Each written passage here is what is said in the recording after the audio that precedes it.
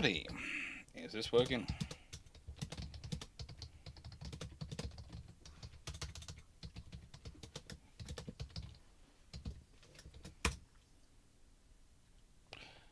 Yes, it is.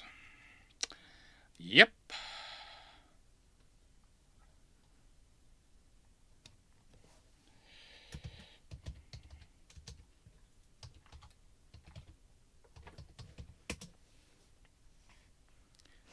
Right then.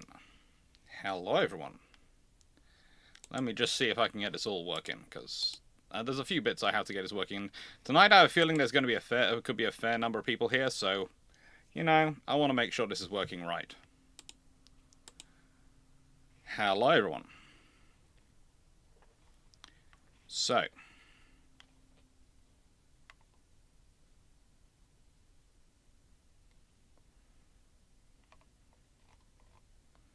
Let's see if the bot's connected to bot has connected to Twitter to YouTube. It should have done. It should have done. The bot should have connected to YouTube. It says it's connected to YouTube.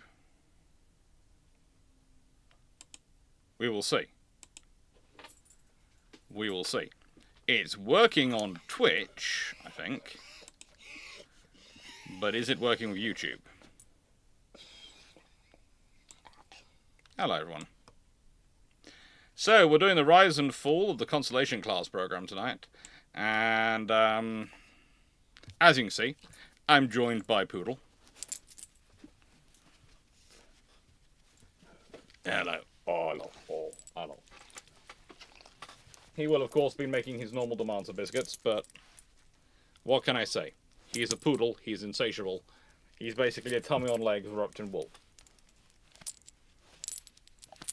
There you go. Down.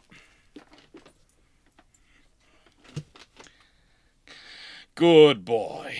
Good boy. And let's make sure Buffer, Twitch is working properly, Buffer's working properly, all of them are working properly. Sorry I'm running a bit late this evening. There's been issues with things all day. All day there has been fun. So that has been fun.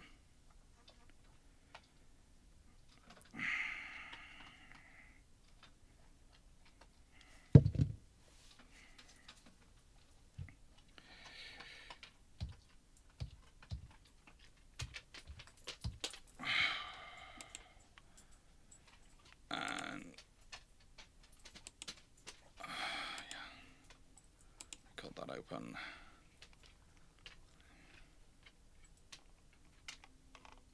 Hey, first aid. Oh, this wasn't scheduled. Well, we're going to have to do something about that, aren't we? Because we are now live. So, Buffer, new, post.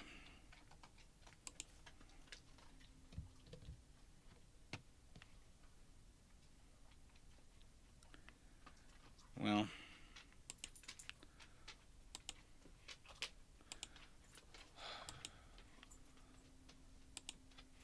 Let's do this. Ay, caramba. It's always so fun doing this, all the stuff yourself, and you're sort of going, it needs to be done. I like doing it. But I also wish there was a magic wand.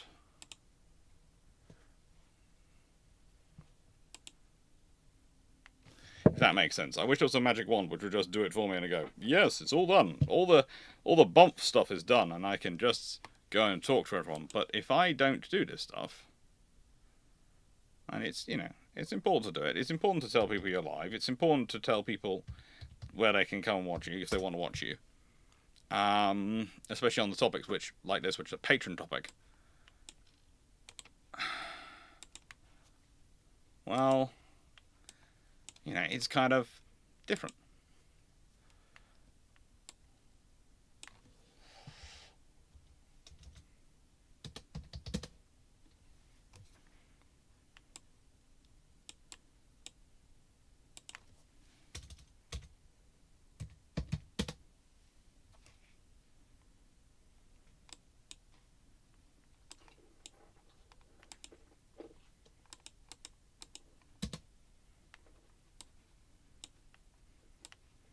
So, just making sure this all goes out.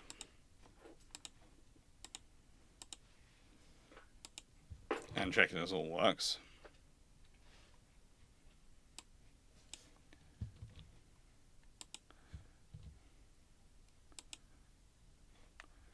And go into desktop, and find a picture of S.Hrg live from this video. So let's put a picture up of that. Sorry, this should have all been done before I started, but it does give time for people to join, and there are people dribbling in. So I do apologise for this, but it's just getting it, making sure it's gone. It's told people we've gone live, because a number of people may tell me, I'm waiting for your email about this, I'm waiting for your tweet about this. I'm still going, okay, I will do my best. I will do my best.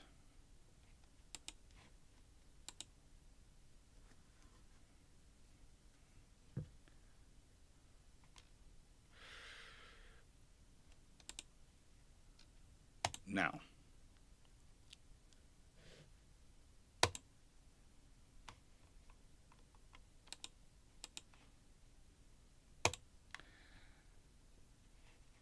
so let's see. That should be live now. Hello, everyone. That's now working. I'm going to sort out buffer.com for everything as it's going on. You might notice there's a whole load of videos being scheduled today and all sorts of things being caught up with today, because today was the first day when I wasn't overloaded with plumbers and electricians and just had builders in the house. Yeah. If I had a magic wand with a limit of 5 uses, what would use them on? One of them would be my bank account. At least one of them would be my bank account.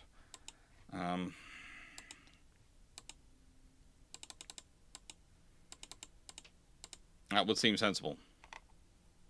That would seem sensible.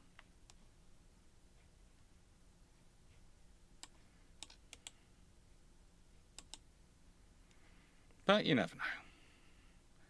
You never know about these things. So, Buffer has sent it all out.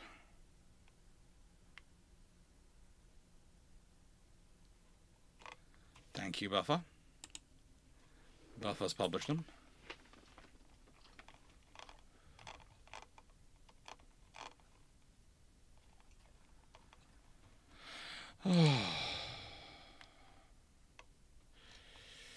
Right, with that all out, the bot is slow here. Yes, the bot is slow. The bot is being very slow.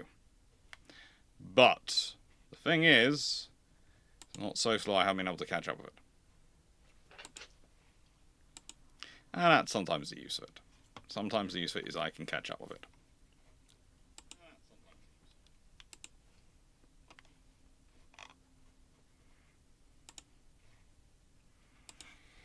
And make sure I can do the same for Twitch, because I have a feeling there will be questions this evening, because we are going to be doing a lot of stuff which is going to be questionable, or rather talking about a lot of stuff that's questionable. There's been a lot of questionable stuff in this program. There has been an absolute bomb of stuff which has been questionable.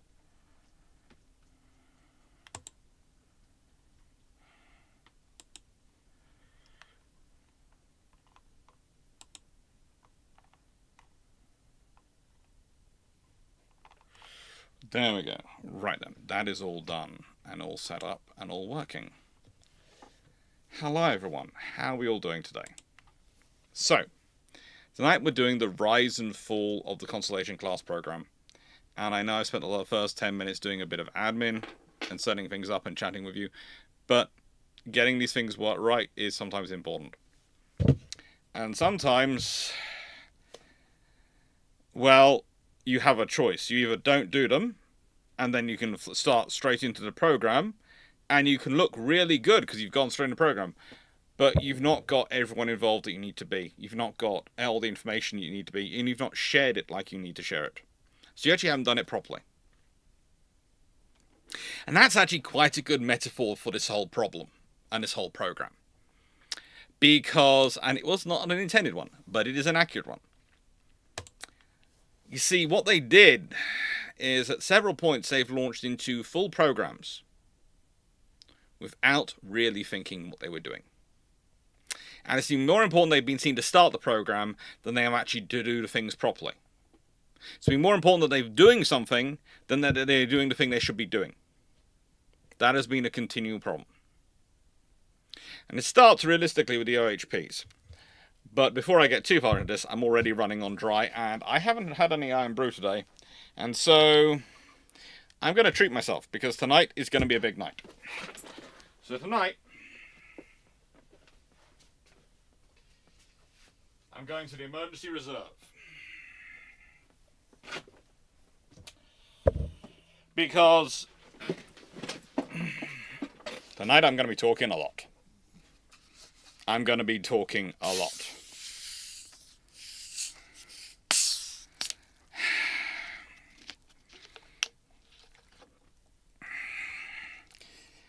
Now, the thing about the OHPs is they just worked. The OHPs were built in a time when there was sufficient high-level escorts, sufficient destroyers, sufficient cruisers, sufficient carriers, sufficient other escorts from other navies around, that they could afford to be tin cans. They could afford to be the most utilitarianly focused assets you had in the US Navy.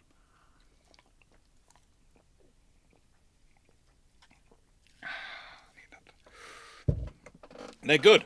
They are great. They are wonderful. I love the OHP. For me, pound for pound, it's one of the best warships ever designed. It's not the strongest in any particular area. There are better ASW ships out there. There are, they're better sub-hunters. There are better surface ships able for surface warfare and air defense and all these things. There are. But for its value for money, for the quantity they build, for the quality they provide throughout their career and the capabilities they provide throughout their career, you are hard-pressed to beat the OHPs. You really are, aren't you? Aren't you, my big fluffy friend? Yes, you are. You're a big fluffy friend, and it's hard-pressed to beat an OHP. Now, the thing is, these ships couldn't last forever. Realistically, it would have been sensible to the US Navy is if the US had carried on building them. If the US had just carried on churning out a next generation of an OHP, had just never stopped the production line, just kept it going, just gone, right then, this is going to be our basic escort. We're going to update it flight to flight. We're not going to really change it that much. We're just going to let it keep going. They didn't. Peace was here. Peace. Glorious peace. There was going to be no more war. There was going to be no more wanting, no more hardship. It was going to be wonderful. The Cold War was over, and there was going to be no more war. The war to end all wars had been won, because all wars would be won now. Because who would want to take on the mighty powers of the West who'd won the world, who'd won the Cold War without ever firing a shot?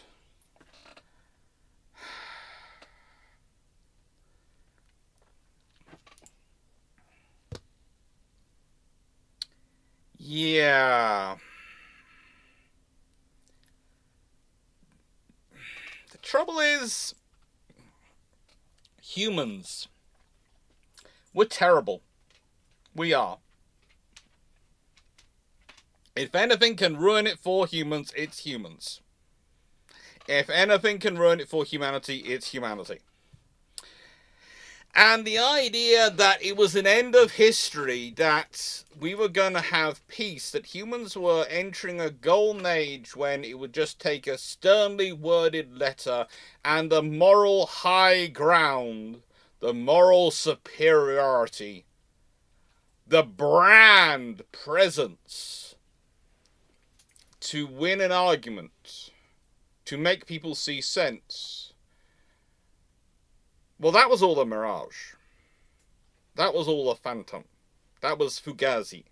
It was. It was pure and utter Fugazi. It was nothing but oh.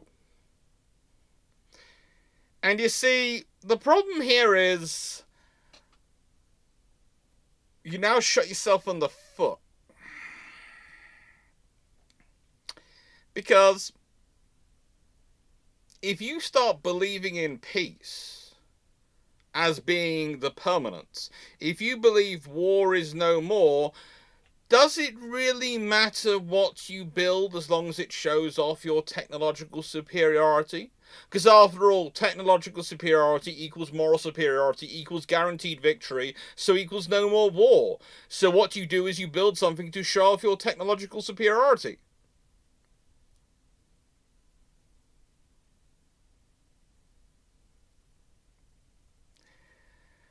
The thing is, everyone, is that, I'm sorry to say this, as wonderful as the OHP is, it has never screamed in anyone's language technological superiority. As good and as capable as the OHP is, it does not scream technological superiority. It does scream that you have the artistic and architectural flair of a cardboard box. Because as much as I enjoyed utilitarian shape, I cannot claim it is pretty. I can claim it is functional. I can claim it is glorious. I can claim it is inspiring a bit in its functionality. I cannot claim it is pretty. In fact, it is positively a box on a hull, and it kind of reminds me of the various Spanish classes of LHD. That's similar levels of flair.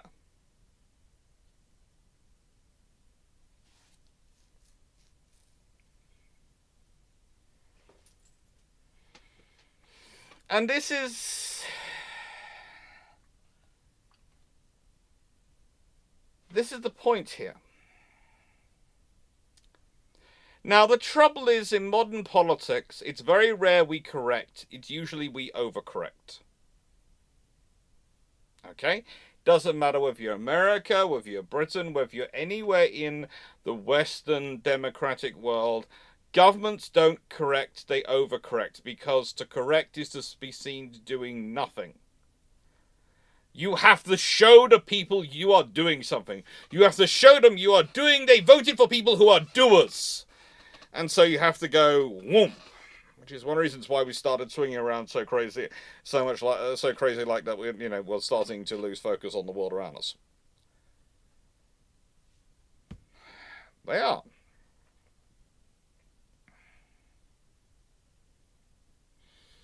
But, and I do mean the but here. The other problem for this is that they had built 51 of these. They were a huge part of the USN's capability. They were the leading edge for ASW operations. They were the leading edge for, and that's anti-submarine warfare. They were the leading edge for presence in areas which frankly didn't require anything more than something painted grey and basically able to defend itself.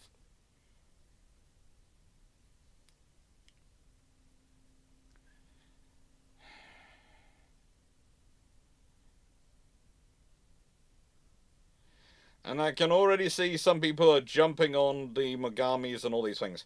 Wait until we get to the point to which they're going to be discussed. There's going to be a whole section on those bits. A whole section. Do not worry, we will get there. But at the moment we're still with the OHPs, Harry. We're still with the OHPs.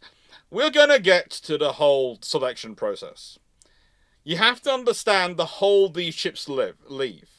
Because there's a perception of the hull by those people looking in that they were not needed anymore. Because if you're not going to do peer conflict, you're not going to have to do anti-submarine warfare. If you don't have to do anti-submarine warfare, why do you need something that's anti-submarine warfare focused? Why do you need something that's so simple? And also, here's the other dirty little secret of the OHPs. I kind of hinted this earlier. The OHPs were designed to operate in an environment where there was a lot more larger surface combatants, where there were destroyers which were bigger than them. There were cruisers, lots of cruisers wandering around which were bigger than them, and there were a lot more carriers. There are a lot of these things around which are enablers for the OHP to be the way OHP is. Yes, the OHP is a task group operator, but under no circumstances, in anything above a low threat environment, is the OHP really designed for solo operations. Surface group, fine. You want to go and operate in a carrier battle group? Great. You want to patrol a low threat area? Yes. You want to go solo through a high threat area? Please no. Maybe you do a freedom of the seas, freedom of navigation patrol, but that's kind of like, we're sending the frigate to do that. Why? Because the carrier battle group's sitting back a couple of 100 miles, and if you touch a chin on the chinny chin chin of that frigate, they will give you God's own wrath of thunder before you've even managed to blink. So yes, we can send a frigate on those operations. Like the OHP.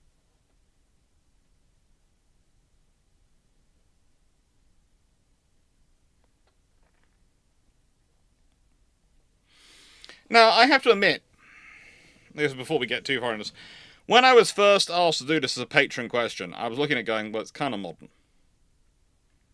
I don't mind doing that. I'm war studies, so I've done modern stuff, but it's going to probably raise a few hairs and eyebrows me doing this.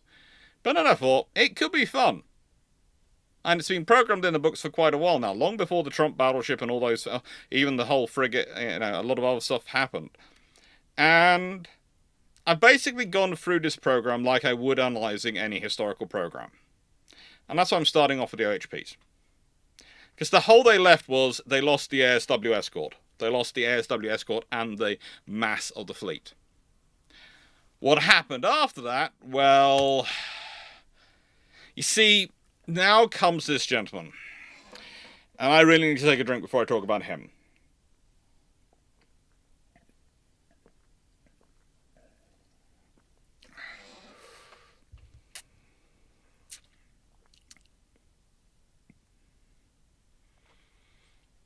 Now, Rumsfeld was the Defense Secretary, November 1975 to January 1977. And while he was there in that period, that first time, he was conventional. Had lots of bright ideas, but nothing really stuck and didn't really cause much trouble.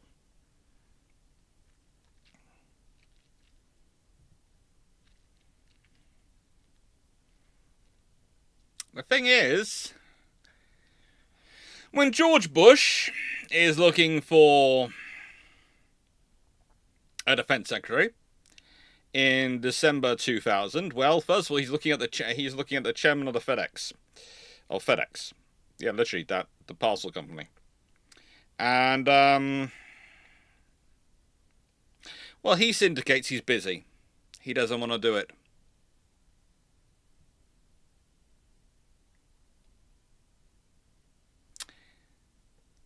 Now,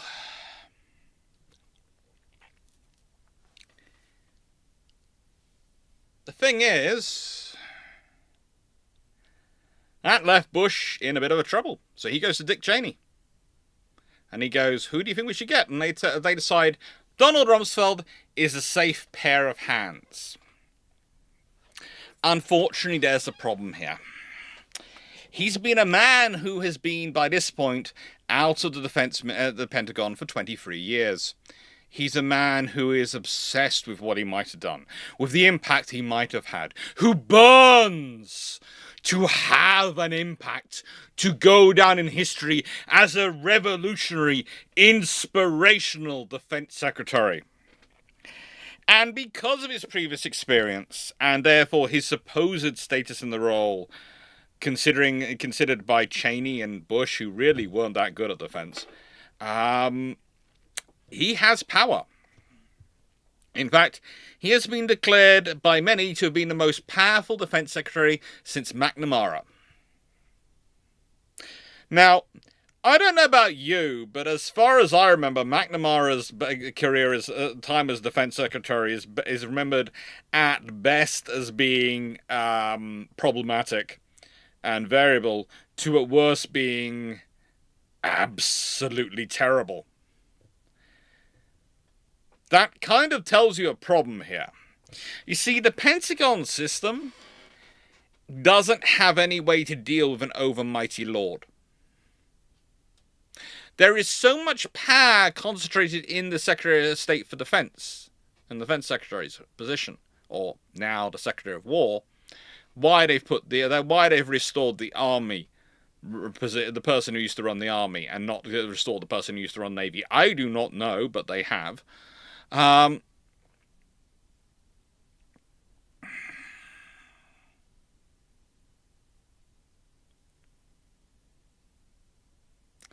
Well,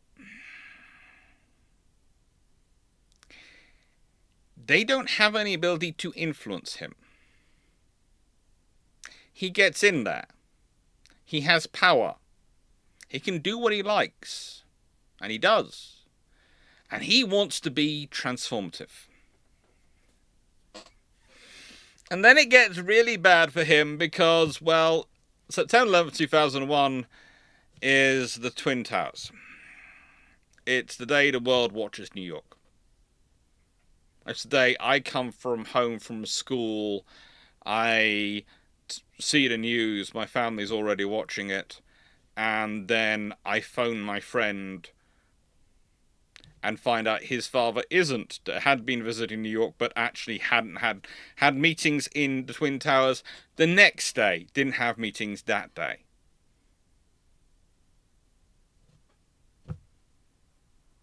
That's that day. And the thing is, that makes him even more powerful.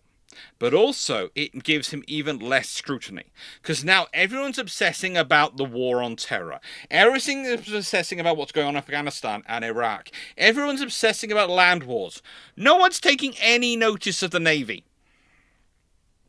They're looking at the aircraft. They're looking a bit at the Army. But realistically, the Navy is being focused on what can you do to help the Army?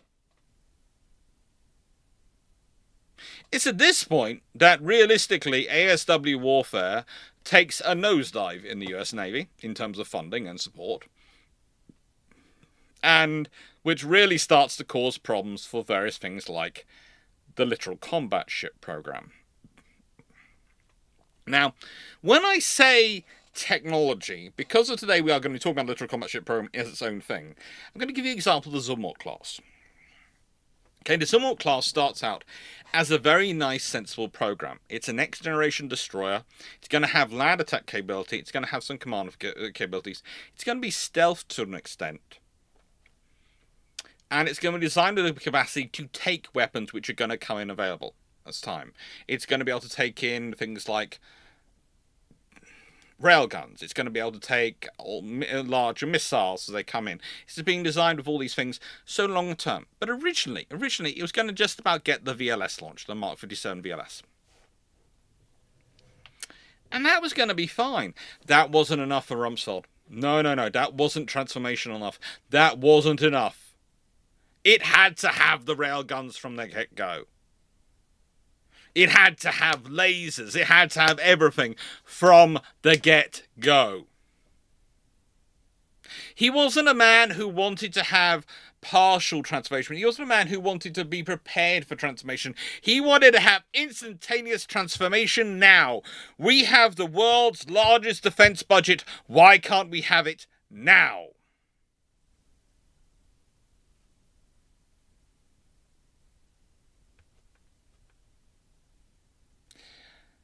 And yeah, that's it basically. He wants everything now.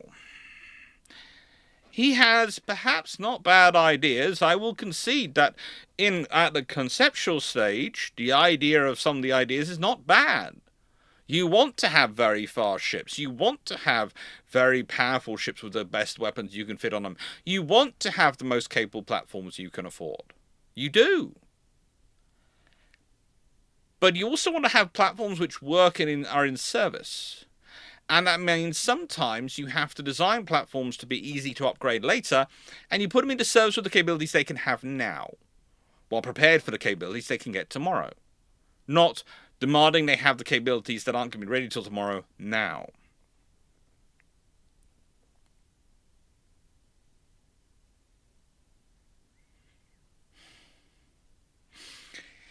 And the thing is, a lot of people have dropped the ball by this point. Okay, first of all, we had, it's the end of history. It doesn't matter anymore. We're not going to have to fight this war. We're not going to have to fight that type of combat. And now we have someone who is basically a kid in a candy store who wants the candy the factory hasn't made yet. That's it. Or sees the candy in the experimental wing of the factory and goes, I want that now, when it hasn't gone through years of product testing, food standards and health and safety testing. Basically, he's the children from the Willy Wonka and the Chocolate Factory, Charlie and the Chocolate Factory with Willy Wonka. The kids which managed to blow themselves up and go floating up into the air and all those things. He's those kids, the ones who couldn't wait. And so dive straight in.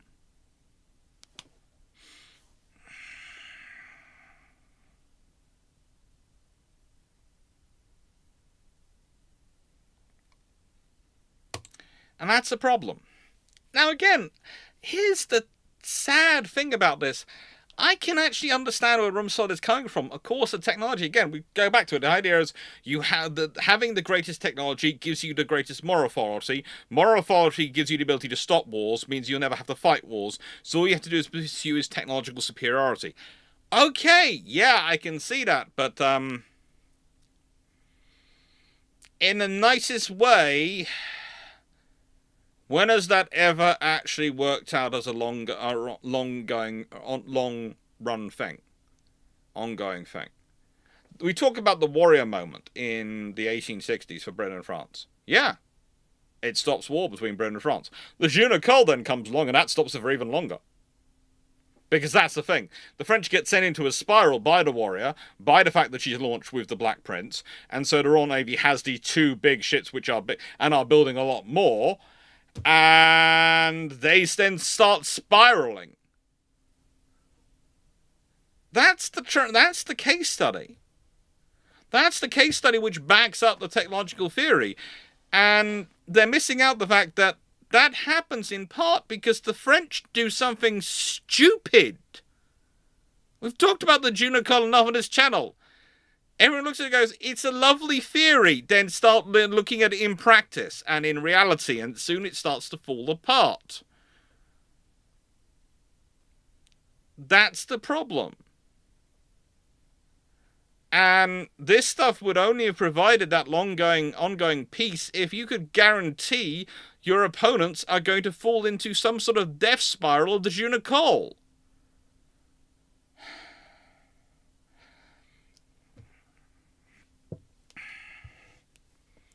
So here comes the LCS.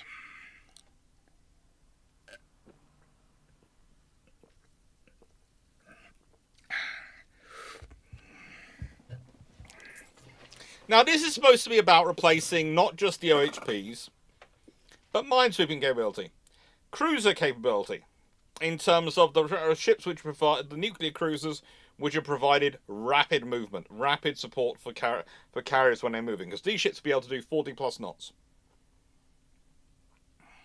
That was the thing. The LCS was supposed to be doing everything. Basically, you had a problem, the LCS was going to fix it. These were going to be not just Wonder Weapon, they were going to be Wunderkind. They were everything. Now, here's your first clue that this program has completely and utterly managed to muck itself up. In fact, to use a word appropriate to this channel, completely frigated itself up. This program was supposed to use one mass-producible hull which would achieve great economies of scale in volume. What do we have here? Does anyone see it? A small problem. Just a small issue with the idea of producing unlimited quantity.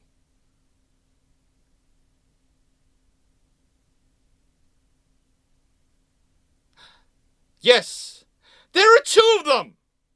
They are running such a cracked frigating procurement program, they can't even decide which frigating ship to build to replace their frigates. And I realise that's loud, but that's the point.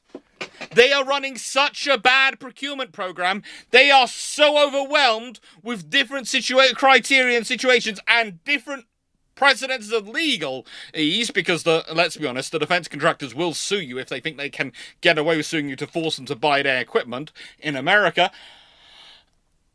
That instead of going down to one, they are trying to buy two.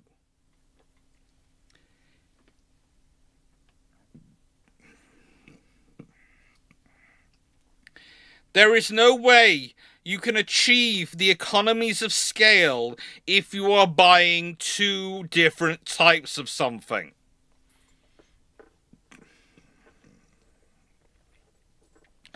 Because instead of one production line working at its most efficiently, instead of one production line being tuned up to spurn these ships out, roll them out like it's a machine gun, literally assemble as rapidly as they can,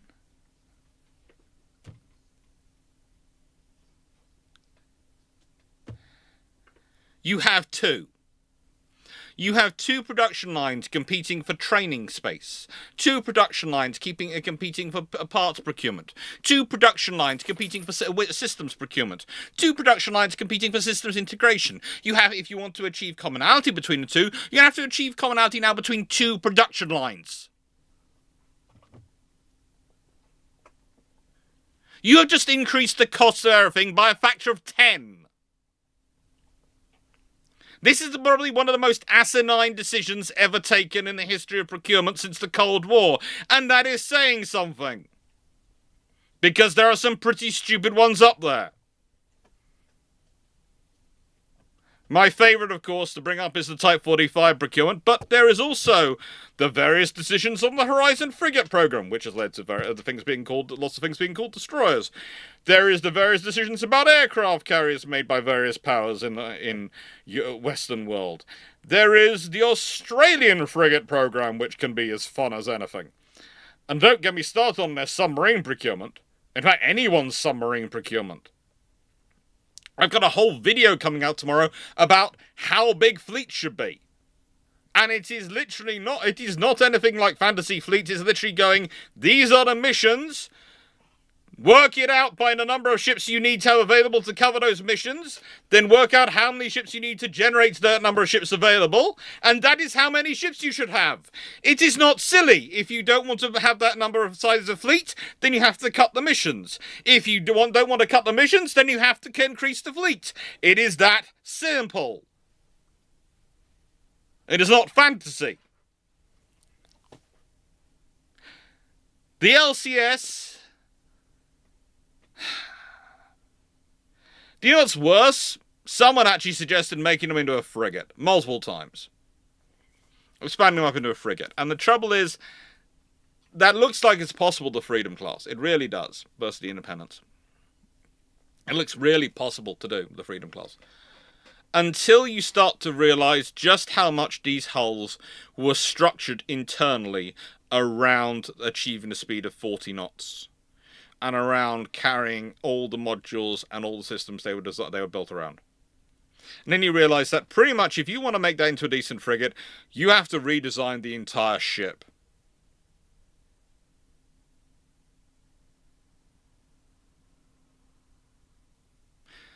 Jurbill, here's the thing. You're coming in here, two production lines less efficient than one. You're not asking a question properly, but I will answer it.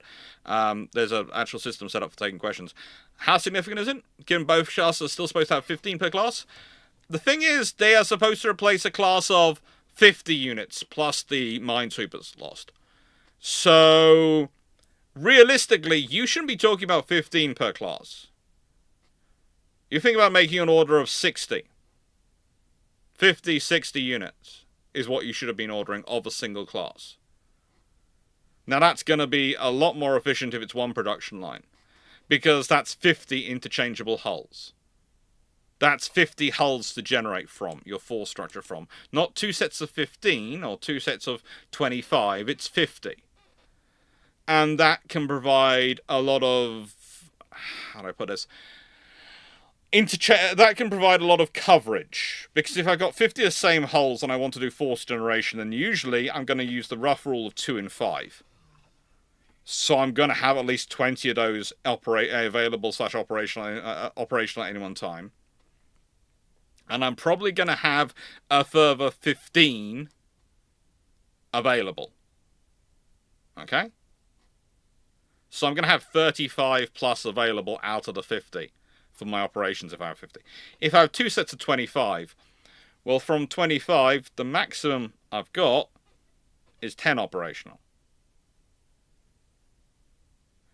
And if you consider, if you work through, because what you're talking about in terms of availability, you're talking about ships which are in the middle category, which we don't use. We tend to use under major refit, working up, training, working up or returning, and operational. So refit, working up, returning, operational, the third category.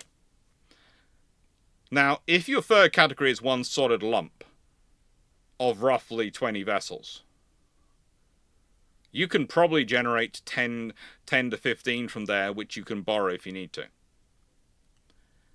However, if it's 2 sets of 10, because of the difference in disruption and in these two different groups going together, you're probably going to be able to generate about 4 to 5 maximum from each of them.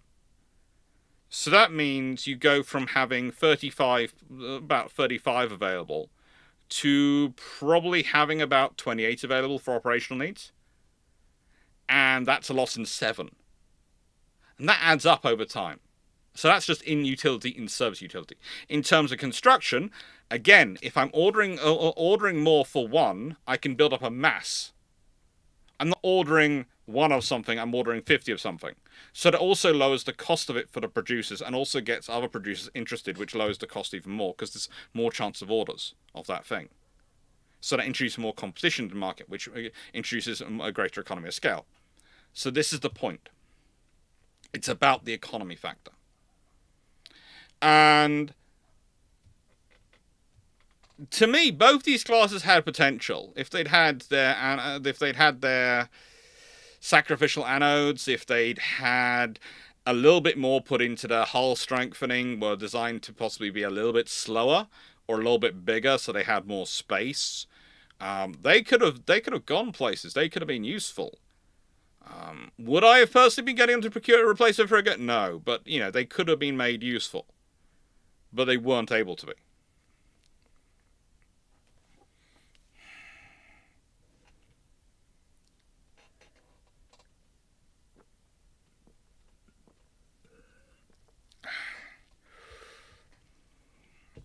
The thing is, there are also some ideas put forward afterwards about what they could be used for.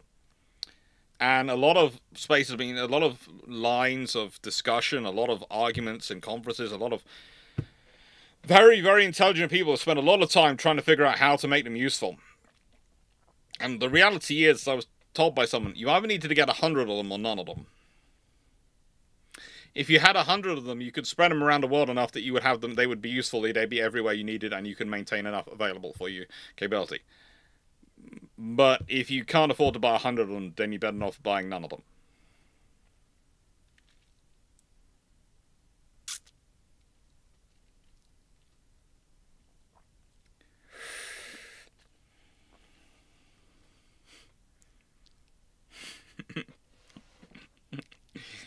So, with that being said, then comes the FGX program. The LCS fails. The LCS fails primarily because it isn't a frigate. I would argue the big issue here is this is very much designed for littoral warfare, as it's called a littoral combat ship. This is very much designed for a non-peer conflict world. These ships' ability to defend themselves against peers is very, very low to non-existent. In real terms. And the thing is, you're going to go, well, Alex, you said these weren't really peer-on-peer fighting ships in terms of warship, in terms of surface engagement with air just they're part of task groups. They were. But the thing is, the thing that made these work is there are a lot more large surface combatants and a lot more carriers going around that can provide them with support. The trouble for these, realistically for the LCS, is it comes in at a time when there's an ever-reducing number of large surface combatants to support it. And that's the problem. In some ways, these ships are the warships designed to replace more the torpedo boat than the frigate. And perhaps even you could argue the torpedo boat destroyer in its earliest form than the frigate. They are more World War I sort of Channel warfare, Mediterranean warfare style warships than Atlantic or Pacific ships of today. And then we had the frigate come in, and the frigate program, the FFGX program. And how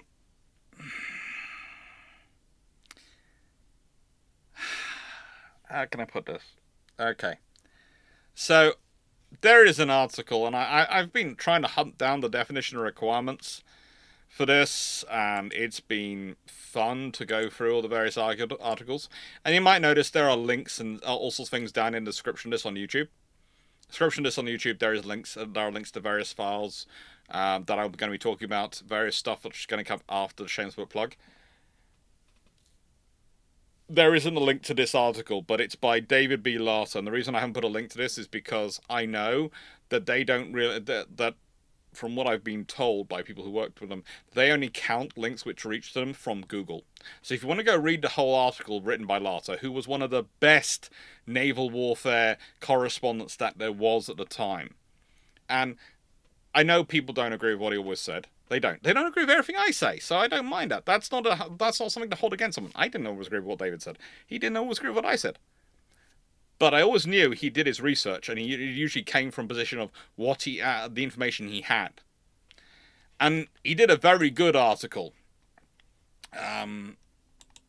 on the FGX. And the first thing that I noticed when I was looking through documents and looking up the FGX is this descriptor. I'll get into this in a second, this distribution statement. Because this is an absurd distribution statement for a frigate. But listen to this FGX definition and tell me what you think it is in the chat. It's the FGX, but tell me what you think it is from the description. A combination for FFGX is envisioned to consider existing parent designs for a small surface combatant that can be modified to accommodate the specific capability requirements prescribed by the US Navy. The US Navy wants a frigate that can keep up the aircraft carrier, a nagging problem with current class of small surface combatants, and have sensors networked in with the rest of the fleet to expand the overall tactical picture available to the group. The FFGX will normally aggregate into strike groups and large surface combatant-led surface action groups, but also possess the ability to robustly defend itself during conduct of independent operations while connecting and contributing to the fleet tactical grid. The US Navy would like the ship to be able to kill surface ships over the horizon, detect enemy submarines, defend convoy ships, employ active and passive electronic warfare systems, defend against swarming small boat attacks. The US Navy is looking to limit the number of groundbreaking technologies that go into the ship, looking for engineering combat systems that are already common in the fleet. The US Navy lists several capabilities, among the most important including a fixed phase array radar, an Aegis derivative combat system that uses a common source library, the ability to launch a single MH-60R Seahawk helicopter, 4 canister launched over-the-horizon weapons, CRAM, MQ-8C Fire Scout. Other capabilities in Tier 2 include various sonar equipment such as variable depth and towed array sonar, comparative engagement capability to be able to share target data with other ships and aircraft in fleet, rigid hull inflatable boats, next generation surface search radar, and Mark 110 57mm gun and related systems. The US Navy wants the ship to be used for surface and anti-submarine warfare, traditional frigate roles, and to take on lower-level missions such as security cooperation that don't require multi-billion-dollar warships. It also must be hardened against electronic warfare attack. The US Navy is also particularly interested in having the frigate be a platform for deploying unmanned systems to penetrate and dwell in contested environments, operating at greater risk to gain sensor and weapons advantages over the adversary.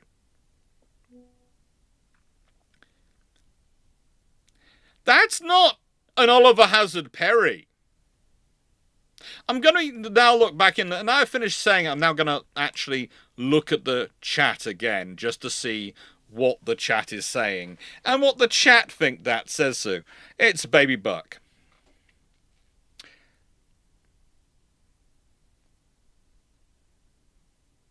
Well, there's a reason it's designing for a baby Burke. I call this this FFGX program the S.Hrg moment. Okay? It's about this point that the US Navy has finally managed to get its higher head round, and to extent the government around, the idea of we might end up in a peer war. We might end up in a peer-on-peer conflict. China's looking particularly testy, some other powers are looking a bit frisky, and we ain't got an ASW ship, and oh sugar. We also haven't got the ships which used to cover the ASW ships. See, think about this. The US Navy is currently down to roughly, I think they've got the same number of TICOs in service, Ticonderogas in service, as the Royal Navy has Type 23 frigates. I think it's about 7.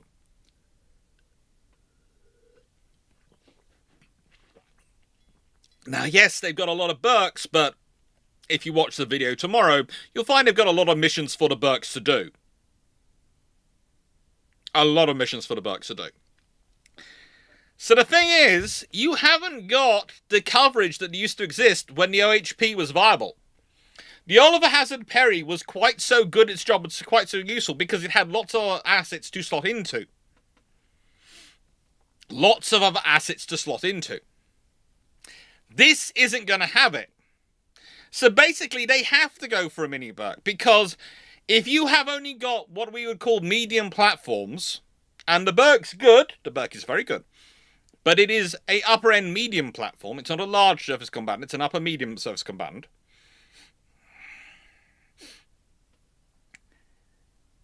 But the thing is, as good as it is, there ain't enough of them, and it ain't large enough to provide the kind of umbrella that you have a OHP-style ship operate in a peer threat environment. Think about it this way. If you go back to World War II, why did you have heavy cruisers? Why did you have light cruisers? Why do you have destroyers, frigates, and destroyer escorts, and all these things? Each one does their mission. Each one slots in. They slot into the group. They slot into all these things. But the reality is also, and I mean this in the nicest way, they provide coverage for each other. The destroyers and the destroyer escorts or frigates, depending on which navy you're in, provide the mass. The heavy cruisers and the cruisers provide the firepower that if anyone really nasty shows up, you ain't getting to my destroyer buddies. You're going to have to get through me first. And while you're getting through me, you're also going to have to deal with them. But you can't afford to ignore me to concentrate on them, and you can't afford to ignore me. You can't afford to concentrate on me and ignore them. And that's the point. So we work together as a group. Let's all help a battleship's not there, because that's really going to be trouble. Just ask Scharnhorst what happens at the Battle of North Cape. It finds itself facing multiple cruisers, the Duke of York, a battleship, and multiple destroyers. And that's the point, it's really in trouble. Because you've got the whole force. Now the thing is, if you're building a layered force, that's great. But the US Navy hasn't been. Since the 1990s, they have not been building a layered force. They've been building one thick layer of fudge. The Arleigh Burke. To cover everything. Fudge goes over it all. Fudge is there.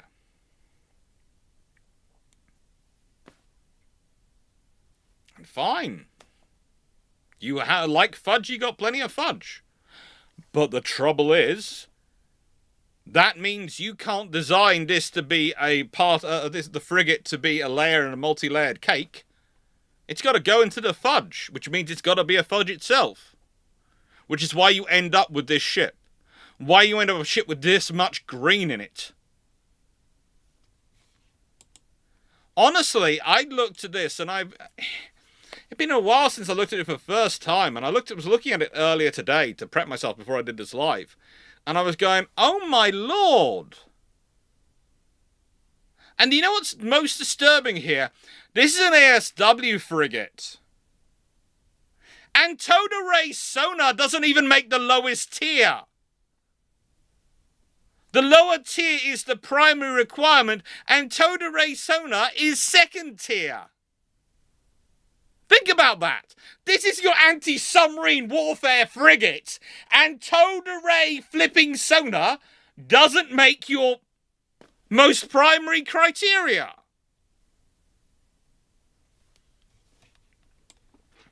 I know the USN's been having trouble procuring, but I'd have thought, okay, I'm building a frigate. It's for anti-submarine warfare. First thing it's going to need, what's the best sonar we can fit on our ship? Towed array. At the moment, that's the primary. There might be better systems. There might be other systems you can do. Distributed lethality of uncrewed assets again in the future. There's a possibility. That's coming down the road. But it's not here yet, and it's not going to be here for the next 10, 15 years. So now you build the ship for the now. You don't build the ship for the promise of mana later. You build it for the now, and you update it. You provide it with the capacity to take the mana later. You don't build, not the other way around. Because if the mana gets laid, you have a load of ships which are useless. So towed array sonar should have been fairly critical.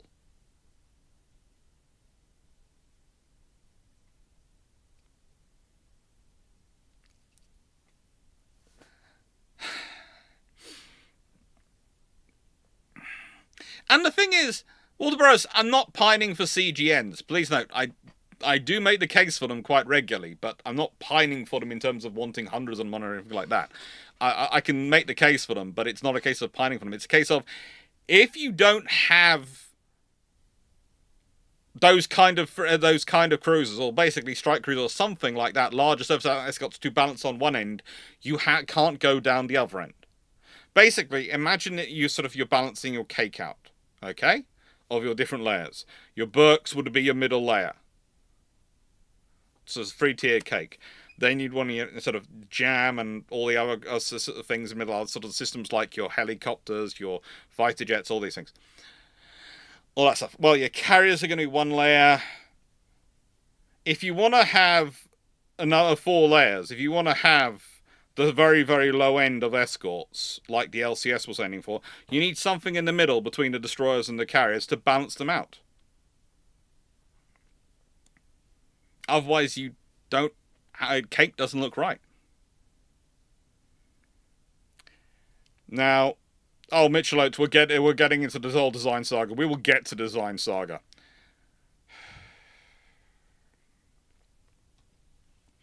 So once you go through all this, you realise that, and I'll expand it out. So if you want to, you can freeze frame and read it yourself.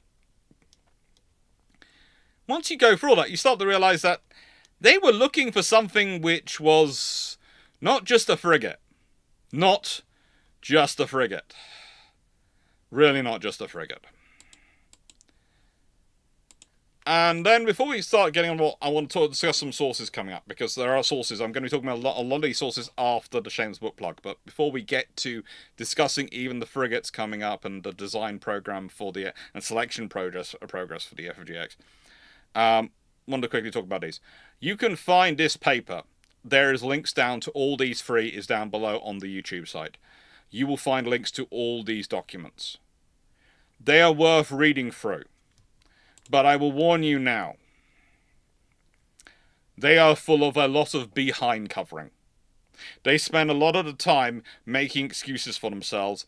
I will read through some pages. I've got about 4 slides, which are just pages taken from this, which I'm going to be pointing out and highlighting bits in, which are realistically, from the get-go, things which should have been being solved. There are reasons why, and we'll get to it later, the ships aren't, the design hasn't even been fully finalised yet, as far as them. There's also reasons why they haven't been cancelled. Why there are 2 still being built. There are reasons why they have the content they do in them. They're worthwhile reading, and we're going to be discussing them, but these are available sources. Now, the thing is, the US Navy was obsessed with de-risking what they were buying. They were really, really focused on de-risking what they were buying. That was the really big criteria. De-risk. They didn't want anything to be risky. Now, here is the sad thing here. There is a very low-risk design in this group. There is absolutely the lowest risk design of the lot. A design here which is designed, by its very nature, to be taken apart, rebuilt, and reshaped. That if I was going to go for I need to design something quickly in service which is going to provide me with a light frigate or ASW ship that I want to quickly mould into what I need, I would jump at. Because it is literally a blank slate design system. Anyone want to guess, out of the Independence class LCS, the Frigate Europa Multimission, aka the Italian FREM, the Alvaro de Bazan, the Spanish frigate design, the Legend class National Security Cutter, the Freedom class LCS, and the MECO A200, which one I'm talking about. Be interested to see.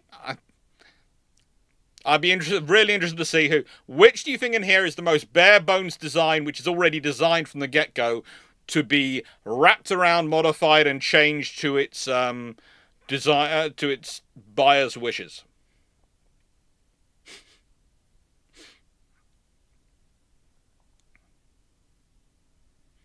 Got some good ideas coming in, interesting ideas coming in. Let's give it a bit longer. I'll make sure the questions open sign is up because, yeah, questions are the bot is running. Now, the criteria was they had to be built and in service. They had to be in service. It had to be low risk. This is why things like the Type 26, etc. were not an option. They were being designed. They might have been being started, but they were not being built yet. They were not in service yet. So they were considered too high risk. Too high risk. Okay, well, a couple of you have got it. It's Jorbit and Matthew Keeling, the MECO A200. Yeah, this one, the German one.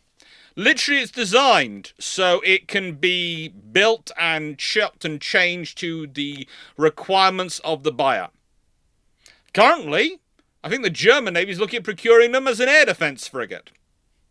There have been so many variants of the MECO 200 produced, it's absurd. It is literally the most chopped and changed and plonked around with platform known to mankind, and has been the tradition of MECO for a long time. And Jorbich, again, that's the reason why they offered the F100, not the F110, because the F100 was in service. The F110 isn't, so they couldn't offer the F110. That was it. The very criteria mitigated against them getting a ship which was going to be available for them. MECO is, look it up, it's a really great little ship.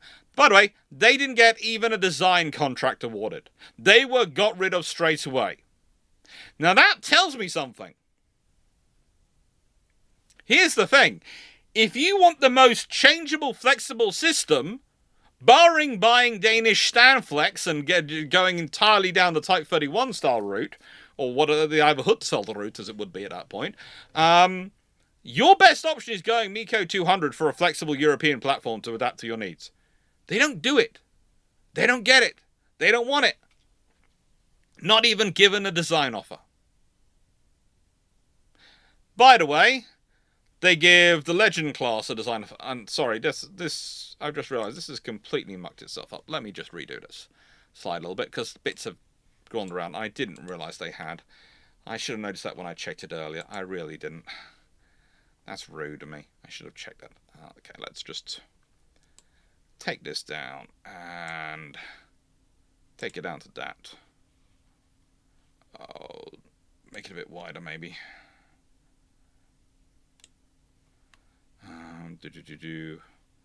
And then file, save a copy, PNG, and hopefully that should save and look nice and neat.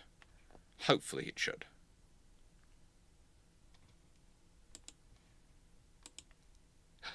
And with that, it disappears. I do hate it when it does that, but we'll do. Pretty much, the face didn't fit. The MECO 200 was considered too much of a generic design. It was considered too much of an option, and honestly, the people who make it withdrew. I think they withdrew it. They found them even there for them were being too much of trouble. Interestingly enough, the other designs which only make it to the design stage is the Álvaro de Bazan Spanish frigate class, the F-100. Interesting enough, that is possibly the closest to what eventually turned up out of the Frem design. It didn't fit it because of... There was all sorts of reasons given, but none of them really add up.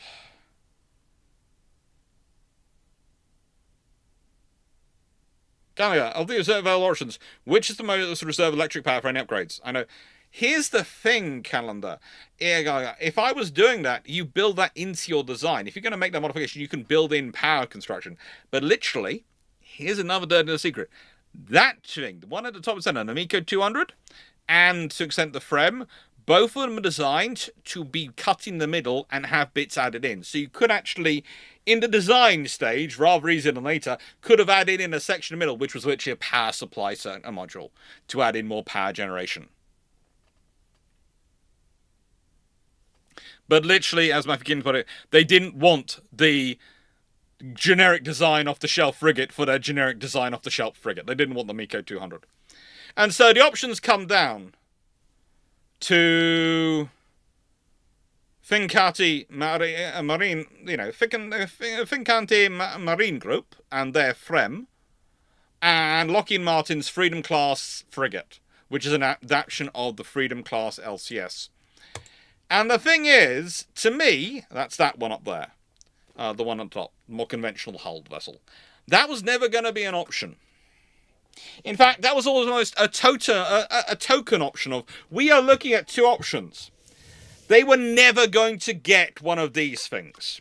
You know why? Because they'd burnt them. Everything about the LCS by this point was politically toxic. In fact, it was sufficiently corrosive, it actually arguably cost a couple of senators, and definitely some people from the House of Representatives, their elections. In that, they couldn't fundraise, so they withdrew. They couldn't, because they'd been involved so much in these programs. It's interesting to look at that. Well, it's in my opinion. I could be biased. I'm also a naval historian. I'm interested in naval affairs, so I could be overestimating the importance of naval. But the fact is, that's the case. That's the scenario. And here's the thing. The reality also was that if they'd gone for the Independence class LCS version of frigate, that might have actually had more chance than the Freedom, because people already pointed out from the Cars 2, it just screams threatening behaviour. It does. The Independence is probably one of the most striking looking warships designed in recent years. And that's a really interesting thing and a factor here to think about in terms of the frigate procurement, because it would have been a really striking looking frigate. But again, for both of them, to get them to work as a frigate, you have to redesign the entirety of the intents of the hull and the construction of the hull. You have to redo all the subdivision, all the hull thickness calculations, everything. And so, realistically, also, those programs failed in that they weren't actually in service as frigates. And their frigate version wasn't actually in service. So, realistically, what had happened is the procurement has focused in on the Frem. And I have an idea why they focused in on the Frem. I really do. But here's, again, the scenario we're talking about. Think about the criteria they're going into. Look at all these criteria, and then look up the Italian Frem. Really look it up and talk it through, because that ship is good. I'm not going to argue it isn't good. It's really quite pretty and really capable, and I quite like them. But think about it. The Italian has combined diesel and gas power generation, a single General Electric or Avio LM2500 G4 gas turbine, some Jument electric motors to power its engines, to power its maneuvers, and four diesels. It has, pretty capable, lots of capability going on there. It has a top speed of 30 knots, quite useful. not able to keep up with a nuclear carrier going at full chat, but are good enough for the most operations. A range of 6,800 nautical miles at 15 knots. That's probably not going to be enough for what they want, but okay. Now, here's what interested me, is that on here, the FREMM is listed as having 133 crew. Now, if you look up, the general purpose version of the Italian has 131. The ASW has 133. Okay, so they're obviously going for the ASW variant.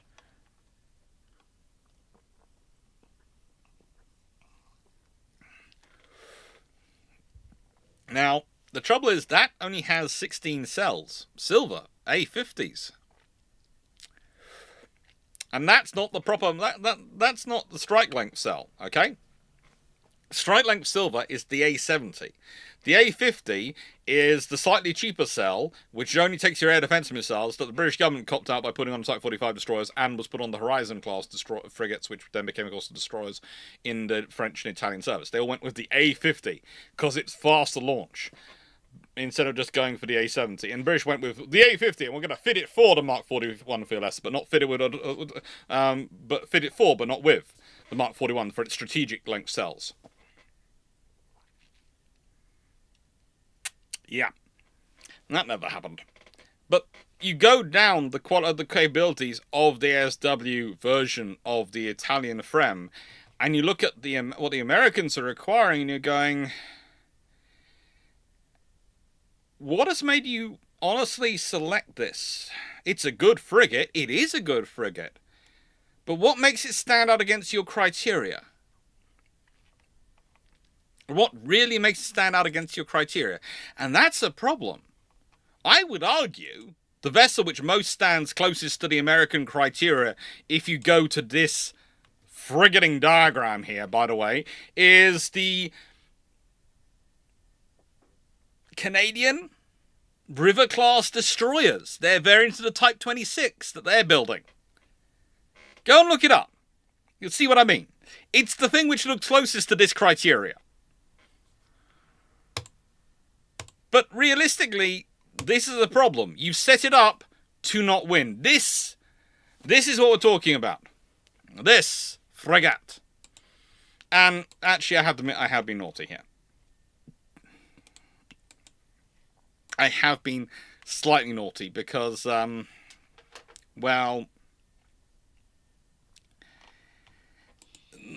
this frigate, which I have used as my example of the FREMMs, may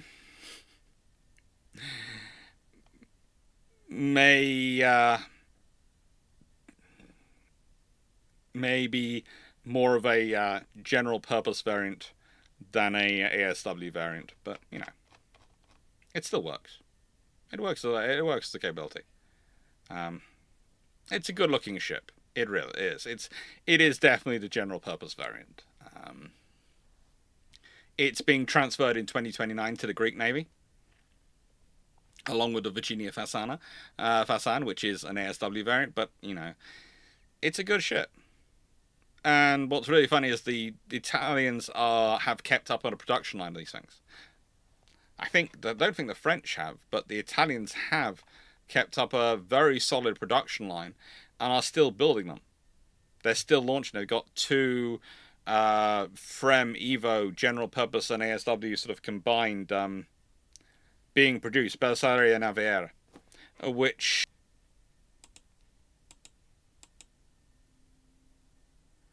a production line going. It's very much been kept as a production line that's been kept going for them as something they can keep going and keep maintaining. And now we're having OBS issues.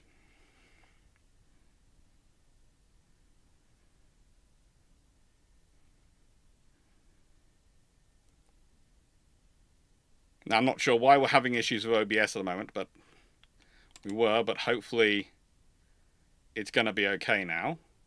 It seems to be happy. Apologies for that. So, basically, to an extent, the FREMM has become the Italian buck. They've got a constant production line going, a constant improvement, a constant process going, which is useful. It's helpful. It provides them a lot of capability.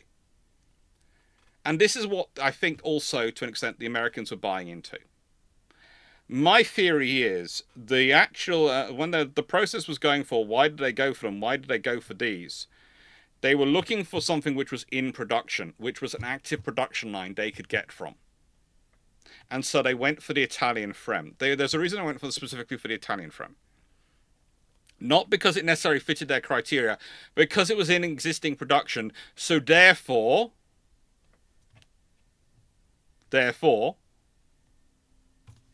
it was useful. With no existing production, let me just check, there's complications. There are problems. With existing production, it should work. So that's the point. No existing production. For the Americans, existing production is what matters. And the criteria was an off-the-shelf design, but the criteria really was as much of a de-risk design as you could possibly have. The Italian frame has gone through multiple variants, multiple generations, and a lot of development. It has been in production since 2008. As said, the next one's going to be laid down next year. And with the way the Italians are going, they'll probably order some more before they replace them. Probably will order some more before they replace them. I'm not sure what the next class of frigate will be, but it will probably be whatever's going to replace the Frem as providing their numbers. And that's a big thing for them. And not counting the US orders of the Constellation, there are 46 Frem either built or on order. There are 22 currently active. This is an ongoing program. This is a useful program. This is a viable program. And that's the important thing. That's what matters.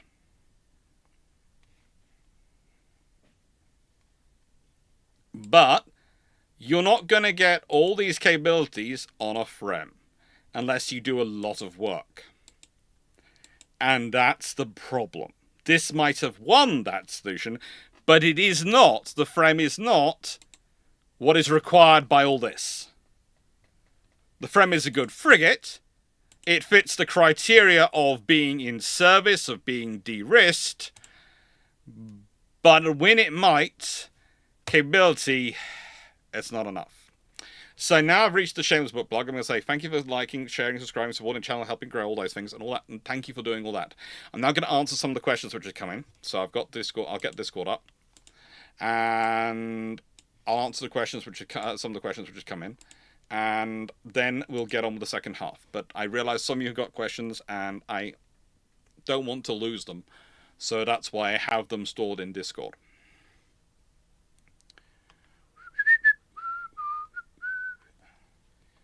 Yeah, and I'm just hoping.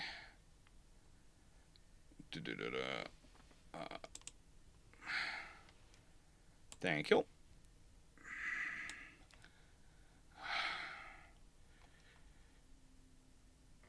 Yay, we've got questions.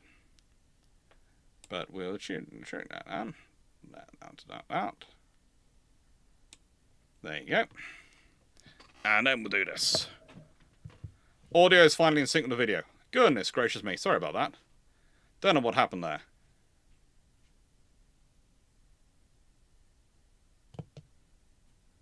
Now, nice to know everyone.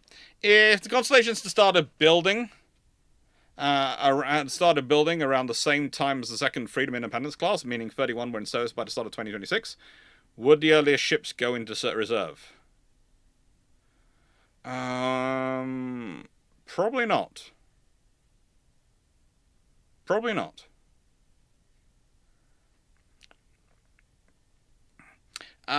Technology gremlins. Hopefully the sound is syncing up.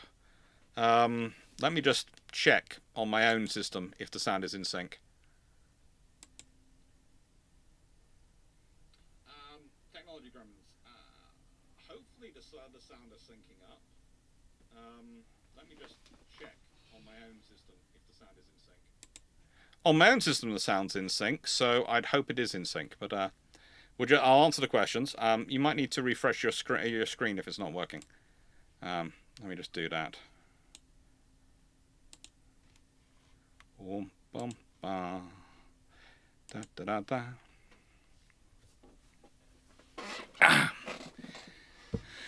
Night Security everyone. If Constellation started building around around the time as the second Freedom Independence class, meaning 31 were in service by the start of 2026, would the early ships go into reserve? Probably not, because they'd still be viable. They could serve about 30 plus years. You probably wouldn't be putting them into reserve. You'd probably be needing them. I think they were going to be designed with 30 plus years. Sort of, they're designed to do the same amount of time as Burks, basically.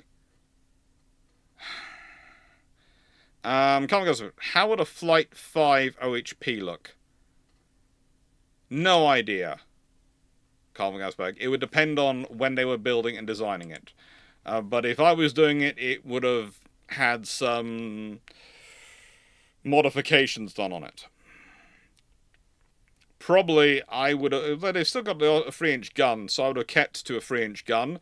I would have just maybe put one forward and put strike length VLS somewhere in its hull, or extend it, lengthen it out a bit and put some strike length VLS in it.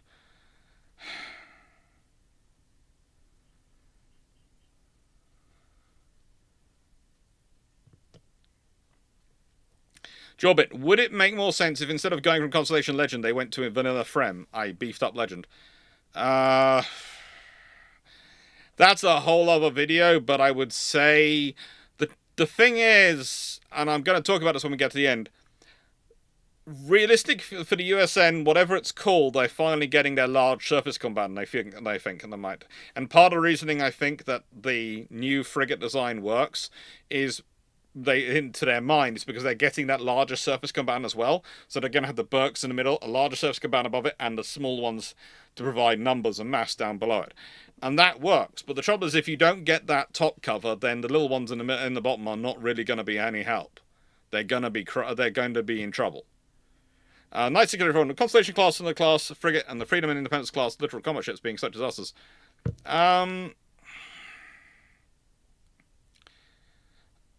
The Constellations did have far less room for failures, but they also were set up more.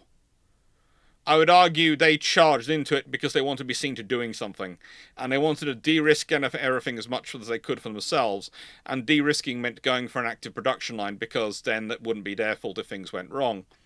Whereas in reality they should have gone for what best suited their criteria.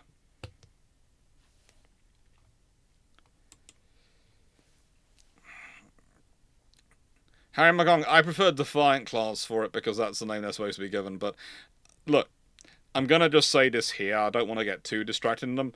But my theory is this. The US Navy has been trying to get a cruiser built by Congress for about the last nearly 40 years. And they've kept failing. And they finally got a president who is going to believe the word battleship attached to a ship. So they took their cruiser design out of storage, stuck a name on it, called it a battleship, stuck it in front of him, and are now daring Congress to try and cancel it. To try and get a large surface combatant through. Because go and look at what they're actually, the specs for that ship. It reads as strike cruiser modernized. It literally does.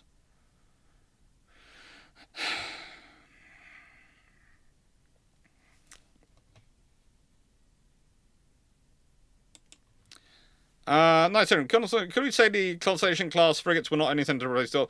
Well, the thing is, they are closer to the Nox than the OHPs because they have to be closer to the Nox because they're designed for a scenario where there isn't the coverage the OHPs benefited from. So that's more of a false equivalency. The Nox and the OHPs operated at the same time. The Nox were able to be a picket than the OHP. The OHP provided numbers, though. And the thing is, basically all those frigates were gone. So they need to replace all of them. They need something which can provide the numbers of the OHPs, but probably a lot more qualities of the Nox. But probably actually more qualities than even Nox had, because, again, look at what they have to cover them. Look at what they don't have to cover them.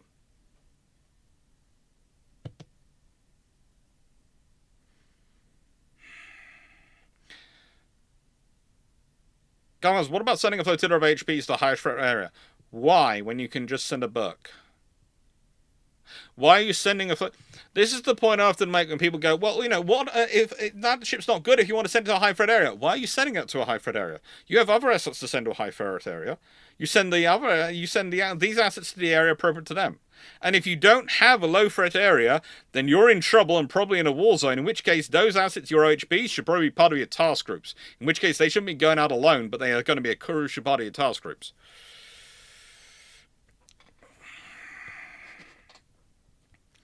Malaga, what would have been the highest sensible speed for the US aim for LCS classes? Probably mid 30 knots. The moment you start going above that, you're getting into silly territory in terms of hull forms and engines in the hull. What date was the Constellation class politically dead? Well, that's going to be part of the video as we get ahead. So, yeah. Craig Glenn Cross.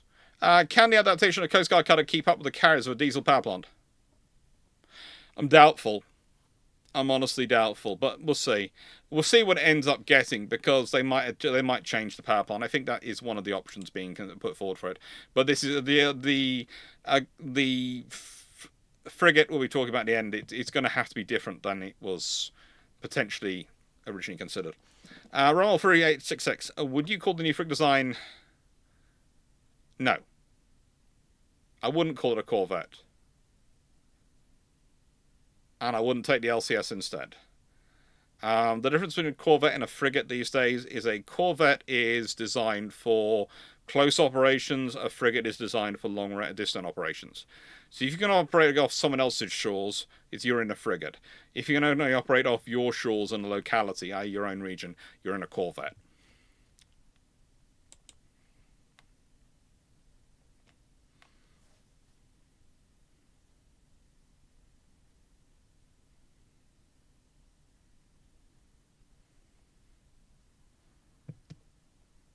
Ramon, is the universal NATO frigate design like the cancelled NF9 would work for the 2030s or 20s? No, and the MECO is not what the NFR90 should have been. Basically, NFR90 was a nice idea but then you realise you're actually working with multiple navies which have different issues, and that's the problem. The Royal Navy does not have the same issues as the Italian Navy, as the French Navy, as the German Navy. There was this wonderful period where everyone presumed just because you were European, you had the same needs and the same requirements from your ships. As I said before, for Britain, if you look at our requirements and interests and operating specs, we're actually closer to Japan than anyone else. If there was anyone we should be combining with, it's probably Japan. Occasionally the Australians, and sometimes the Canadians. They make more sense as partners for us in the ship procurement than the French, who have very different requirements. If you go look at the Horizon class frigate program that becomes the Type 45 and the Horizon frigates, you look at the reasons why they're different, differences between them. You sit there and go, they are actually not that massive, but they are big enough that neither side can back down. The thing is, the differences are small, but they are hard line. And so you cannot compromise between them. And so that leads to the design breaking down. And that's the problem. This is not going to be the end of questions. I'm just going to do a couple of questions, and then I'm going to carry on with the rest of the discussion. So basically only a couple more minutes of questions. And then I will do the rest of the questions at the end. Chandler, when choosing a hull, ones with the Alvo, or when choosing a hull with the Alvo, with the Alvaro de Bazan class, how does this change the program's progression if at all? Goes with it. Goes. There, you've mentioned that lost the G. Doesn't change it at all, because the reasons we'll be getting into. For the Constellation program, would downsizing the AAW element to focus more exclusively on the ASW element solve some problems and be worthwhile vessels to build a more modest ASW capability? It would have done, but again, you can only do that if you have enough of an ASW element to go around to cover them. You either go, you guys don't go away from the task group, or, yeah. Decision, is it too late to mid-defeat? Now it's nicely to join Type 26. How am I going to joint batch of twos? They don't really fit your need. They don't fit your need at the moment. As good as the Mogamis are, and as good as Type 26 is. Darth My Son, 1978. I've heard USN wasn't allowed to choose between the two LCS designs for political reasons. Do you have a view on this? Yeah, that's how broken their procurement system is. They're not actually allowed to make a choice. Think about that. You've done a whole program to select a winner, and then when it comes to winner, you have to go, no. You have to give everyone a participation trophy and bring them all in. And then it creates so many problems, it causes the whole system, the whole program to go bust. And then everyone blames the US Navy. And yes, the US Navy is at fault, because here's what I'd have done. If I'd been really cruel, here's what I'd have done. I'd have leaked I was selecting one,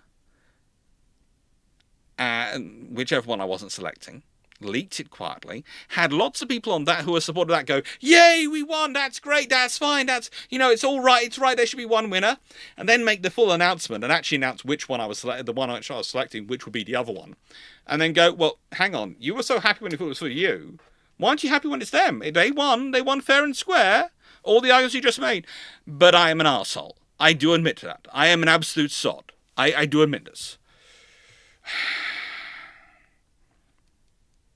Anyway, with that being said, let's go to the next question, shall we? So,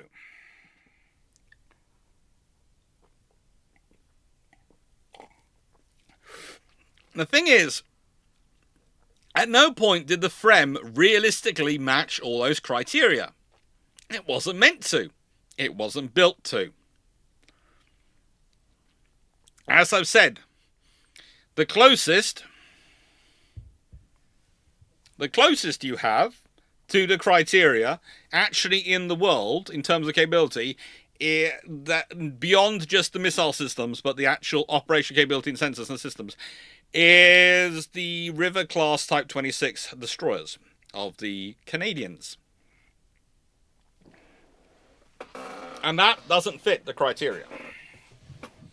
What's really fun is when you get this design. And by the way, this is the fun thing. The Americans actually admit this in their report. They admit this stuff in their reports.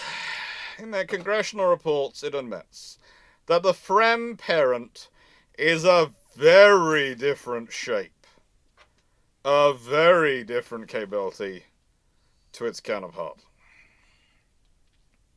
In some ways, the Italian FREM is actually more capable. In other ways, it is less. But once you start looking at all those changes, the change in the hull line, the change in the shaping, the change in everything, you start going, hang on, Alex, there's been a lot of changes going on.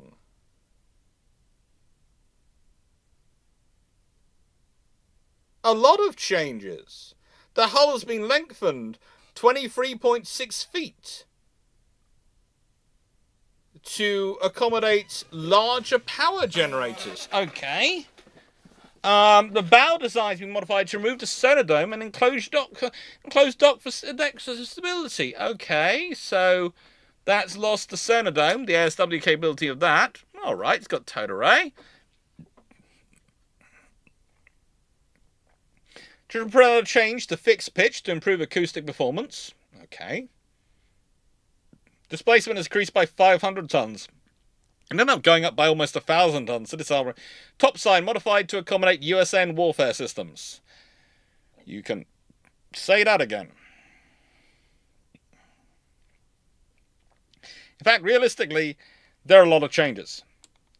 And once you start looking into all these changes and start going through it, you realize that a lot of these changes come about because of the standards and systems that the USN is operating to. We're going to be talking to this as we go through because I have lots of these to discuss. Lots of these to discuss. 4 slides of them. 12 pages. And realistically, the problem is twofold. as I've said before, in the world they're now operating in, with the threat they were now dealing with, they couldn't afford it to be an OHP because it was going to have to be operating on its own. It was going to be a major part of the task group. Just look at how the numbers of the task group have shrunk. Okay? The average carrier battle group is assigned 5 cruisers and destroyers. They used to be assigned 3 times that number in the 1970s and 80s. They're assigned 5. Usually, because they are so short of escorts, they are double hatting. So they're off doing missions. You could have destroyers which are hundreds, if not thousands of miles away from the carrier battle group they are assigned to. So the idea that you can have a frigate, which is an OHP, or a basic little ship, that is not a 60 or 70% of a berk, as one of your primary escorts still left with the carrier, when it's out on its own, is absurd. Because it could be off on its own somewhere, a long way from support. Remember the example I gave of the OHP going through doing freedom of navigation routes, and there's a carrier battle group a couple of 100 miles away? Well, that works if they're, a couple of 100 miles away. They can have aircraft operating over you. They can be providing you a lot of support, all these coverages. They can be doing that coverage. They can be helping you out. They can be making you feared. But if there's more than that, there's a problem. There is a problem. And so the reason you end up with them being mini berks is not just because the USN wants mini berks, they want everything to be a berk, it's because they don't have any choice. They don't have enough berks to afford the frigate to not be a berk. They don't have enough cruisers or ships bigger than a berk to be able to support the frigate if it's not a berk. They have no choice. It has to be a berk because they don't have enough berks. That is the scary scenario for the US Navy. That is the reality. So when people say they wanted a berk, and I agree with them, I go, they did want a berk. But the reason they wanted a berk is because they don't have enough berks. They don't have enough of these ships. And so this is the program they have building. They're looking at it for numbers. They're looking at it providing capability. And they're going almost overcompensating for what happened with the LCS. The LCS got so focused on esoteric criteria like 40 knots, etc. They've reversed, and this one's got completely focused on war-fighting capabilities, and it's got to be this. It's got to be built up to the strongest of NavC standards. And I love NavC, okay? They have many good points going for them, but I did a whole video about this and discussion about these frigate programs before Christmas with people like Drac, with Sal Merkiargus, it was, and Jamie Seedal. It was a bilge pumps video. And we had this discussion about NavC, and it was really interesting. Because one of the things I realised about NavC is they now have all their offices are in various shipyards. They are spread around the shipyards watching them. And that's great because for efficiency perspective, they are now located with what they have to watch. But now they all have to justify their existence. It used to be they came from a central office and justified their existence wandering around the yards to check on them. But now you're sitting in the yard. Now you have the opportunity to go and tinker. Now you have the opportunity to go and force your ideas on the yard. Now you have the ability to go and dictate to the yard. And that's problematic. Because that means you can make all sorts of changes. I was not surprised to learn that the design for the Constellation class is yet to be completed. Because you have literally hundreds of people tinkering with it. You have hundreds of people whose job is to tinker with this design and make it the best they can possibly be. And the trouble is with humans, especially if it's right in front of them, and they are, in the nicest way, also justifying their existence as a department and as a group, as an individual employee, they're going to do stuff. You hire people who are naturally productive, they're going to be productive. Look, if there was ever a time the US Navy needed to find the laziest, most minimalist in terms of work effort naval architects they could ever find and naval engineers they could ever find. It was this program to get it quickly and cheaply across the line. You don't want go-getters for this scenario. You want people who are intelligently lazy, who want to do a job once, get it done, and get to the golf course. You actually want to employ those people. Okay? I know there's going to be someone in chat going, no, you want people to... No, you don't. Sometimes you do not. If you want to design something from scratch and create something the highest degree of what you can do, you want the really advanced go-getters. Yes, you do. But if you want want some ships which are got across, which are going to be good enough to do the job and are going to be getting to service quickly with the minimal necessary changes, you want the intelligent, lazy people. You want people who are not going to have bright ideas, they're going to have good ideas, because bright ideas take up time and energy. Good ideas get done once. It's not highly motivated lazy. No. You want intelligent lazy people. You want people who are smart and lazy. There are quite a few of them. Think about it. You probably have someone in your life, you will know this person, who finds the easiest way to do a job once, so they don't have to keep doing it. They will do a very good job, but they will do it in such a way they don't have to do it again. I sometimes get classified by my family in some ways as an intelligent, lazy person. Why? Because they will point out that, for example, currently, I am boarding out the whole of the roof. Doing the attic boards for the whole roof. Do I need to do the whole of the roof? Do we have enough stuff that needs storage in the whole roof at the moment? No. But if I do the whole roof, it's done. I never have to do it again. It is done. I've got all the equipment, I've got the time, and I am doing it. So I will get it all done, and then it's done for if I need it in the future. I don't have to, in the future, suddenly figure out how do I move stuff out the way? How do I then get the boards in through the stuff and the pieces? I don't have to. It's not in the way. So I will get it done now. That is what you mean by intelligent lazy. The people who will go, if I get this job done now, I won't have to do it in 10 years' time. I don't want to have to do it in 10 years' time. I just want to get it done so I never have to do it again.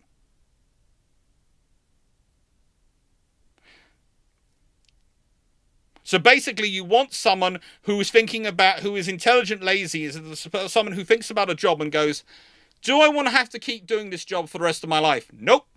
I want this job done in a way which is good enough people aren't going to require me to revisit it. I don't want to have to keep maintaining this. I don't want to have to keep repairing this. I don't want to have to keep adding to this. I just want it done and done. And that's what you need for this kind of job. You need those sorts of people. I would say, from my own experience of dealing with American companies, they are very bad at recruiting those people. They want people who are active, who are showing they're active, who are always being active. They don't want people who get the job done and then move on. They want people who are always actively doing the job and embracing the team. I want people who want to get the job done and go home to their families. Fire and forget, exactly.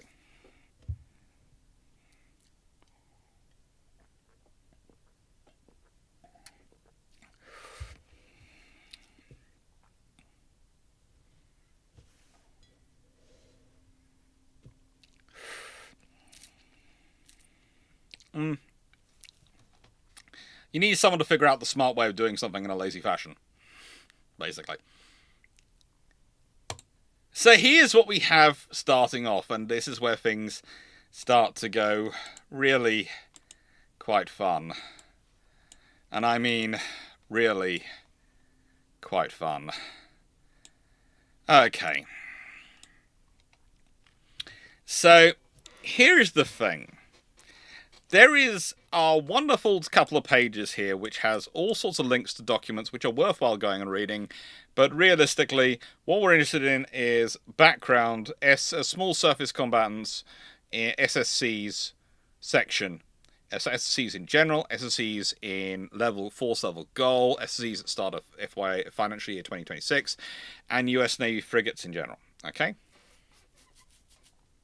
And there's a reason they have an Oliver Hazard Perry class here, looking pretty.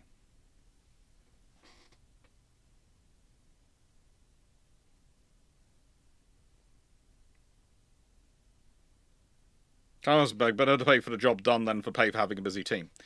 Yeah, but again, I've worked with so many, and I don't want to say British companies are different in this matter, but the British companies I've worked with are usually happier if you finish the job and go and are done and gone than the American ones. This might be just education, because when I worked for American universities, I was sitting there going, I've done all the marking. Have you done all the marking? Because I sat down and did it. Got to have meetings over this and all these things. I'm saying, I've done the marking. I went through according to your planning scheme and did the marking.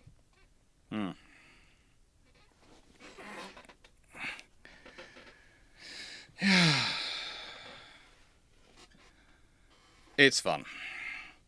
So, with this being said, the small surface combatants. Now, this is an interesting one to read in terms in general. In discussing its force-level goals and 30-year shipbuilding plans, the Navy organises its surface combatants into large surface combatants, LSCs, meaning Navy's cruisers and destroyers. Small surface combatants, meaning Navy's frigates, littoral combat ships, mine warfare ships, and patrol craft. Interesting. SSCs are smaller, less capable in some respects, and individually less expensive to procure, operate, and support than LSCs. SSCs can operate in conjunction with LSCs and other Navy ships, particularly in higher threat operating environments, or independently, particularly in lower threat operating environments. You notice what this is saying? Apart from having to use a lot of words to say, we have big ships and little ships. The little ships tend to be designed to operate in less threatening environments, and if they're in more threatening environments, we want them to gather around the big ships. You notice what they're not saying with all this stuff? They're not giving actual duties for the ships, are they?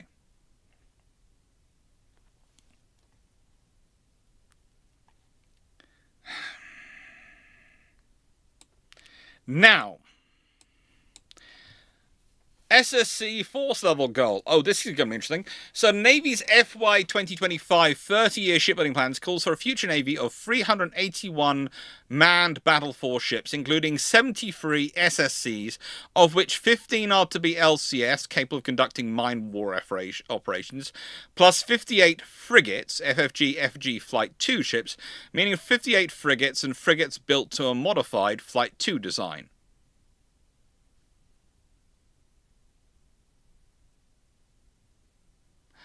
Let me just clarify something by opening up this document's front page. Just opening up the document's front page. And racing up to the front.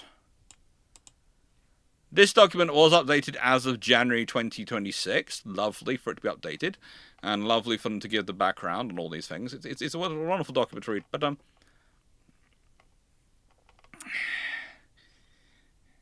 here's the problem here. I know there's going to be a Flight 2, but talking about Flight 2 when you haven't even finalized the design of the Flight 1 or built any of them and working out how many numbers they're going to be in your force structure is a little bit absurd. Look, I know there are people who like to sometimes go into my chat when I'm in comments and after videos and talk about how I'm talking about fantasy fleets in certain, alternate histories. And sometimes I see to an extent where they're coming from, but most of the ships I'm talking about were actually under construction. If you consider the other day when I did Winston Churchill, what happens if Winston Churchill doesn't pause construction for the Royal Navy in 1939 when he becomes First Lord of the Admiralty? Again. People going, oh, this is... No, those ships were physically under construction. Their designs were finalized. They were being built. The stuff had been procured for them. They had settled on these things. There was no discussion going on. They had moved on to designing the things after them. They were building those. Yet this is discussing not just the unfinished design of the frigate, but its future Flight 2.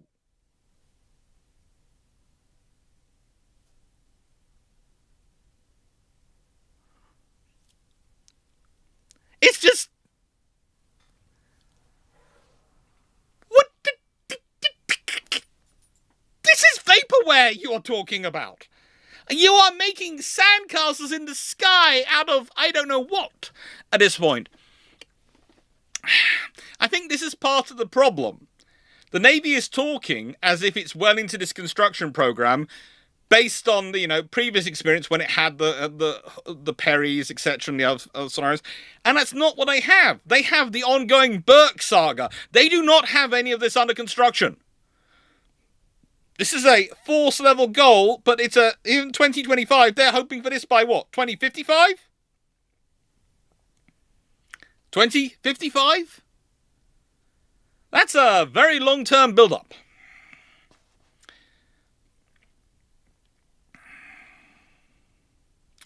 Now, under its FY25 budget submission, the Navy wants to maintain a force of 25 rather than 15 littoral combat ships. This could imply that you build only 48 rather than 58 frigates. So, Congress is already confused over how many frigates the US Navy wants. Their other scenario is, and I have this dirty little scenario for Congress, is that maybe the US Navy wanted to keep 25 frigates because they knew it would take a while to get to 58 frigates. So if they kept 25 LCS, that provides them a bit of coverage for a while. I'm not just spitballing here. I don't know. Maybe that's what the Navy wanted. But Congress wasn't sure. Congress couldn't understand that one, and they put it in their own report. This is a report from Congress. So if I'm saying Congress is just saying something nutty here, literally it's Congress's own report. Okay? It's Congress's own words I'm using against them. And I will shamelessly do that. And the reason I'm using Congress's words against them is because the US Navy's own reports make even less comprehensive reading sense. Now, okay. Navy is reportedly prepared and the new ship force level objective referred to as the Golden Fleet to succeed the 381 ship objective. The composition new force level objective, including number of frigates and other SSCs, has not been announced as of late December 2025. This is the recent addition, the Golden Fleet, from Donald Trump. That's Trump's administration has put in the Golden Fleet idea. We still have no idea what that's going to be in numbers ratio, but we'll see. We'll see. There's a lot of cool graphics and a battleship. That's about all you can tell from the Golden Fleet at the moment. When more comes out, I will be looking at it, because apparently this is that people have decided I'm interesting talking about, or rather people consider me about apolitical enough that I'll discuss it. I actually say it's because I'm sarcastic on both houses equally rather than being apolitical. But we'll leave that to one side. The Navy's force of SSCs, that's small surface combatants, and what you and I would call frigates, littoral combat ships, minesweepers. Apparently the US Navy cannot speak in terms of anything other than acronyms. At the start of FY26 consisted of 32 ships. Including no frigates, 28 littoral combat ships, and 4 mine warfare ships.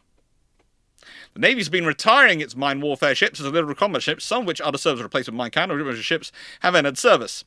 The figure of 32 ships equates to about 44% of the 73 ship force level SSCs discussed in previous act section. I think that's a big "we haven't got enough," mate. I think that's what it's saying. I think it's saying we haven't got enough. I think we can all agree we haven't got enough. That's life. That's life in the big city, but that's what we have. And I would also point out that some of the littoral combat ships have had to be retired because of issues with their hulls and what has been done to them. Anyway, US Navy frigates in general. Okay, now we've gone on the frigates. As mentioned earlier in the SSCs, oh, why do they keep using that word? Including frigates can operate in conjunction with LSCs, i.e. cruisers and destroyers. Oh, it's so difficult to write cruisers and destroyers. You're not speaking this, you're just writing this. You're telling me that in the several hundred-page document you cannot fit in the space to write cruisers and destroyers instead of LSCs? Particularly in high-threat operating environments or independently. Particularly in low-threat operating environments. US Navy frigates you don't have any frigates, perform many of the same peacetime and wartime missions of the US Navy cruisers and destroyers, but are equipped with fewer weapons, less capable radars and other systems, and less capable engineering redundancy and cyberability than cruisers and destroyers. Has anyone told Nav C this? But please note, the US Navy doesn't have any frigates when they're writing this. The US Navy still doesn't have any frigates when they're writing this. So, shouldn't they have said the US Navy frigates have traditionally, or historically, have previously, when we had frigates. They don't have any frigates. So why are they talking in the present tense? There are no frigates. I know I'm being pedantic, but this is a document from Congress.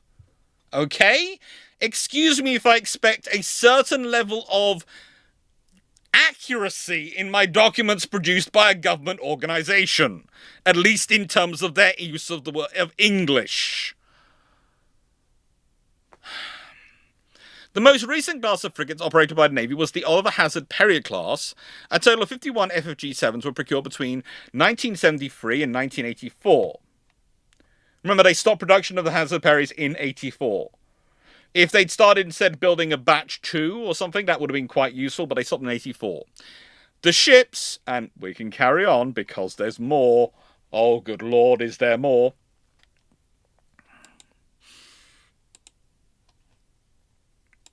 I have many slides of this. The first U.S. Navy ships authorized by Congress in 1974, the 6 heavy frigates, United States Constellation in 1794, Constellation, Constitution, Chesapeake, and Congress, and President. FFGX henceforth became known as Constellation FFGX 62s. Hang on. That is page 5, 6 and 7, and that was page 4 we came from, so that should run together, but it really doesn't seem to run together. Because look, 2, 3, thank you, Bishop, 4.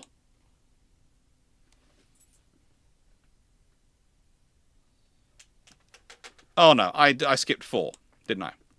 That's what happened, I skipped 4. I will go back, I do apologize. I skipped from page 3 to page 5, because in my joy to get to page 5. The ships were built by 3 shipyards. Ended service between 1977 and 1989. So again, you could have carried on production. Low rate production. Imagine what a modern US Navy would look like if they kept building Burkes and OHPs. If they kept the production line of both those ships. Imagine what the modern US Navy would look like.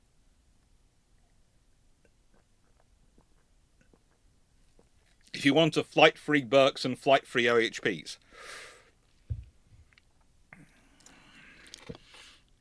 Oh, Steve, the reason I can't do it on the American politicians as a stand-up comedy routine is A, I'm not good enough at comedy. I know my students laugh at me, but that's because I mocked their essays. But also because then I'd start doing it on every government, and eventually I get a lot of assassins after me, and I just don't have the time or the bear traps. They were decommissioned between 1994 and 2015. So please note, when again they're writing about American frigates here, okay? When in this section, when in the middle section here, when they are writing about the US Navy frigates perform, these roles in US Navy frigates in general here, in the very next paragraph, they say we haven't had frigates in service since 2015.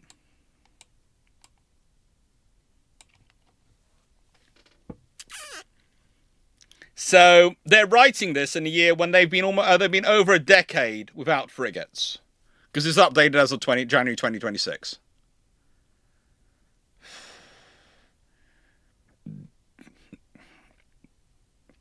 In their final configuration, FFG-7s were about 455 feet long and had a full load displacement of roughly 3,900 to 4,100 tons. By comparison, Navy's Arleigh Burke-class destroyers are about 510 feet long and have full load displacements of roughly 9,700 tons. Following their decommissioning, a number of FG-7s, like certain other decommissioned US ships, were transferred to navies of US allied and partner nations. The OHPs are cool. They are cool. And yes, this is the document, and by the way, that document is one of the links down below. I just want to re-emphasize that. It is one of the links down below on the YouTube side. I haven't yet worked out how to put documents into the Twitch screen. The moment I find a way to, I am hoping I get to TwitchCon. I have put in for a panel, me and Gareth Britt have put in for a panel on TwitchCon. We want to talk about education, doing things like this on Twitch. And we want to make suggestions and talk about how Twitch does and how good it can be for talking about these things and how we could improve it. That is the point. We really want to get, if we can get to TwitchCon and do this stuff, we want to talk about that. Because one of the things I'd like to do is I'd like to have a thing on Twitch page where I can add in links for a specific video that go with that video, as in they won't appear generally on the other videos, they'll just appear with that video and they'll go, these are the source links. Now, then we get on to the S.Hrg 62 class program. The S.Hrg 62 program was earlier known as the S.Hrg program. On October 7th, 2020, the Navy announced that the first ships in the class, S.Hrg 62, would be named Constellation. In honor, and this is the fun point, in honor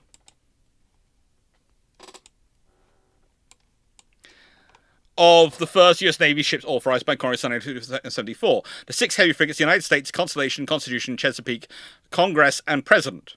S.Hrg henceforth became known as Constellation S.Hrg 62 class ships. Now, I would just like to point out, you all might be wondering why there are still 2 Constellation class frigates being built. I can tell you honestly why. Okay? Does anyone here know what the name of the second Constellation class is?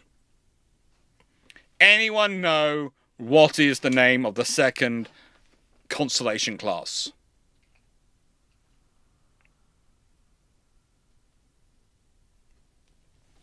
Not giving you that, Lions. Not giving it. You are hedging your bets. I'm not giving you it.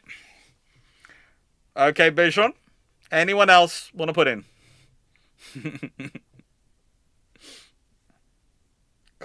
Chandlord, yeah, and Knight, yeah. Oh, you're getting it. It is Congress. It is USS Congress. And no one wants the headline of the US Navy cancels Congress or even Trump cancels Congress. No one wants that as a headline.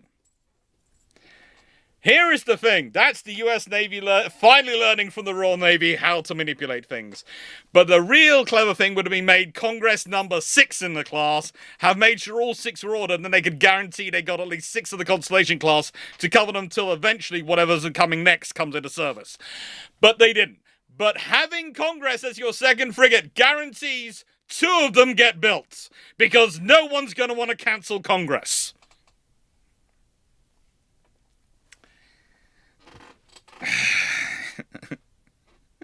There are lots of people who might want to cancel Congress, but no one wants the headlines. No politician wants the headlines. No one does.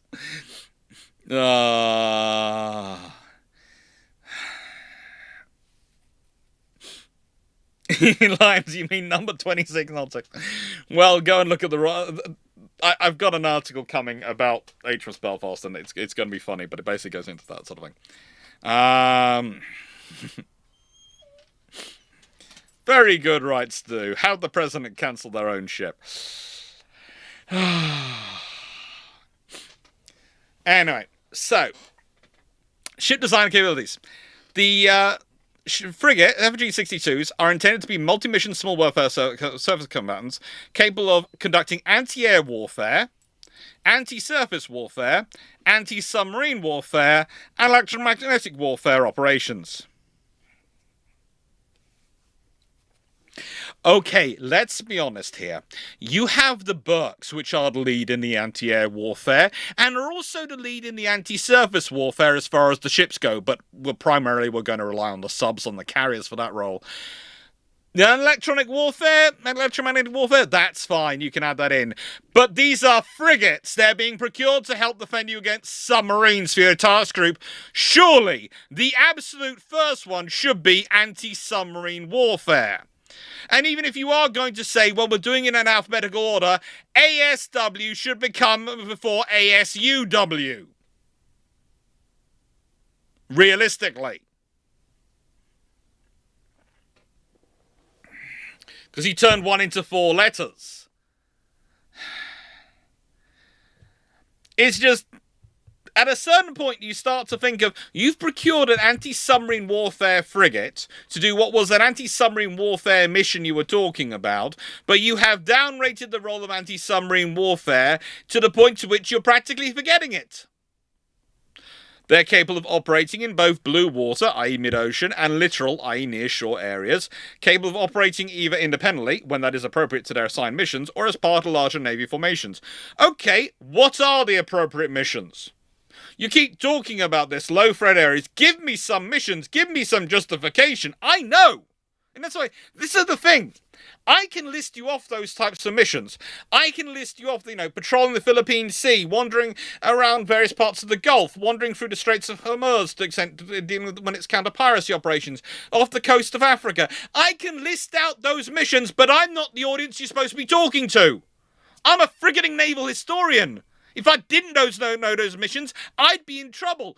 This is part of the document that's supposed to be explained to politicians who are not going to be career experts, who are not going to be career people who are focusing on this their entire life, who are, and why you need this ship to be funded, what it's going to do, what they are spending hundreds of millions of US taxpayers' dollars on. They need to understand it. So stop being vague.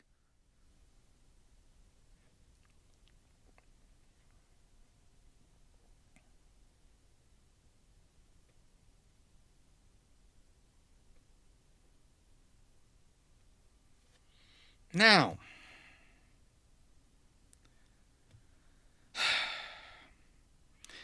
the point is, again, OHPs are good ships. I've talked about the OHPs already, oil paint, and if you go and listen and talk to that part, I've discussed that. But there is a difference between the FFG7s and the FFG 62s. And the roles they're built to, the roles they're built, missions, the profiles they're built to, because there's a difference in the circumstance they're going to operate in. The Oliver Hazard Perrys were built with with the idea that they were going to have escorts and other ships behind them to support them, and and provide them with a lot of air defense and other missions and other support.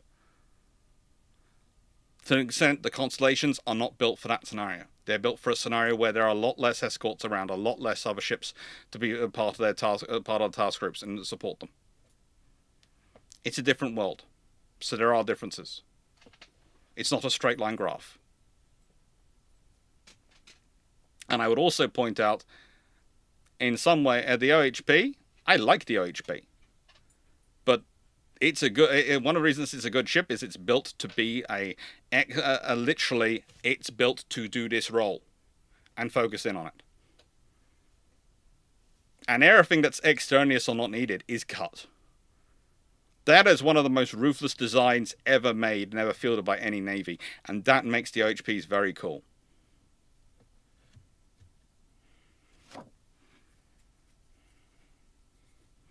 Now,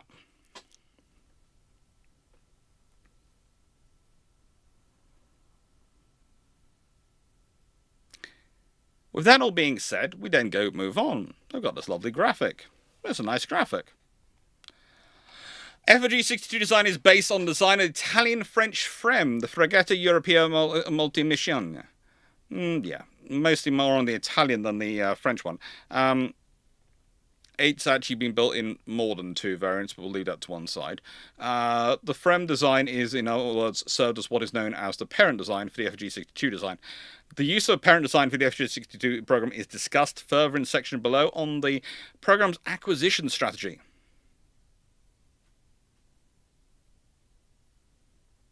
I'll paint. The moment you say incorrect, the mission said it's effectively the same. It's not the same. Effectively doesn't mean it is the same. It's the same mission as the Cold War mission, except in the Pacific.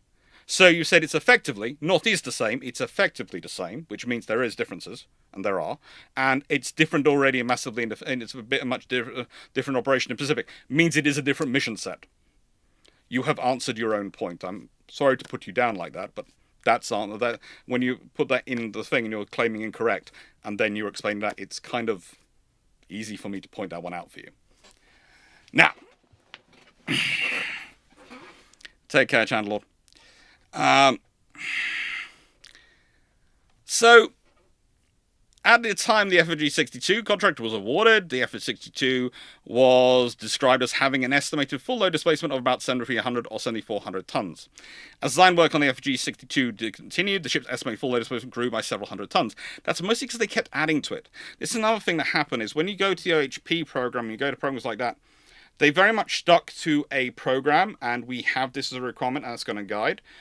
Again, the Constellation class suffered a little bit, well, I'd say more than a little bit, from what happened to similar to what happened to the Zumwaltz and the LCS under Rumsfeld, but not quite as badly, in that they had mission growth. They had a lot of ideas growth and things being added on. And that happens sometimes. So that's one of the reasons why they grow in several hundred. It grows by several hundred tons. And it gets over 8,000 tons eventually. This makes them a lot closer to the Burks, which are 9,700 tons fully loaded, according to some of the stats.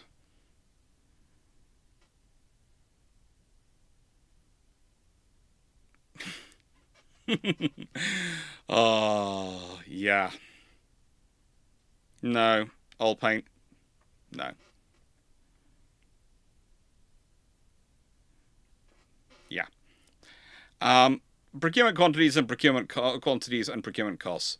Until November 2025, the Navy wanted to procure at least 20 F.Hrg 62s. Navy budget documents, including the FYI financial year 2025 budget justification book for the Navy's shipbuilding account, describes the F.Hrg 62 program as a 20-ship program. So I'm presuming that's Flight 1, again, was 20 ships, and if they wanted 58, then that means Flight 2 was going to be 38 ships, which doesn't necessarily make sense, especially the one to 58 over the years I'm talking about.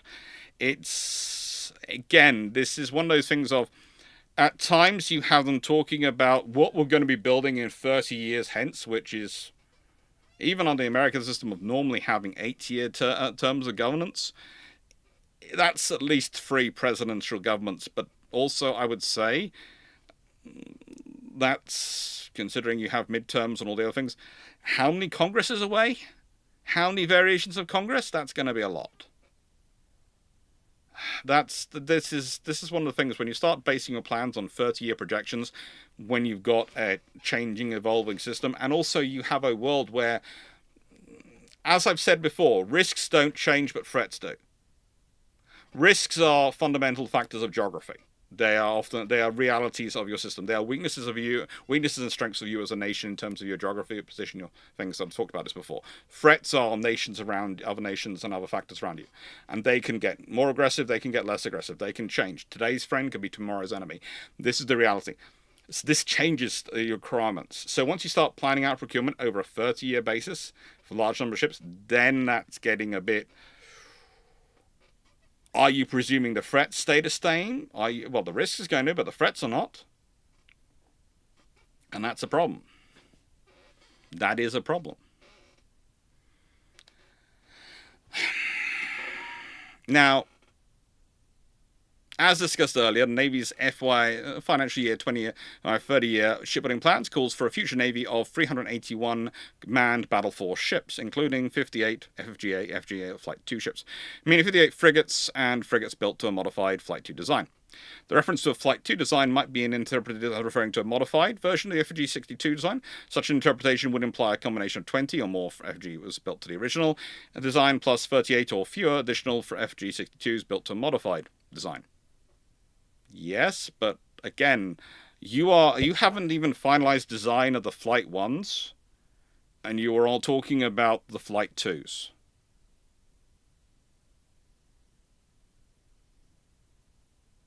And that's a problem.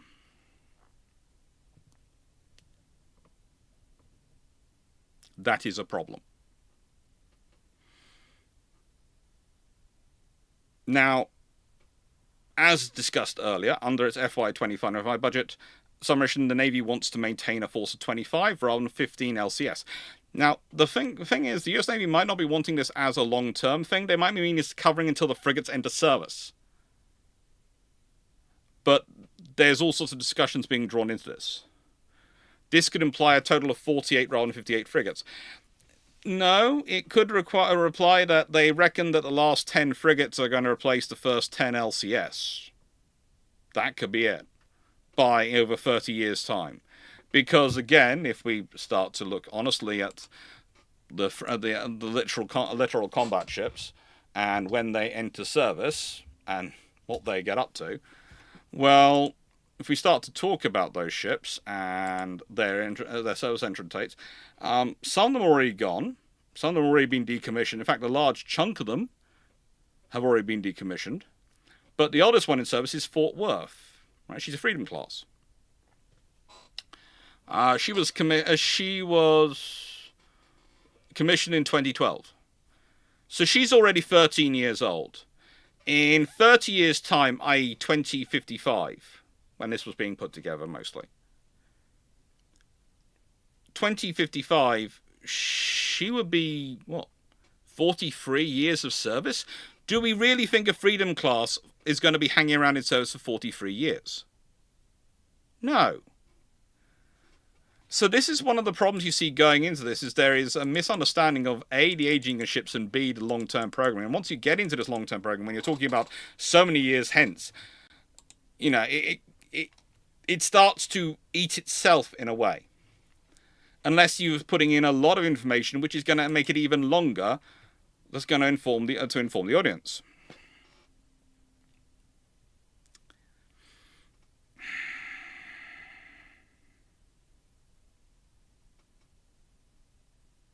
Now, the Navy reportedly has prepared a new ship force level objective, referring to its Golden Fleet to succeed the 381 ship objective. The composition of the new force level objective, including the number of frigates and other SSCs, had not been announced as of late December 2025. No, it hasn't been. Annual procurement quantities. Table 1. Oh, Table 1. Why am I worried to look at Table 1? I'm so glad I've got Table 1 here. Okay, so the frigates, when you start to look at procuring them and when they're going to be procured, they would reach a peak somewhere in financial year 2026, 2022, sort of at the point of financial year 2022, the second part of 2021, and a bit of financial year 2026, and yeah, there's all sorts of production going on at certain points. But again, this doesn't really tell you anything helpful. And procurement cost. Okay, so we haven't finalized the design, but we're apparently finalizing the cost. Under the Navy's FY 2026 budget submission, the F.Hrg 62s generally had a budget procurement cost of roughly 1.2 to 1.3 billion each. Okie dokie. Well, in the nicest way, if you haven't finalized the design, how can you be sure about the cost? How can you? If the reason you know how much it's going to cost you to buy a brand new car is because they designed and finished it. And the lead ship in the program had a higher estimated procurement cost of 1.499.3 million, or about 1.5 billion, than the follow-on ships, because it is at the top of the production learning curve for the class, and because the lead ship's procurement cost incorporates much of the detailed design, non-recurring engineering costs for the class. It's also traditional Navy budget practice to attach most or all of the DD/NRE costs for a new ship class to the procurement cost of the lead ship of the class. Yes, it is. That's one of the reasons why the first ships tend to cost as much as pretty much across all navies. And it's also when you sort of create things like jigs, etc., and systems which are used for manufacturing the ships. So usually they are expensive. And of course, also I'd like to point out that if you're starting out at $1 billion, and whilst the cost of the class will decrease, there's also going to be inflation. And if you're procuring over a total of 30 years, that inflation is going to have a compound impact.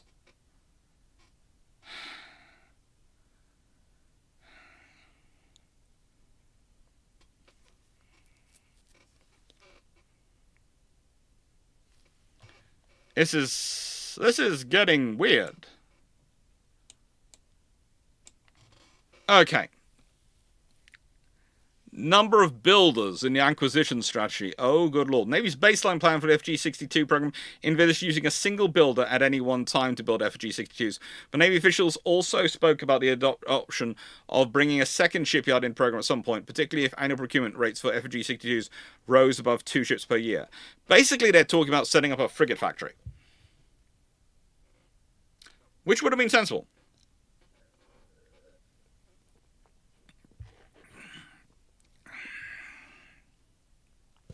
It would have been potentially sensible.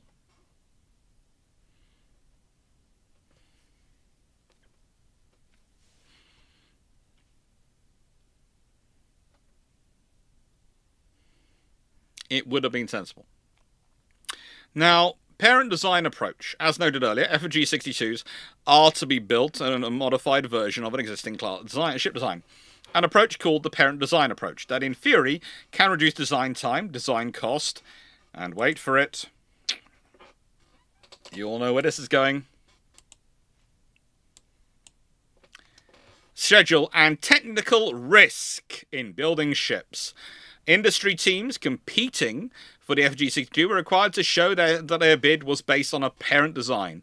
The Coast Guard and the Navy are currently using the parent design approach for the Coast Guard's Polar Security Cutter, i.e. Heavy Polar Ice Program, and Navy's Medium Landing Ship Program.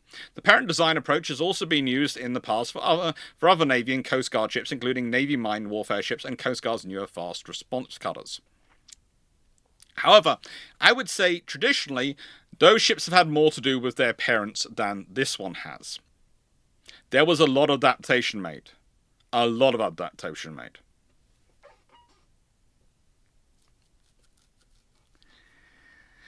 And, yeah.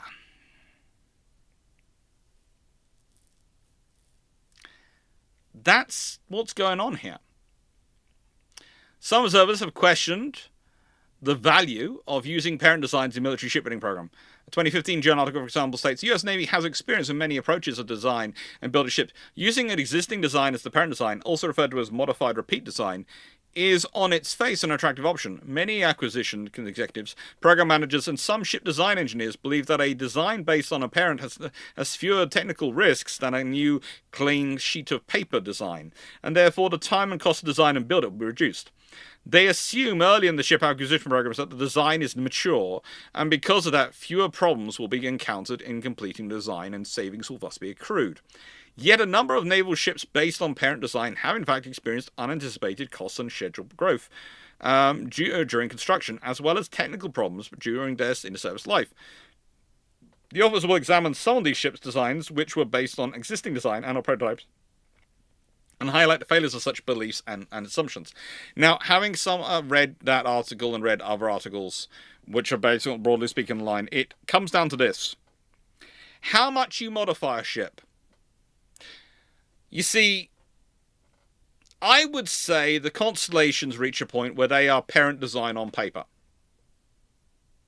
In theory only are they parent design. In reality, they have been mucked around with, i.e. changed and altered so much, they have scant resemblance to design which originally parented them. In some ways it gave them building blocks, it gave them a working concept, it gave them something to starting point, but it wasn't their parent. It might have been their grandparent or great-grandparent.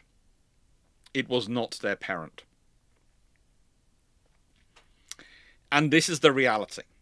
Now, I see there's some people already going into talking in the chat, and all point is talking about that again in the chat on the various roles of the ships. And we talked about that before at the beginning. But it's worthwhile going back and thinking about those roles. And going into them.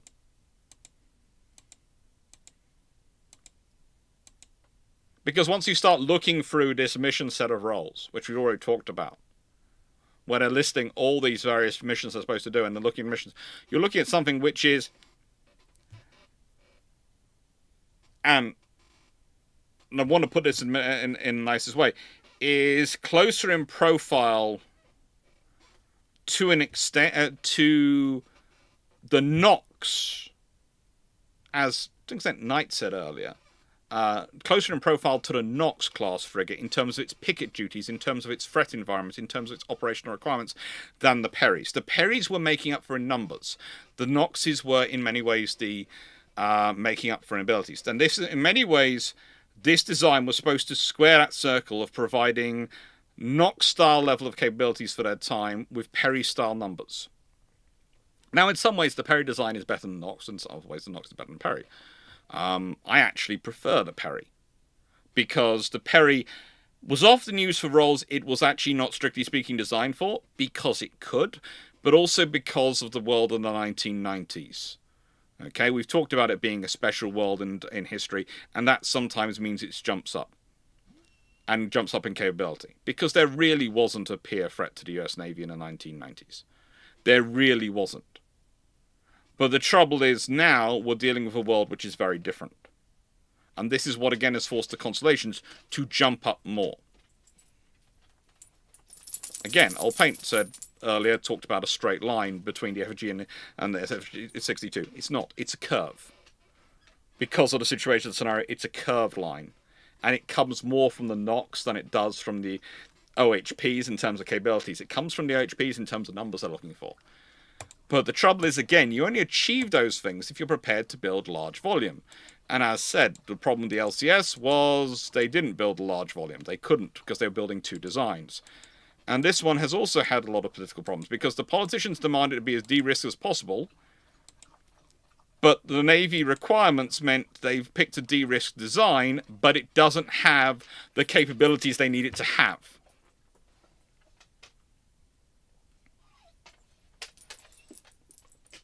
And that's a problem.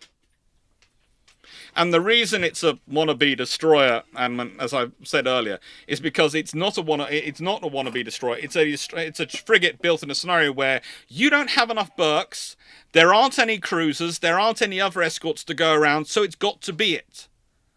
That's the thing. The Americans, even the US Navy, they don't have enough Burkes. And realistically, the video that comes out tomorrow was supposed to go out last week, so would have actually laid the ground for some of this. I could have been pointing to a video that was supposed to go out last Saturday, but it's actually going out tomorrow because of issues with computers, etc. It got delayed. But in that video, I go through, these are your mission requirements, these are your number of ships, and by golly, the US Navy don't have enough ships.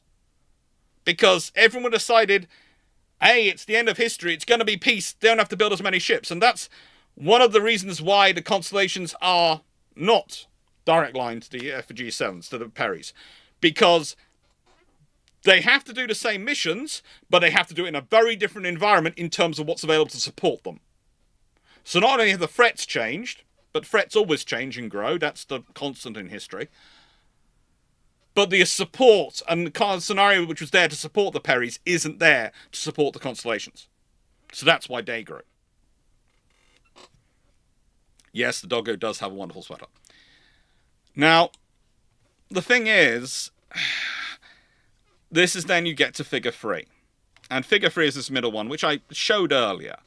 You know, I've used this a couple of times in this video, and it's a great figure because it shows the difference. And here's a great line. Asked about how possible changes in the ship's hull could affect the internal design, Smith said Fincarty Maritime Marine, the Constellation's prime contractor, worked with Naval Surface Warfare Centre Carteret to develop a scale model of the ship, and the most elements will stay true to the parent design. He cited the bridge and propulsion plant as areas where the Navy has not made any significant changes to the layout. There's a lot of work being done by the phrase significant. A lot of work being done by the use of the word significant. A lot of work. Now, at one point, and this is from the 2024 quote below that diagram, at one point the Constellation design shared about 85% commonality with the original FREM design, but the alterations have brought that commonality design down to under 15%. A person familiar with the changes told USI News. Okay, so let's put it this way. I just said earlier grandparent. So I have 50% of my father's DNA. I have 25% of my father's father's DNA, grandfather. So I would then have roughly 12.5% of my father's father's father's DNA. If I go up that far, right? So if I'm under roughly 15%, I'm roughly the great-grandchild. Again, see, this is what I've been pointing out about this class. It is not a parent-child relationship. It is the great-grandchild. So, not a parent relationship. Frem was the great-grandparent many moons ago.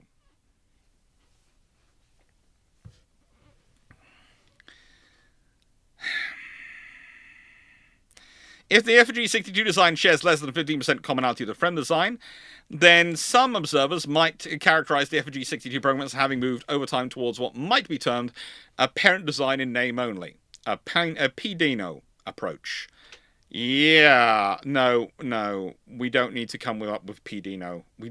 There is no need to come up with that as a new... Why does that need to be its own? Why do we need to come up with PDINO? Why?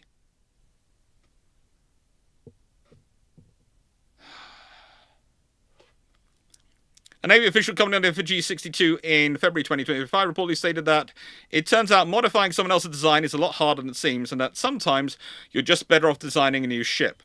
If you want to keep to pretty much your destroyer standards for your frigate program, which is what they did at one point, they were trying to keep Nav C destroyer standards and implement it into a frigate program, you're going to end up with problems.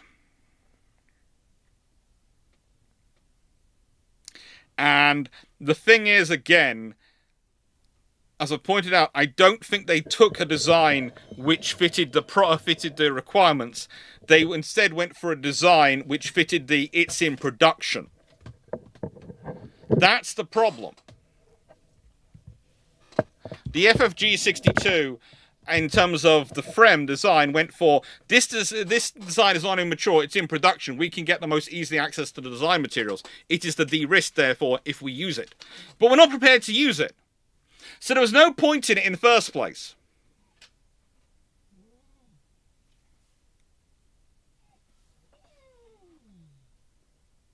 No, Jeff. These are hulls for USS Constellation and USS Congress, which, by the way, both designs of which are still not finalized.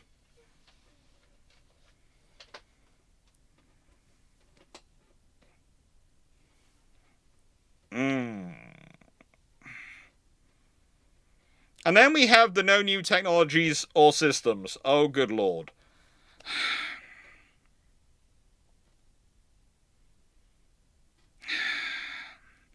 As a measure for reducing cost, schedule, and technical risk in the F.Hrg-62 program, the Navy envisaged developing no new technologies or systems. And the ships are to use systems and technologies that already exist or already developed for use in other programs. Okay, that sounds fine. That sounds sensible.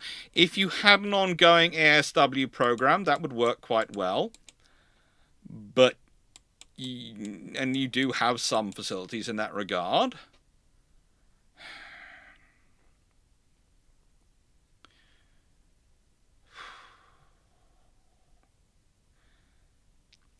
But this can get kind of problematic with a new design, because if you're going to make those systems work together, are systems which make those systems you're selecting work together new systems? If you didn't have them?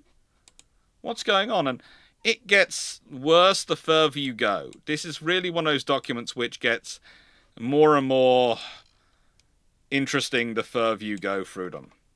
The further you go into them.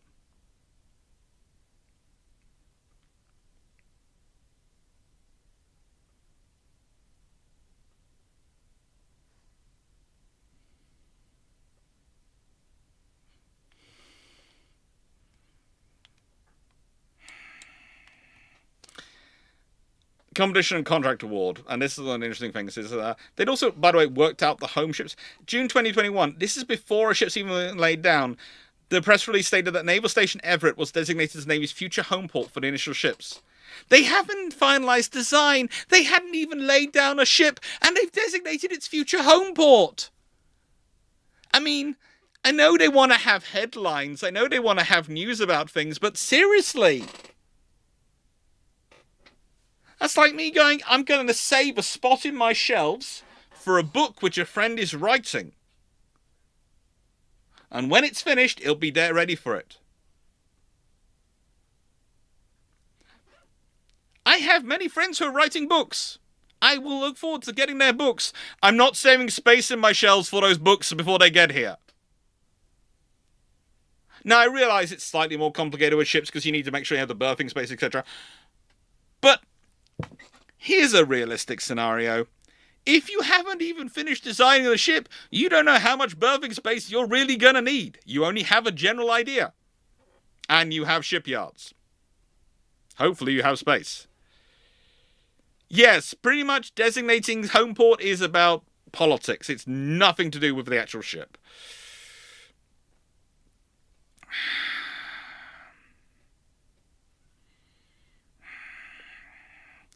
Navy announced that it awarded F.Hrg 62 contract to the lead team led by Fincardi Marine of Marinetti.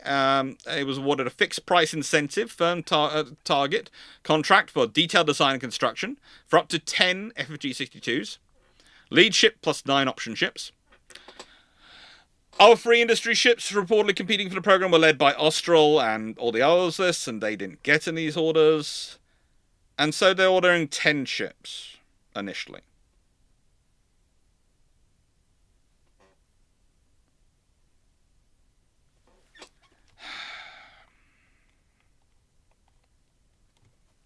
And now we have into discussion delay. Subsequent to the April 2020 contract award, so they awarded a contract in April 2020, F.Hrg 62 program fell years behind schedule, due in large part to delays in completing the ship's design. Okay, that's the first clue. This is not going to be connected to a parent, because if it's a parent ship, if I'm copying someone else's ship, then it's not going to be delays of design because I copy paste. But if I'm copy pasting and editing, that's taking time, and editing is taking time. This is the thing. Editing a design takes longer than designing a new design from scratch. Copying is cheaper than designing. Editing takes longer than designing. Take it from someone who's written a history book and is writing others. Editing takes longer than the writing. Because editing, you're debating your writing. Editing, you're going, hang on, does this read as I intended it to read? Is this imparting the information I wanted to impart? Or is this off in cloud cuckoo land? I do ask myself that occasionally on my own writing. And I have others ask that for me, and you have to debate and discuss with people. Editing a design takes longer than designing. It does. And the moment the US Navy went down the editing route, and they really did edit it, as said, this is not a parent-child relationship, this is a great-grandchild relationship. Yes.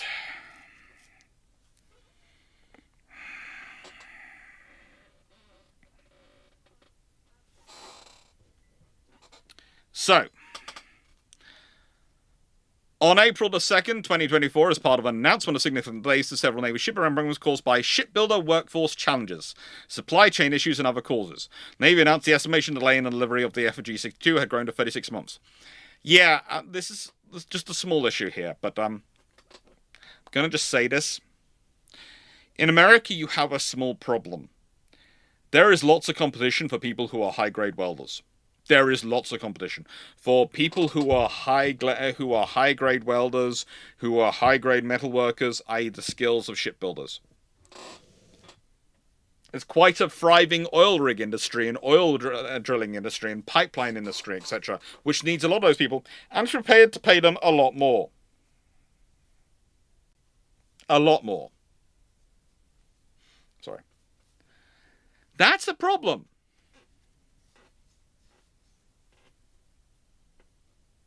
That is a problem.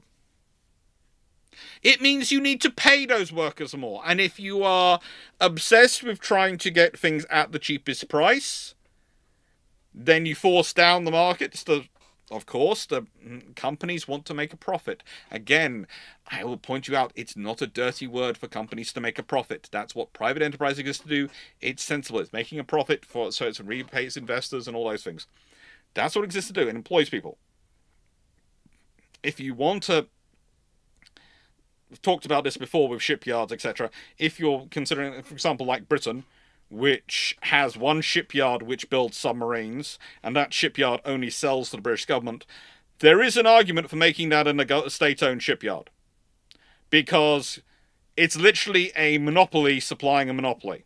It's got a monopolistic customer and a monopolistic supplier. And in the private industry, that would usually result in one of them buying the other one, because it's too much of a risk for the other one to be controlled by something else. In the States, this scenario in the UK, it means that basically every time Barrow pushes up and is making profits and extra profits, you have to remember that's directly the British taxpayers' money going to pay those profits, because we're literally their only buyer, and they are literally the only ones we buy our subs from. Now, America isn't in that scenario, but they're sort of in that scenario with this frigate program, but they're not in that scenario.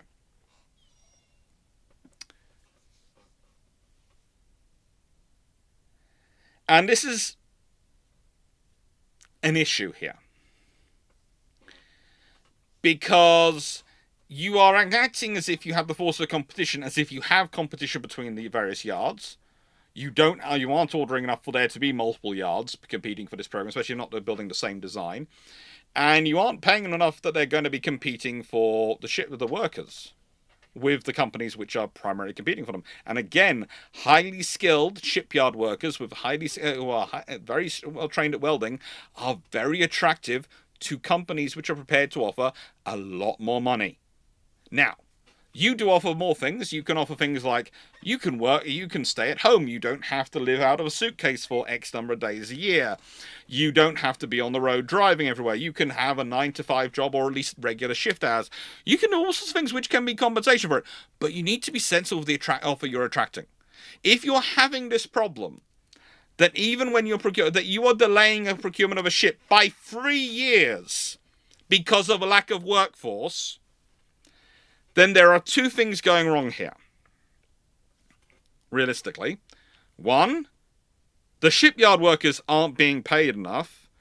And two, there wasn't enough planning put forward when they were working out this design and procurement design into whether or not the companies could actually deliver them. Because one of the first things you should ask a company before you order multi-billion dollars worth or £1 billion worth of ships is, do you have the employees to actually build that? And if the answer isn't a resounding yes, you have a problem. If the answer is a yes and it turns out to be a no, that means someone lied to you. And if it's a government project of this importance, that means someone should probably be doing jail time for lying to you. In my opinion.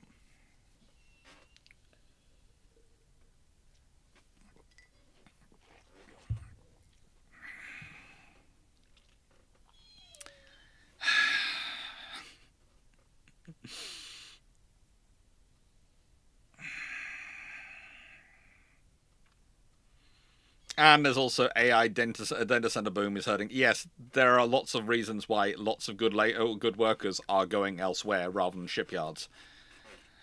And it just gets worse. In November 2025, the first ship in the program reported was about 12% complete.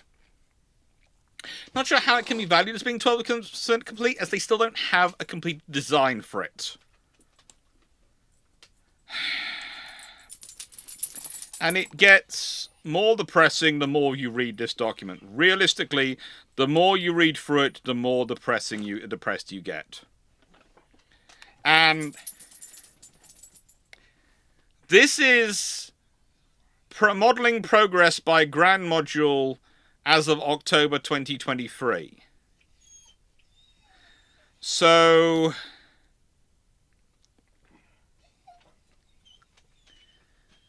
A, only the modules under the dotted line were supposed to be under construction, and B, they're giving a percentage of what's supposed to be supposed to be being built.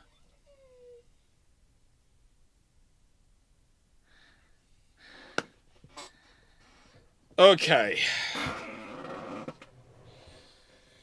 All right. I have no. Okay. So why was it cancelled? I'm not even sure it existed, is the honest answer. I think it's been vaporware for the entire frigating time. You have a design which hasn't been finalised, and you have ships which are 12% complete in the case of one, and in the case of other, which is of course the USS Congress, I don't even think she's been laid down. Just double checking. She's been awarded as of May 2021, but no, I don't think she's been laid down.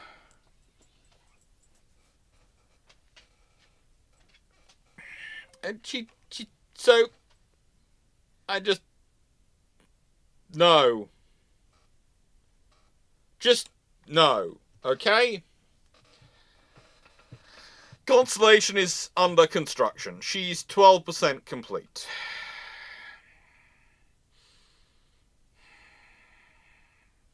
Here is the thing. I have a brilliant idea. And that could suddenly make the Constellation class sensible and work and worthwhile ordering more. And make everything more sensible. Let's do a rebranding exercise as they did with the Tychos. The Tychos would change from destroyer leaders to cruisers by a rebranding exercise. We could change the Burks to cruisers, the Constellation class to destroyers, and suddenly everyone moves up one, and it all works, doesn't it? No, it doesn't. It doesn't. That doesn't work. Silly me. Silly, silly me. Three years due to shipyard backlog and lack of skilled workers. And design still not finalised.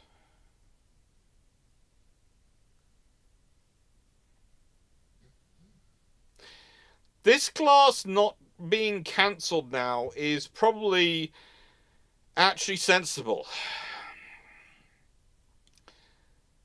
There's part of it with me which goes, well, it was at least under construction. Could have just finalised the design and told them to race ahead, but I'm not sure if they even had the workforce too. And this is another problem I can see with the NSC, with the new frigate, and we'll talk about that in a bit, because that's the last slide, is actually looking at the new frigate program. The problem going on here is simple. They've got a lovely plan, they've got lovely ideas. They haven't got anything viable. They haven't actually built the ship. They haven't... At no point have they got a firm idea of what they want.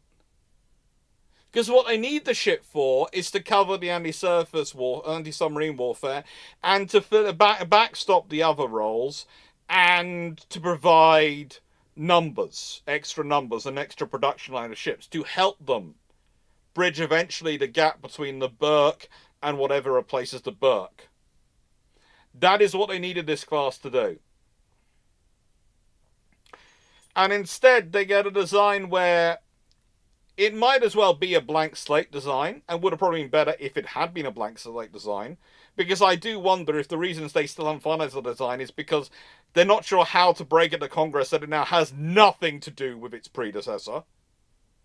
I do honestly wonder if the reason why they haven't finalized the design is because they can't face admitting they've changed or are going to change the last bits which link it back 15% to the friend design, and actually admit it's a completely different design. Or it's got less than 6.25% similarity. It's not even great-grandparent, it's great-great-grandparent. It's far enough away, you might as well be, you wouldn't even recognize each other if you walked past each other in the street scenario. You just wouldn't. Because you're that many generations away. If you hadn't met each other at family events, you'd look at each other as you walk past and go, hello, old man, hello, and just carry on. You wouldn't know each other at all from Adam, because you're that far removed. They're not even they are your grandparents' grandparents.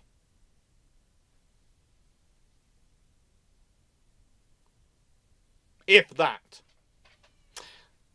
The more I've looked into this class, the more I've looked into it at the time, and the more I've prepped for this and talked with Sal Makilagos of what's going on with shipping and others, the more I thought, what happened?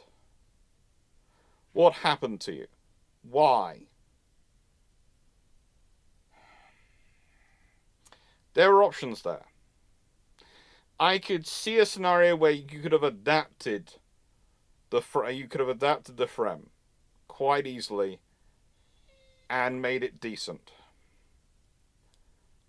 And it would have been 50% commonality or something like that. But no. And one of the problems this class has constantly had, as I've said before, is they are being judged by Burke standards because, to an extent, they have to be, because the US Navy doesn't have enough Burkes to do the jobs it needs the Burkes to do, let alone to do the roles which it needs other ships to do. and therefore they have to jump up to a Burkish role. But also, they're being judged against the Burks as a very mature design. But the thing is, it's a mature design which from the get-go has been built to American standards. So when you have to make changes from Flight 1 to Flight 2 to Flight 3, you're making changes to American standards in an American way by NAVSEA. So it's what they know and what they're already doing. They're not changing around someone else's work.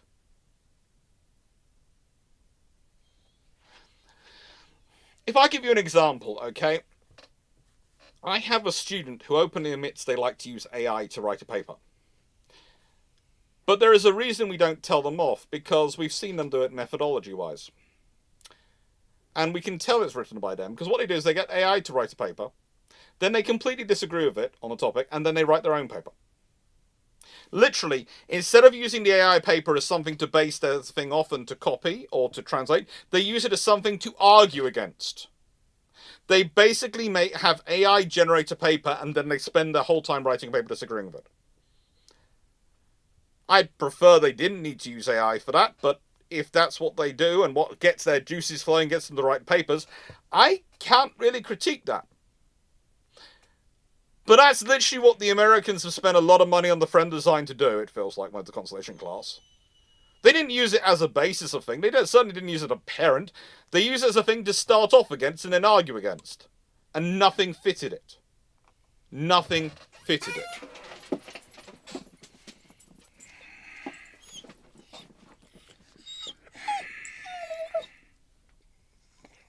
And that's the Constellations. That's why they failed.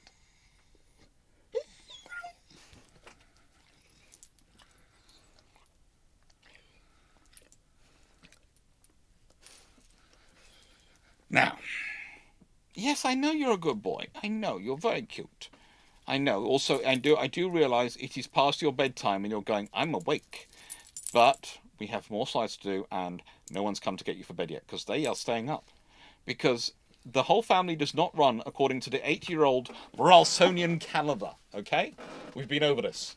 The Ralsonian calendar, as important as it is to you, is not you. The wrong bidder was selected. Honestly, none of the bidders would have worked. None of the bidders would have worked for what the US Navy wanted. None of them worked. As said before, if you look at the brief, the closest to it is the MECO. If you look at the criteria of what they're supposedly wanting, the closer to it is the River class Type 26 destroyers of the Canadians. But realistically, none of them is what they wanted. What they should have done is built something from new to fit their needs. Because none of them were going to fit. And this is the ultimate problem we get to in this program, because I don't think the FFX is learning from past mistakes. I really don't. The reason I'd say it's not learning from past mistakes is because did they keep the Legend class cutter program running to preserve its capability so they can just literally slop into it? No. No, they cancelled hulls. The Legend class, and God love them, the Legend class national security cutters are actually very good national security cutters. I have a lot of time for them in that role. But the fact is, they cancelled the 11th one, and they had originally planned 12. So instead of keeping it running, instead of building 12, they've now got a coal production line. And they do have a coal production line. You know, the Calhoun was commissioned in April 2024. That means the production line has been shut down for years. So when people say, oh, this is a hot production line we're stepping into, they're not. It's cold. It's gone cold. Because that started in 2024, it was laid down in 2021. So a lot of the systems haven't been under construction. A lot of the people, the production line, and a lot of the whole, delivering tree of supplies that it's drawing from haven't been going since 2022 at the latest. And that's a problem. That is a problem.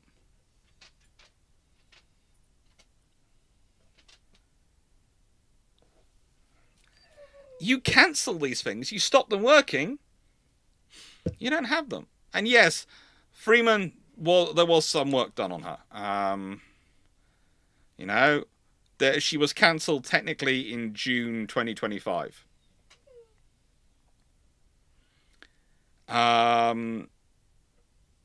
But it was cancelled in June, and it's all the production lines have stopped.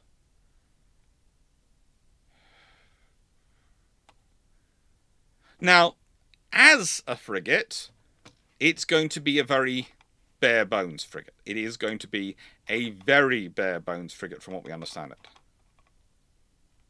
It's going to be an interesting option for them to go with. It's certainly not going to be anything close to the Type 26 or even the Constellation class, or to be honest, OHPs.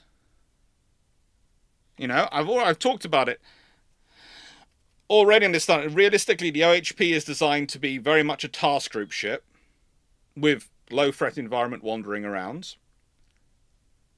The Nox class was slightly higher up that scale of slightly more independent capability, basically a task group picket ship and independent operations.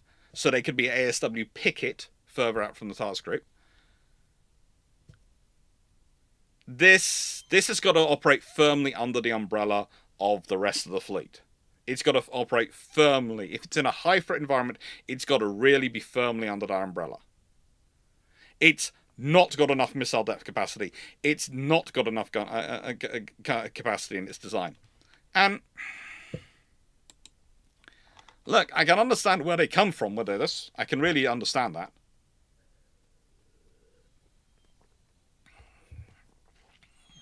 Because if you want to build something which you're technically going to be building for numbers and volume, this would look like a good idea. It's a far simpler design.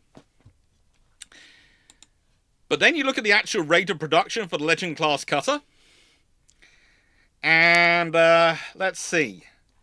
The first of those was laid down in 2005.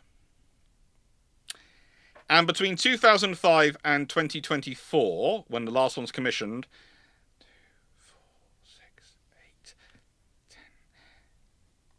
They built 10. So they had one basically coming out of rate of production of one every other year, roughly. 2005 to 2024, that's 19-ish years. Okay, it's March 2005 to April 2024. A little bit over 19 years, but roughly 19 years. You have 10 of those. Pretty much every other year, you have something coming into service. Is sort of the sort of drumbeat you're talking about.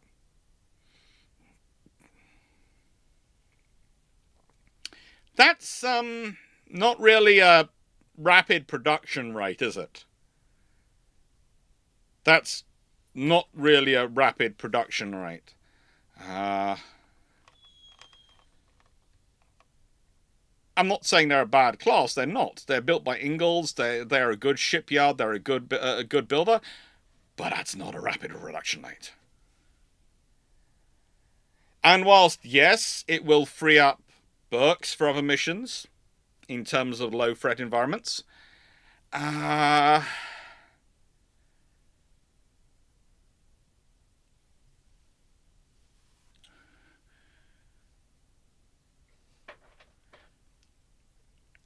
it's the case of if it's still if you want to have something, if you were going to add complexity to it, which they are, because let's be honest, the Legend class national security cutter is a very complicated ship for a Coast Guard ship, but it's not built to warship in terms of the weapons and systems and the full grade weapons and systems which the US Navy wants, and which NavC is still insisting on. So you're taking, instead of, normally when we want to make if you want to make something which is going to be mass production quick design, you take a complicated design, simplify it down, mass produce it. They are taking a simpler design, adding complexity, and are planning to mass produce it.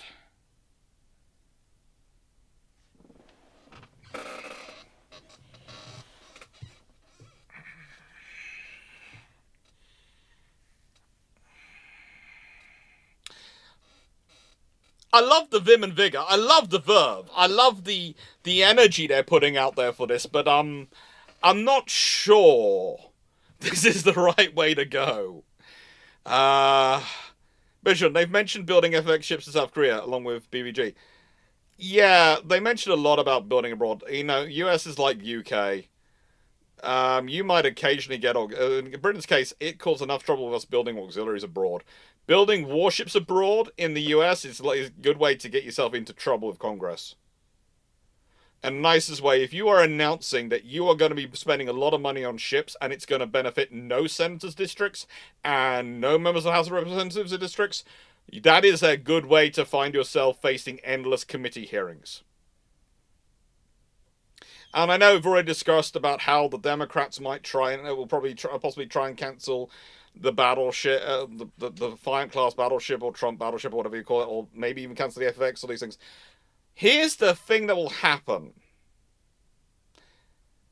During the election cycle, there'll probably be announcements made about where those ships are going to be procured. Like with the Constellation class, about where they're going to be home ported. And suddenly, if you're against the battleship program, you're against local jobs. You'll probably want it renamed. You won't want it called a battleship. You might fight for it to be called a cruiser rather than a battleship. Anything to take it away, the credit away from Trump. But getting it actually cancelled without a replacement going in to give you an actual ships being built in your, connected in your local area, is going to cause you trouble with the headlines. That is the sad political calculation behind a lot of things in terms of procurement. I know people don't like that as an idea for procurement. They like procurement to be more neat and more honest than that. But honestly, a lot of procurement comes down to, do we want to have this as an issue?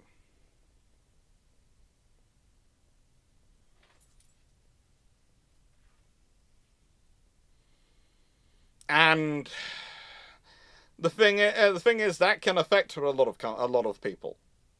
You know, it's one of the realities you deal with. Again, if you look back to the 1930s in Britain, is the example I'm going to give, because that makes me sound less like I'm, you know, some people accuse me of just being anti-American or something like that, and I'm sort of going, no, I'm not. I like America. I like their ships. I wouldn't mind their budget for their navy, but we'll leave that to one side. The thing is, if you consider Britain, why would a town class call the town class? Why did we call the Type 26 the city class? Because they're named after key constituencies, which, by the way, those constituencies, if you ask them, wouldn't probably care about a frigate at all. But if you cancel the frigate name for them, you're going to have questions in every doorstep you knock on. It's that kind of politics. The people don't care about the ship being built. They might not even be keen on the ship being built. But if it's cancelled and it bears their name, or it was employing people in their area, that's going to cause an issue. And that's the thing with a lot of defence issues. They're not necessarily positive political things, but they're very negative if they cause problems.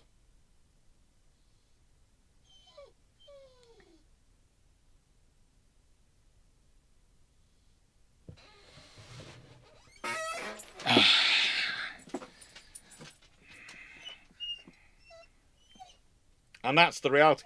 And it's one of the things, it's one of the reasons why you've got rumours going around about the Philadelphia Yard and battleships being built there. The new ships being built there. I have no idea. I'm British. I'm sitting over here seeing the reports. I'm reading stuff from Congress and all the articles and discussions I'm hearing and talking with people over there in America. And it's floating around, and it's floating around. Why? Because it's going to mean, well, hang on, that could be very big employment in that area. That could be a lot of employment in that area. Feed the dog, Jared. No, it's not feed the dog time. It's bedtime. He's got food and water over there. Please don't think he's thinking food. No. Raleigh runs on a calendar, and as far as he's concerned, the moment it turns 9 o'clock, it's bedtime. But everyone else in the family is watching a movie, and they don't want to go to bed yet, so they've left him here. And I can't give him a treat because he's on a diet, because he's been getting fat because he's on steroids for his ear infections. So I'm sorry. I do apologise for him making the noise he's doing, but he's left here at the moment. I love my doggy, He's misbehaving a bit at the moment, and he knows he's misbehaving. But that's life occasionally with a poodle. No.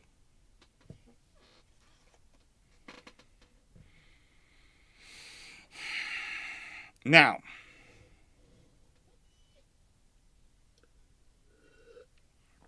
and it's not just shipbuilding, it's component manufacturing too. I know, it goes everywhere. It will be spread over so many states. That's the thing. The bigger the shipbuilding program, the more systems which go in it, the more states and more districts it can cover. It's wonderful in American system. Anyway. What I'm going to try quickly, before I start the questions, is I'm going to try and put the poodle... put him in the garden. He probably doesn't want to go. He's probably going to run down to the other door and start complaining at the other door rather than go be a good boy. But I'll put him in the garden and see if that will make him happy for a bit. See if that will make him happy. Go, big boy.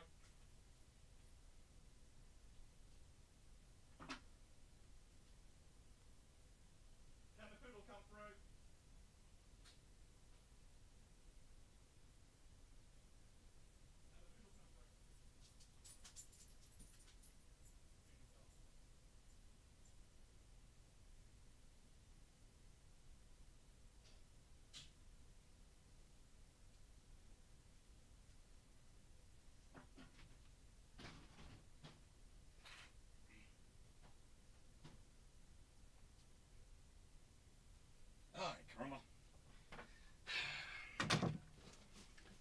Sorry, he did run straight to the other door, went in, and he's gone to bed. Apparently, the movie's finished. I don't know. Seriously, I have a dog who has a calendar.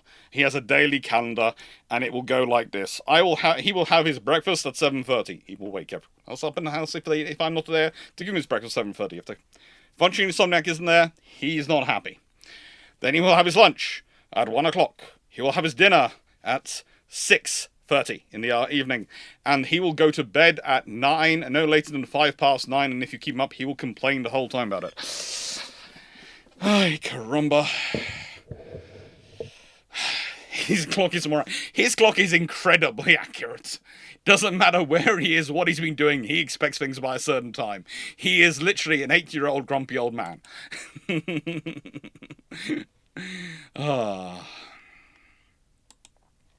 I love him, but he is a grumpy old man.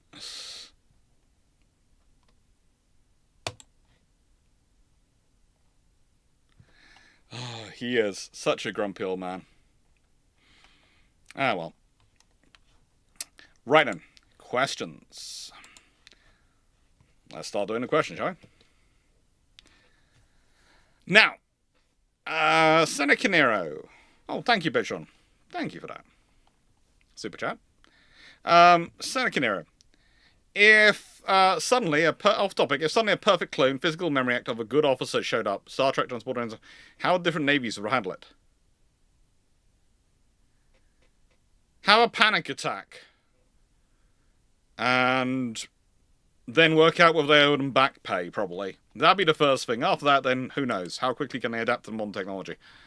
Castanea, how much volume, hull volume, is required to carry the fuel to go between Norfolk, Virginia and Portland, UK at 30 knots and carry useful combat load? Depends on how big a ship you're doing and how efficient the hull is. It's length to beam ratio. But if we consider the distance is...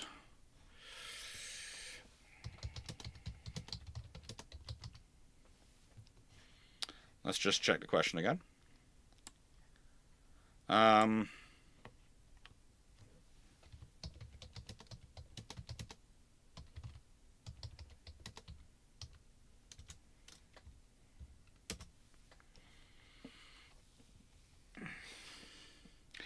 It's roughly 3,100 nautical miles. Roughly.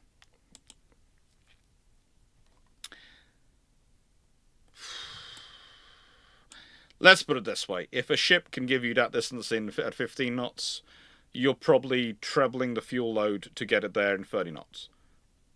Because the fuel usage will go up like that in its curve. but that's a very rough estimate. It's going to be a lot of fuel if you want to do it at 30 knots the whole way across. A lot of fuel. And it's also, you're going to have to design the hull to do it. Most warships are not designed to maintain permanent high speed.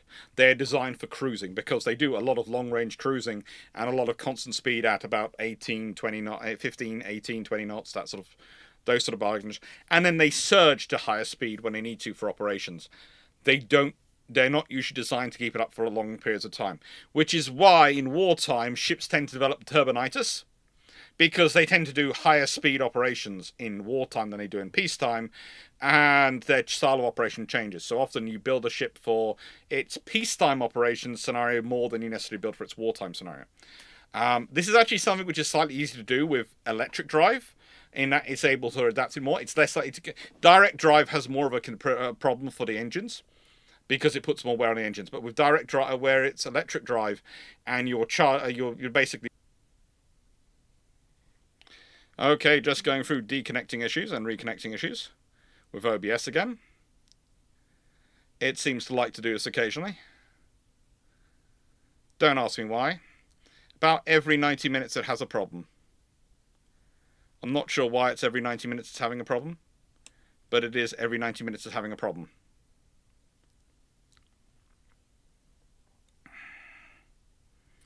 We'll just let it cycle through and see what happens. It's probably got the circle for you all, I'm hoping, or something like that at the moment.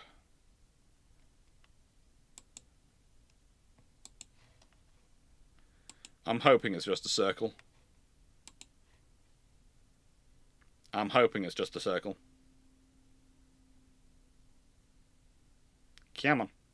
Let's get working, OBS. Let's be happy. Don't know why it's on a 90-minute cycle. Do not know why.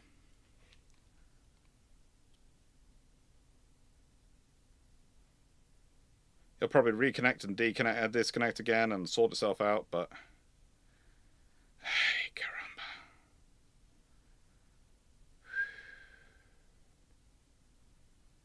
I don't know what's causing the trouble.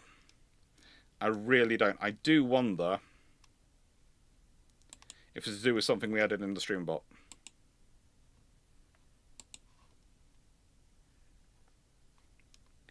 I think it might be. Because since then we've had the issue. And if that's the case, then I'll probably have to get rid of it.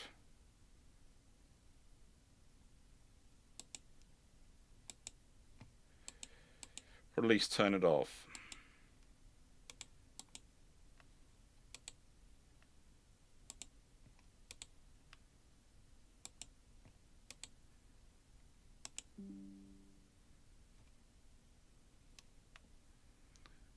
Let's disconnect that. And see how that works. If that improves things. Because it does seem to be having issues. Alternating between me circling and speaking. Oh, I do apologize for that. I do apologize for that. But I have I'm holding it. I'm trying to get things to work.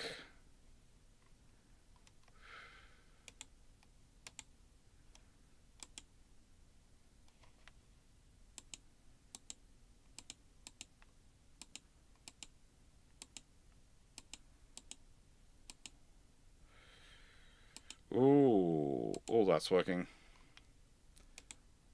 Why has it gone down? It's dropped down massively. 4,000 kilobytes a second, 3,000 kilobytes a second. Oh, good lord.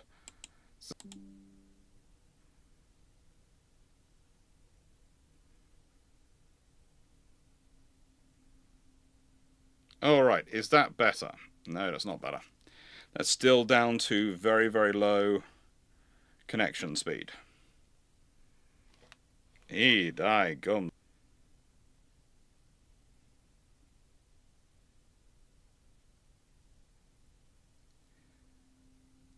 And hopefully that's working properly now.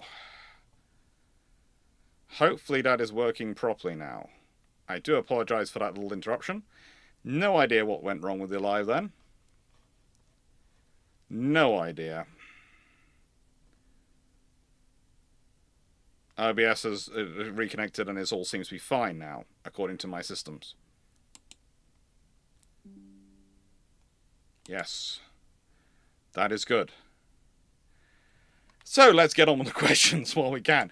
It seems to be it's going wrong every 90 minutes. I have no idea what on a 90-minute cycle is making it break, but something is making it break. So I do apologize, but I will keep working on it to try and make it better. Okay. So if I go back to here, yeah, answer that one. Chandlord, Chandle. Tangentially related, but would Freedom Independence class LCS be adequate for Corvette adaptations? Yeah, but again, you don't have that many hulls, and you need them to do the minesweeping and mine clearing things, because the Americans don't have many hulls for that role. Scepter Shot. Based on you stating we're closer to Japan, why have we gone for low number expected large design Type 26 and large air defense diversal compared with the Japanese who went small ASW? Okay, the Japanese haven't gone for small ASW. Mogami and the Type 31s keep getting compared, but the Mogami is small, is Type 31 size, but very high tech. The British have gone for the Type 26, which is very high, is bigger and high tech, but also the British are expecting to operate further away. The Japanese are very much expecting to operate in the Pacific, closer to their own area of operations. The British are expecting to potentially operate in the Pacific, potentially operate in high North Arctic, and potentially in the South Atlantic. And the South Atlantic especially drives the size of our ships. So that's the differential. Again, when I say we're similar, in that Britain and Japan are more similar in terms of what we want out of our destroyers, what we want out of our ships, what we want them to do in terms of capabilities. One of the things I think is a problem is we sometimes pursue ships and look at them and want them to be exactly the same. The expensive parts of ships are the systems and the certain components which go in them, not necessarily the hulls and the engines. And I think there has to be a realization that sometimes you need different hulls and engine profiles. Again, if you look at the differences between the various ships which came to the Horizon program, they mostly reflect the hulls and the engines rather than the systems in terms of the sensors, the missiles, the system, all those systems, etc. So I think one of the problems you have with the joint programs going on is that they're obsessed with producing the same ship, when actually what you want is the same systems, but maybe a slightly different hull shape and length because your operations. Because again, if you're operating in the South Atlantic, that's slightly different than operating primarily in the Mediterranean. If you're building a ship for operating in the South Atlantic, you need to be able to deal with ice, you need to be able to very rough seas, those things. If you want the Mediterranean, you're going to be dealing with something which is hotter. If you're going to have something which is primarily operating in the Indian Ocean versus the Pacific. So this is one of the realities. That's the reality of it. So yeah. But honestly, I think you will probably see more going on between Britain and Japan as time goes on. Bijon and I'm going to do the questions closed now, but I'm still answering the questions. But yeah, questions are closed at the moment, but when I finish the questions we've got, I'll open it up again. So any questions which haven't been responded to, I will get to you. Should the USN bring back some version of the General Board to advise on ship procurement? Look, I think it would be sensible if the USN did have some sort of professional body. I think one of the good ideas would be to get a load of specialists, types who retire at sort of the captain level, and basically have them as an ongoing naval committee with some designers working out the designs and specifications of the future of your ship, the fleet. It would be useful to have those sort of people sitting around. And, it would be useful to have them coming up with your designs and keep your designs. But basically what the US Navy really needs is ongoing programs. They need an ongoing production line. That they can modify. And the thing I do see about the FFX is I don't think it ends here. I think this is batch 1.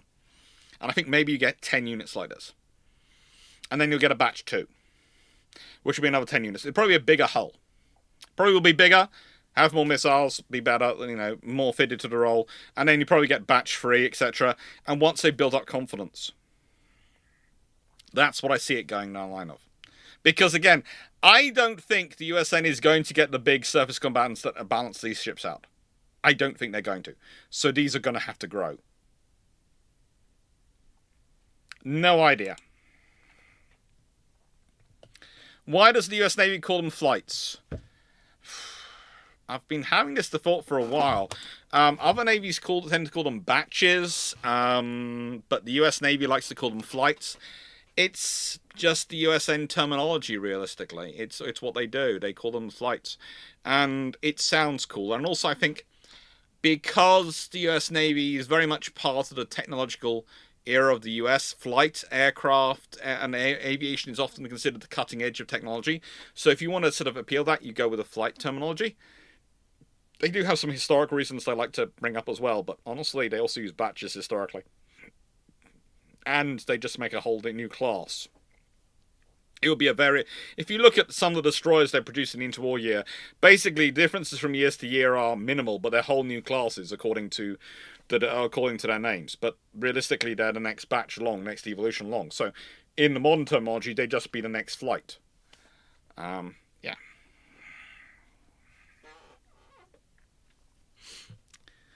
Channel, fun alternate history mini scenario in this video. Admiral Ernest Joseph King jumps forward and is put in charge of Constellation Gulf program. How quickly before Bureau of Ordnance is reinstated? King would not get the Bureau of Ordnance reinstated, but he would probably, in the nicest way, I could see King being far more blunt about what the Constellation class is, and not milling about the bush. He would also want a consistent design philosophy. King was very much a, we will have an idea, we will stick to it kind of personality when it came to procurement. Lions. Is there an older copy of this document to compare against and see the difference between them? You can, if you go to the Wayback Machine, you can find older copies, but you can't from Congress, but you can on the Wayback Machine. Carl Gasberg, is it safe to say that defense papers for politicians should be made for bored 12-year-olds? Look, no, not that, but Okay. So here's the trick I tend to come up with when I'm producing papers for that sort of group of people. Okay? I tend to produce at the point a half a page set of bullet points. No more than half a page. Usually 10 bullet points, which sum up everything I'm doing, which sum up the logic and the conclusions of the paper in 10 points. Then you read it through, and you make it very much signposted the whole way through, so it's very easy. It's easy to follow for people who aren't used to this topic. And I try and very carefully use words which are not. Now, this is a phrase. I use technical language, but I don't try to use specific language. Now let me explain. I would not use SSCs as a phrasing. I would not use LSCs as a phrasing, large surface. I would say cruisers and destroyers, because that's what they are, but also that's a phrasing which someone who has never read it before can pick up and follow quite easily. They're not going to be joined by going LSC, oh, what was that? What was the LCS? Hang on, is that littoral combat ship? No, that's the large, it's LSC, so it's large surface combatant. I wouldn't do that to my reader. Because my thinking when I'm reading is I want my reader to be able to easily follow it, even if they've never read the paper before. And I want them to be able to go away with information. I want them to be information people who have read it before, who do know the stuff, and go, oh yeah, that's had something new in it. But I also want people who've never been able to read it before, to never read anything on this topic before, to go away with something useful. And that's what I try and phrase it as. I do think there is a tendency these days to try and obscure things in specific language and phraseology. I think you get obsessed with the acronyms, with the buzzwords, and I think that undermines your case and actually weakens you. I don't think it mystifies it. I don't think it helps you hide things. I think it just turns your audience off. And once they stop listening, they stop caring. And once they stop caring, they stop funding. That's it.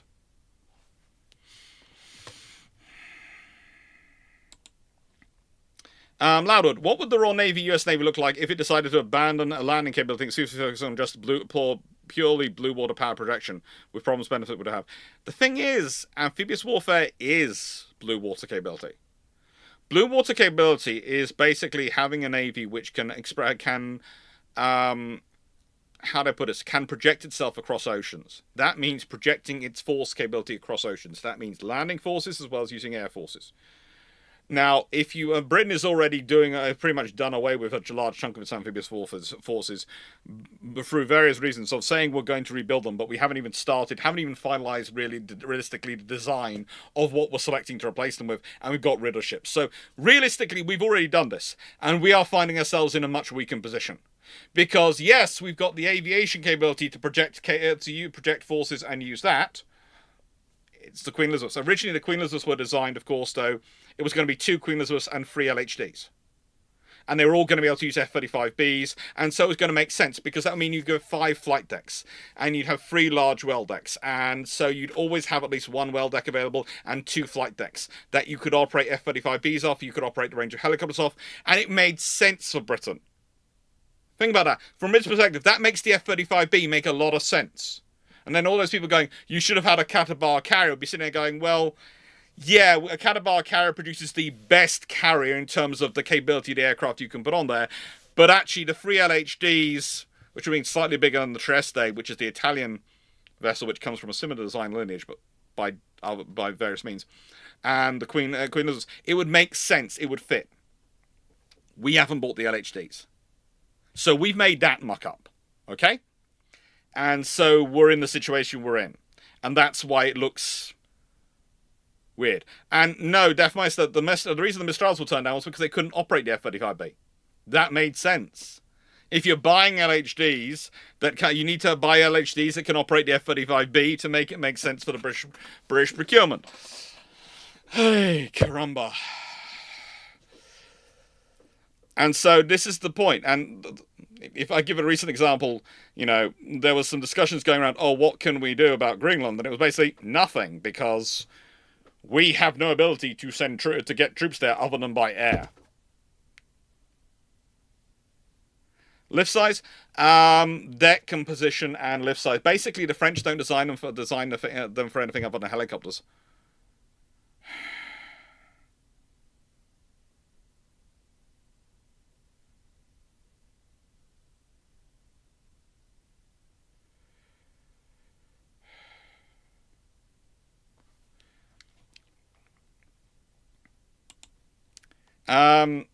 Calvin Gansberg, how reloadable were the OHP single arm launcher magazines underway in reports?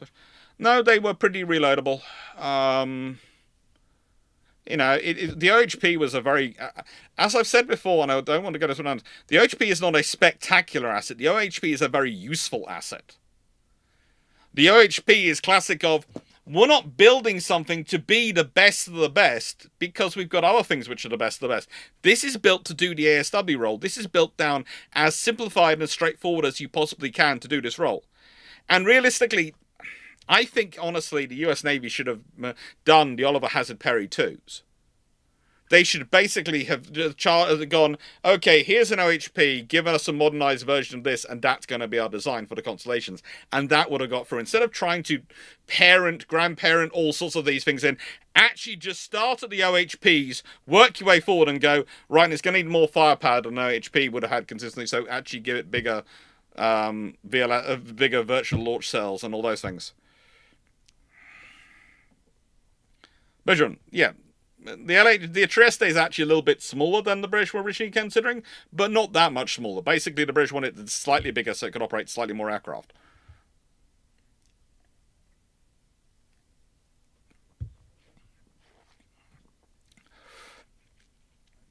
Yeah, we'll see what happens with the VLS reloading destroyer tender. There are options.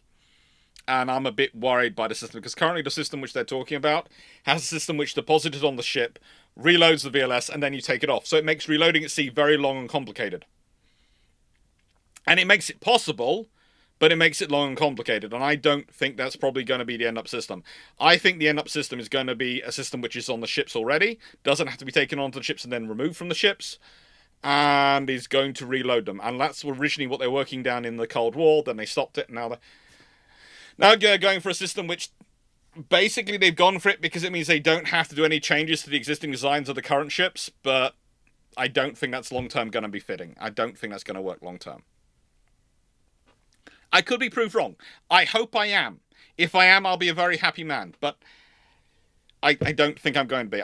It's kind of like things with this house when things have gone wrong.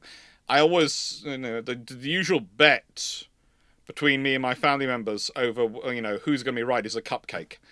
And I've always wanted to buy and give other people the cupcakes. So far, I've got a lot of cupcakes. And that's because they're the smallest, cheapest treat you can buy from the nearby bakery. They're about 60 pence. They are lovely. They are little teeny cupcakes. They're about that big. No. So that's the kind of betting I do with my family. A little 60p cupcake.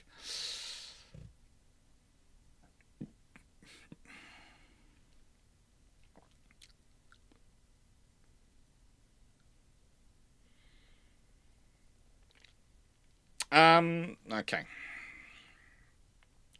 Night 6 everyone. How come the British were seen? Okay, Night 6 everyone. How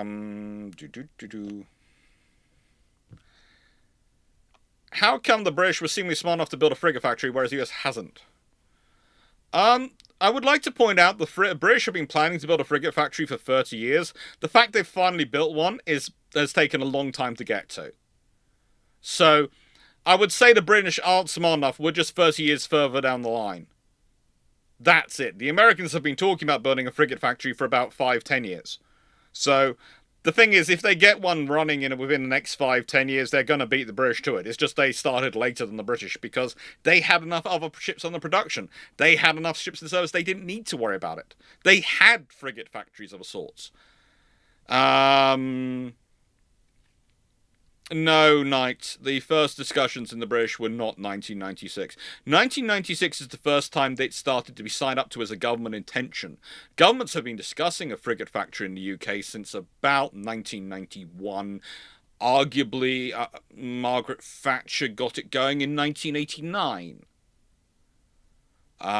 Because of one of the lessons which came out of the Falklands War. And so arguably you can put it back to 1983 when they first started summing up the Falklands War in full detail for government level. So you could go back 42 years, realistically. That's the scenario we're talking about. It's not the British are smart, it's the British have a smaller fleet and have finally got to the subject. And that's if we keep it going. Because remember, for the frigate factory to keep going, the Type 31s has to be followed on by the Type 32s, which are Batch 2 Type 31s, then the Type 33s and the 34s and the 35s. And so until someone orders the 32s, we don't know if we've got a frigate factory or a one-off batch.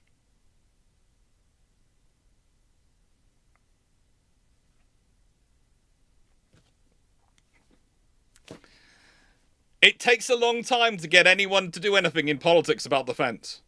It really does these days. There is not a lot of pressure when it comes to defense because no one feels that there's any real threat to them, personally. That's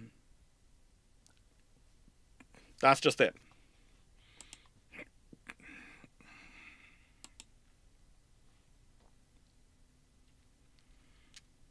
Craig across 559.7. What do you consider the base level equipment for new class? Oh, it's got to have Sea Sparrow. I would prefer it if it had the 3-inch, the Otto 76mm, than the 57mm. I really don't. I think it should have a 57mm, but I think it should have a 76 and a couple of 57s. And a close-in and a CIWS, or rather a 76, a 57, and a couple of CIWS, or more basically than it's currently going to be packing. I think it needs more firepower, especially. Look, I've seen a lot of discussions about what the future weapons are going to be against small boats, uncrewed vehicles, whether they're surface or aviation assets. And if they are the small mass-producible version of those, then it's going to be small lasers or small guns. And realistically, the small lasers aren't in service yet. We've got a lot of designs going. Dragonfire is pretty far along for the UK. The Americans have their own variant going along, and it's all these things. But the things we know work are the guns. We're still not sure about all the weathers and all occasions where the lasers will work, whether they'll work in all the same scenarios as the drones will. We're testing that out. We're still developing that. So I would have both. I'm a belts and braces kind of a guy. As I've talked about before, I've mentioned I'm building, laying down the boards in the roof. You are under the system that I'm using. You're supposed to put 3 pieces of 4x2 under each, the long and the wood balance on 3 pieces of 4x2. I usually have it on 4. So I have the edge running along one, so they meet up, so the edges are both supported on one, and there's 2 pieces underneath, roughly 25 centimeters into them, and roughly 25, and then I then have another, so both edges are supported. There's 2 pieces in the center, and it going around it, so it's got weight to spread across 4 pieces. Technically, you only need 3. I like 4 because it gives me that much extra strength, that much extra protection, that much extra weight load and weight spread across the building, so it does, spreads the weight out over the joints, and it only increases my wood order by a little bit, so I really don't see the point in worrying about it. That's me, though. If you're not worried about that, if you're thinking, the variance of today is, I think you see a lot of ships which are built with, we have the capability. Whether it's covering things or working at a time is a different matter. Because if you have, let's say you have 2 close-in weapon systems, 2 phalanx. Let's say they're actually effective, okay? One of them's down for maintenance. You now only have one and it's only covering 180 degrees. Or if you have them port and stern, maybe the best they have can cover is 270 degrees. That's okay. That gives you some space if you're carrying 2. But if you were carrying 3 and one goes down, and you have them positioned in a decent triangle, then the odds of there being a gap is very low. If you have 4, one goes down, there is going to be pretty much no gap in your defenses. If you have 4 lasers and 4 guns, you are definitely not going to have a gap if one system goes down. And for me, when I'm spending millions of pounds on a ship, or let's go to say hundreds of millions of pounds on a ship, spending a few 100,000 to buy another gun system, or a few million, even a sort of low million, a couple of millions to buy another gun system and sort of factor it into the whole design, doesn't seem to me to be a reckless expenditure.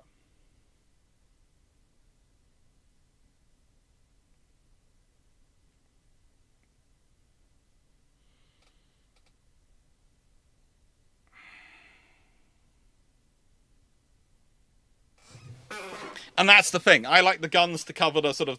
I usually have the guns and the lasers to cover each other, and the missiles as well. And if you have all 3, that's the thing that we get taught by a lot of history and wars. It's the layers of defenses that make a ship survive. It's the layers. It's having the outer air defense, having the inner air defense, and having the close air defense. And having all these systems, it gives you redundancy.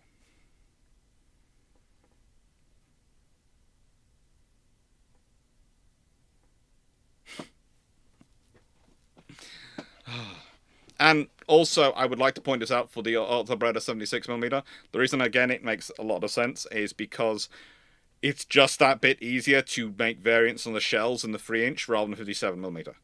Okay, you can get just that.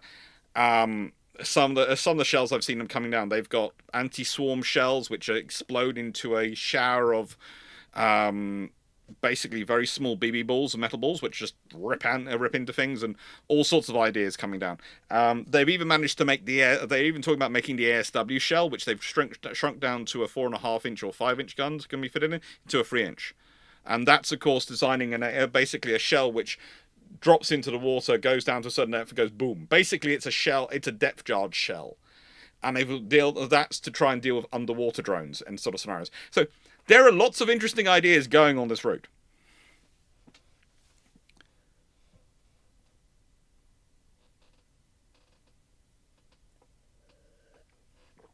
No, my dog thinks it's great. He looks at the chat and just waits for you to say PT. He really does. And there is a reason I always have the chat going here, so I'm talking to the chat. That's how I don't feel mental, because I'm talking to the chat. It's the same trick I learnt when I was doing a lot of online teaching during COVID. Talk to the chat. Then I'm talking to people, I'm not talking to myself. It feels less insane.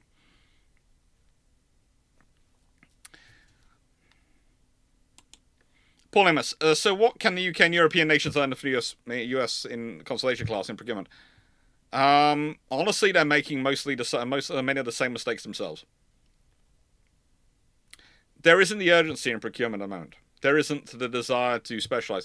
Look at the British and Type 26. There is.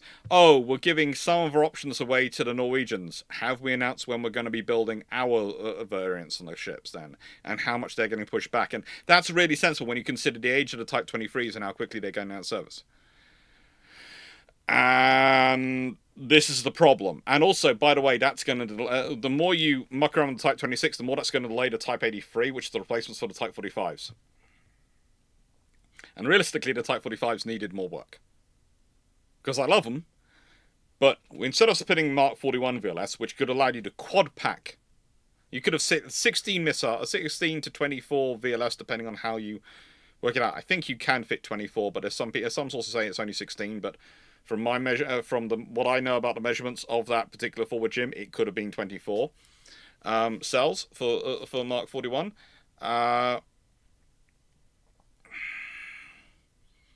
At least 3 sets of they come in blocks of 4 and 8, blocks of 8 usually. You could have got more. With that as a sort of a scenario, even if it's only 16, you could have carried 64 cam if you wanted, or I don't know, 32 cam, like you're fitting cam as your short range missile, and 8 Tomahawks. But instead, you're carrying, I think, 24 cams.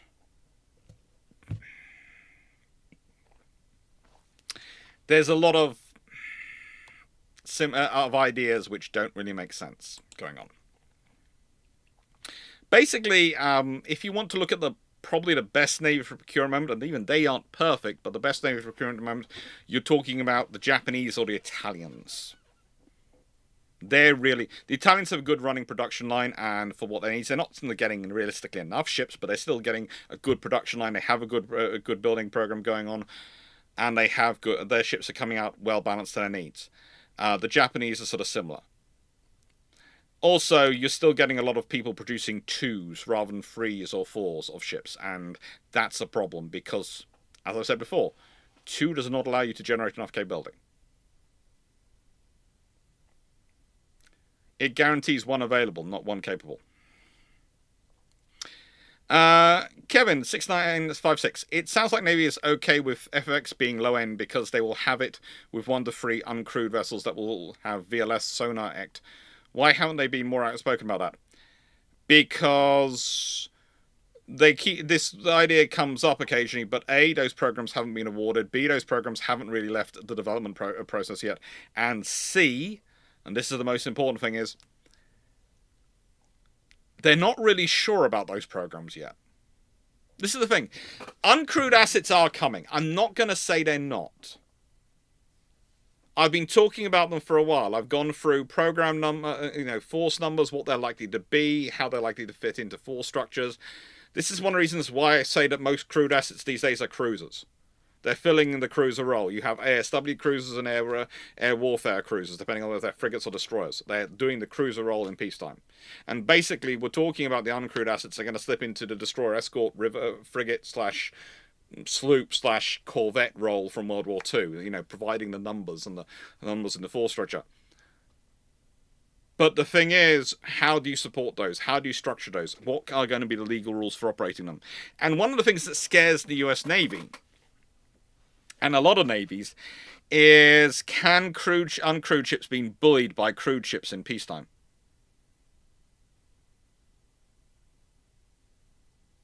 Can they be bullied by them? Because if you set the precedence that sinking an uncrewed asset sinking or destroying an uncrewed asset is not a declaration of war, because destroying aerial uncrewed assets has not been considered a declaration of war, either by the Americans or by other powers, because they're uncrewed assets. What does that mean for ships and vessels, which are going to be a lot more expensive and individually more capable? And then you have the joys of salt water. And I've had this conversation. Basically, what I think you're possibly going to be more likely to end up with in the next 20 years is, rather than completely uncrewed assets, have minimally crewed assets. I.e. vessels which have a very small number of crew aboard, basically enough to maintain a navigational watch. But that's still going to be problematic. It's the realistic thing is we have got a lot of ideas, a lot of potential technologies, but it's going to take a while for it to mature. And that, I think, is a problem with you're seeing with the designs at the moment, is that they've got a lot of designs that are going, we're going to design it for this technology. But it's kind of like the Zumwalts. Remember the Zumwalts? I talked about how they were designed for the rail guns at the beginning. And, Rumsfeld wanted their suitable technology. Unfortunately, those technologies weren't ready for when they came in service, so they ended up being cancelled and cut.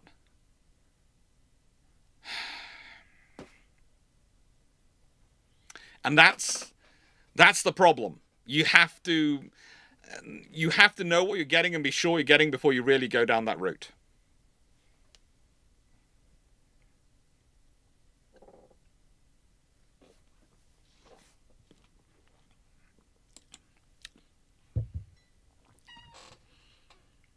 Okay. Let's see, everyone. How much did the industrialization affect the constellations? I would say workforce. Just look at the workforce, and also look at the scenario they're dealing with in terms of actually working with people and getting things set up. Yeah, it's part of the issues. Team Biscuit Gaming. Do you think Type 26 could have worked within the US Navy as a frigate? It could have done, but it was never on the cards as it wasn't a mature design. And honestly, again, they'd have had to want it. And I think the trouble is, what NavC, what the US Navy really wanted was their own design. And it has to be built to their standards and their forms. And sometimes when you're dealing with NavC, you'd honestly believe that everyone else builds their ships out of paper mache and doesn't do any damage control when they're talking about other navies. And that's not really the case. NavC is very, very focused on damage control. I have nothing against that. But they also, some of them do seem to have an attitude that no one else knows anything about damage control. And I don't think that's a necessary sensible position to have, because there are lots of smart people in the world, and there's lots of smart ideas coming out, and if you start from the basis that no one else is smart and capable of something, you will never learn anything from anyone else, and that includes how not to do things, because you won't look at what they're doing at all. If you presume they're all stupid, you don't actually look at anything they do. If you presume they're smart, you can learn and go, that idea actually is stupid, or actually that idea, if I modified it this way, we could use that and it'd be really good. That's the sort of thing you've got to have going on.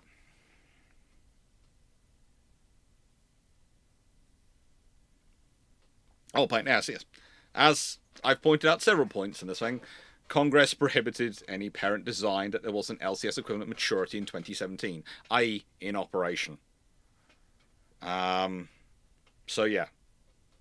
But as said, even if they'd gone with the Type 26, and that was the spirit I was taking that question in, All Paint, it wouldn't work if they're not prepared to adapt. If they want to adapt it to them, they're not going to adapt. It's not going to work. It's not going to be a Type 26. It's going to be what they make it into. Nope. No, Seneca Canary is not cooked. It's got a lot of good builders and a lot of good architects out there. And have you seen the Bismarck underwater footage? Not today, but I spent large chunks of today up on a roof and large chunks of the day caulking a toilet. So no, I haven't seen that. Right, I'm gonna open questions again.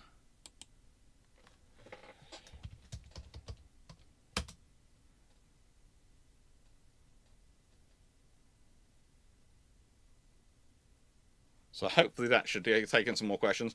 And I'm going to take on another 10 or so questions, and then I'll finish. After I finish it, I'll be on Patreon. Well, no, I'll be on Discord to have a chat with people if people want to. If anyone wants to come on Discord to have a chat, there should be a link down below, and I'll be in there for a while to chat about it. But I'll take a couple more questions, because I know there was some Littoral waiting for me. And, look, I'll say it's quite fun having... I will say I do quite enjoy doing this modern stuff. I know I am a naval historian, but I like doing the modern stuff occasionally, and I know people, not everyone's going to agree with what I say, and I don't agree with what everyone else says, but I enjoy it. Enjoy discussions. And, yeah. So thank you. Especially to, I'm going to say a special thanks to Old Paint 71, because I know I've disagreed a lot with what they've said this evening, and they've disagreed a lot with what I've said, but it's been fun having them in the chat, chatting away. Hope they've enjoyed themselves.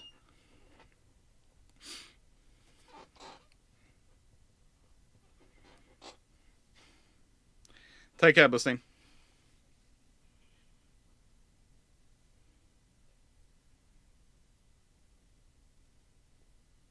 Lancaster said, "Oh, don't forget the Koreans. They have a good order of frigates and destroyers, even if their carrier ambition does not mean as well as they like."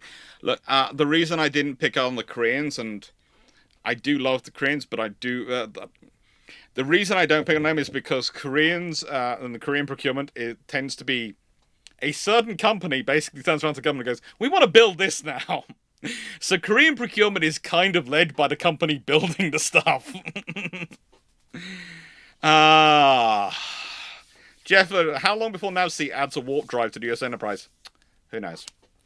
They love those things. They love... Look, in a nicest way, that there is so much technology floating around out there and being discussed, and this is another problem for the US. They have a massive research and development project, and they know what's potentially possible, and so sometimes the very real temptation is to go, "Oh, we want to put this on," and it's not ready yet. It's just not ready yet. And that's the thing. It's not.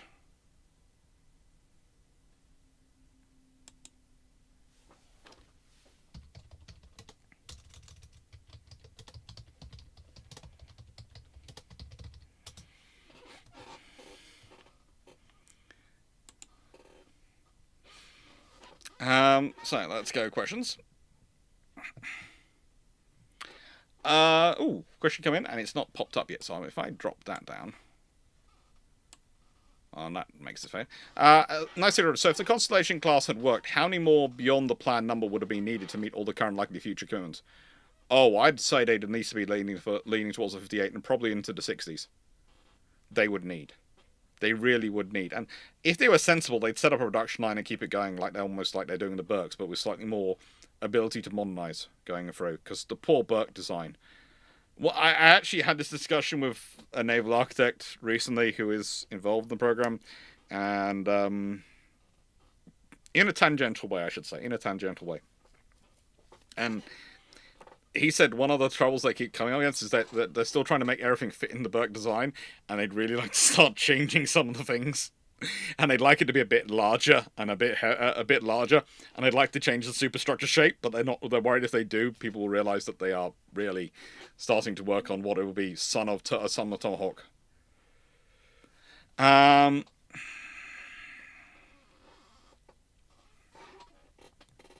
we'll see. No, there's a lot of the thing about the US Navy. Again, you have to remember is there's a lot of politics in their procurement. There is a lot of politics in their procurement, and that's not a bad thing on them.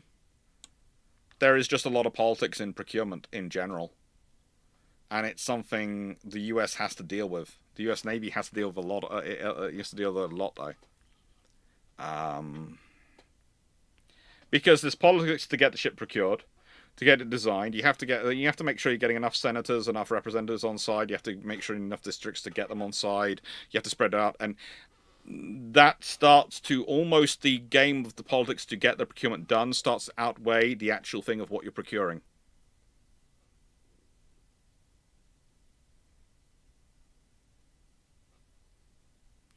Oh, point, we actually need to buy more class of ships, but fewer ships in the classes being locked in. That would be a good thing, but the thing is, it's easier, and this is again the politics issue for the US Navy.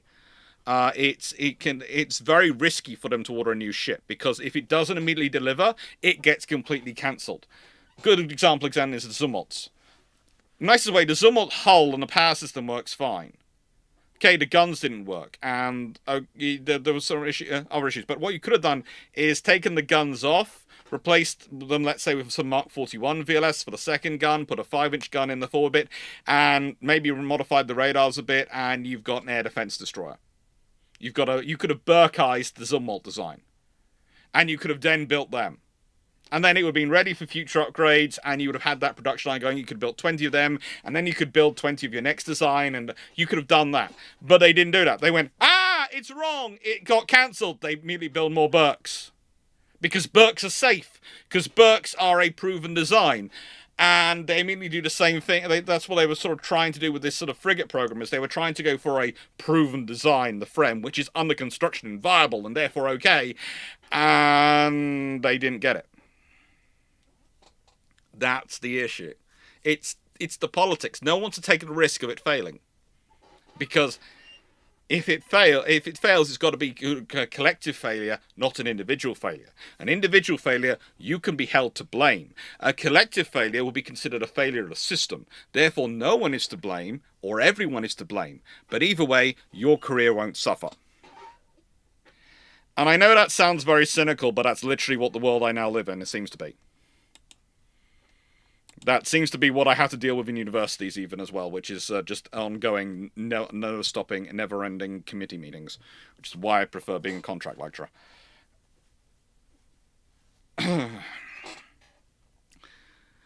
Jeff, how familiar are you with the International Taiwan Australian Light Frigate design by Gibbs and Cox? I remember it. I haven't been over it recently, but I remember it. I'm sure I've looked at it and gone through it at some point. I think I might have written something about it. But this is the trouble. I am a geek.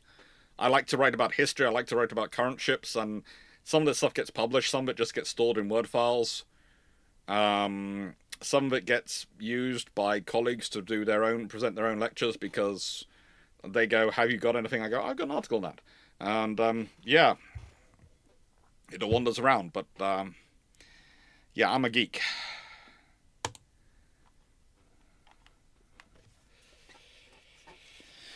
Bear Smith, will all this just increase the joint operations across the points of allied navies, join their task forces or carrier task groups more often to help fill the gap, etc.? To an extent, potentially, but the trouble is that relies on your allied navies wanting to do that, and having the ships themselves to do it. The Royal Navy used to be quite happy to do that quite a lot, but they used to have a lot more frigates. Think about it, when we're talking about the beginning of the 1990s, you had the Type 23s, you had the Type 22s, you had quite a lot of frigates for the Royal Navy, as well as the Type 42s. You know, we're talking about 1998 was when they made a decision to cut down from 35 ships to 32. That's a very different force to what we are now, which is 13, in terms of force generation. And other allied navies are pretty much the same. Plus, they have their own carriers to support. The thing is, this is the point. The Japanese have now upgraded 2 of their helicopter destroyers to carrier status. That's great for them.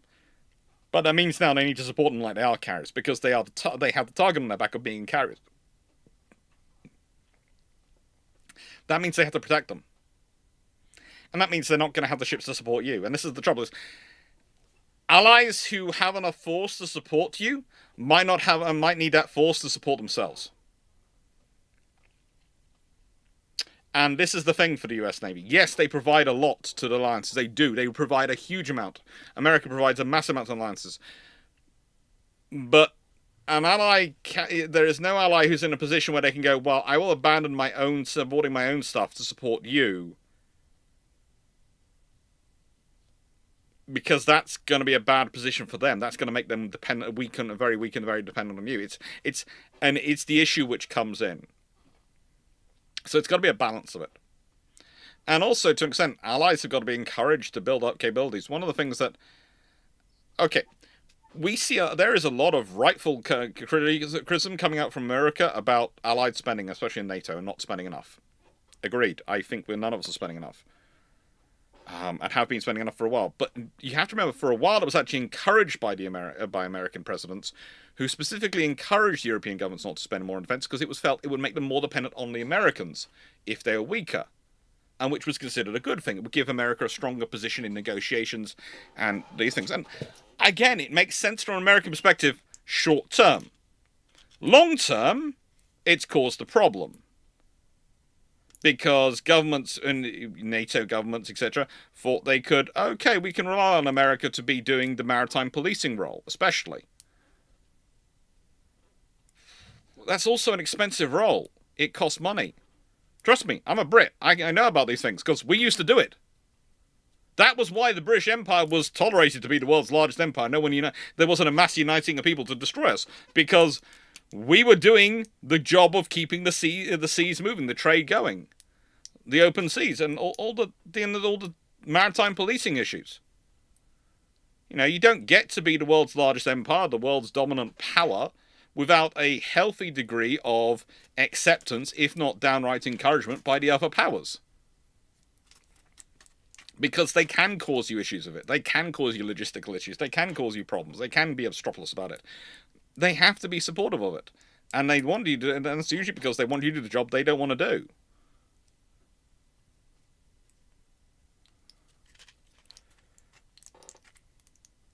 Yes, Obama, Trump, Biden, Trump all told NATO to suspend war. Yes, but think about what Bush, Clinton, and Bush before him, we're telling people. You can go back a long way and find find American presidents basically encouraging their allies to spend less. You can go back to the Suez Crisis is a definite example. From that point onwards, definitely is a very strong point. But even before then,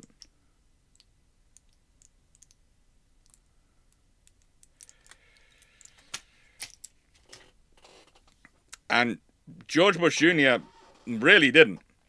What he was asking allies to spend more on was not the maritime security or general. He wanted them to spend more on the war on terror and the counter-terrorism role, and providing troops for that.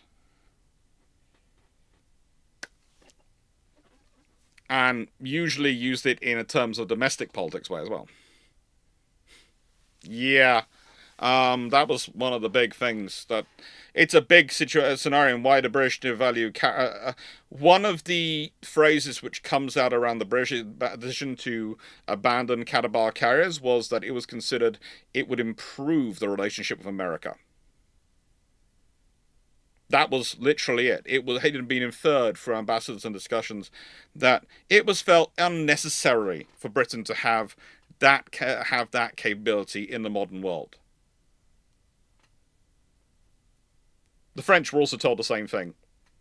They went down to just one carrier eventually. The French arguably are...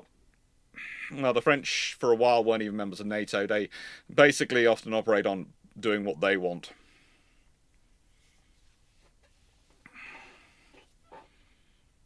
(9681) The one trouble with being in debt is... Yes, if you owed a bank £100,000, they own you. If you owed a bank £100 million, you to an extent owe them, because you going bankrupt or causing any trouble causes a big line item in their costs. That interest that you're paying on that is a big part of their income. So be wary about using the debt game.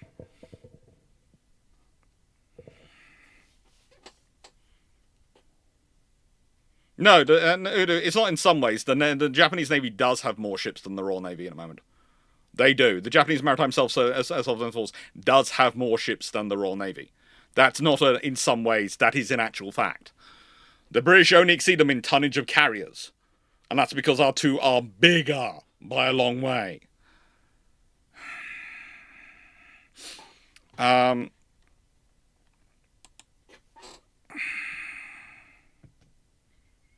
BSMF23. I was coming more from the Canadian perspective as well, seeing as rivers seemed like they would fit well into our script. Oh yeah, that's exactly what the Canadians are building before. The Canadians are building their ships as task group ships, and they're quite shameless about it. That's what the River class class Type 26 destroyers are. They're task group ships. But again, that was being designed in a period when they were presuming quite a healthy amount of cooperation. Whether that will continue to be the case is a different matter. Maybe they'll choose to operate with other powers than America.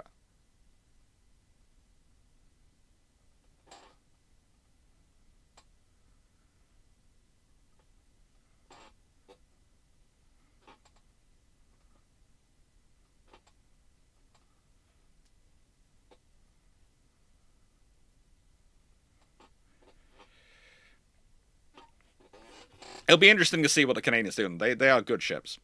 I'll also point out before we finish this evening that patron questions are currently suggestions are currently live. The patron vote will be going live tomorrow. So the questions, if they're not in today, by 1200 hours GMT time tomorrow, they won't be able to make it into the vote for April. But that will be, the vote will run for a week, and then I'll be opening up patron suggestions for May. So if you don't make it into April's vote, you'll probably make it into May's. Okay? But if you do want to be considered for April's vote, you have to get it in by lunchtime tomorrow, my time, which is 1200 hours GMT. With that being said, it is 4 minutes to midnight. We have been going for a little over 4 hours. I will, if there's any more questions which come in before midnight, I will answer them. But then if not, I will, after that, I will go check on the dogs and everyone's gone to bed. And I will then be in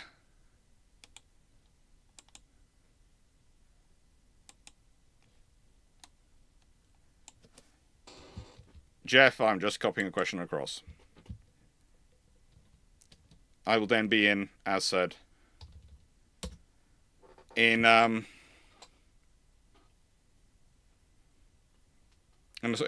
will then be in Discord. And Sangloon West Destroyers video coming out. That was supposed to come out on the 3rd. Yes, it was, but then I had literally water gushing from the ceiling on the 3rd. And so other issues happened. So I didn't manage to do a final edit. It will be going up probably next Friday. Possibly the Friday after that, because I do know this Friday wasn't supposed to be the video that's coming out tomorrow, but was supposed to be the video about the American naval theorists and their dominance. So that's probably going to move. I'm going to probably move those videos around and they're going to be spread out over Fridays, but they'll be coming.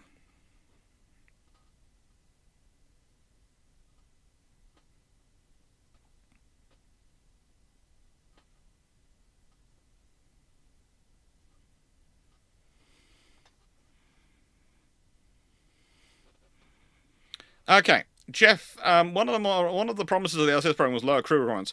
You then found that was a problem due to not enough people to do other tasks. Could you see this as being a problem with Mogami?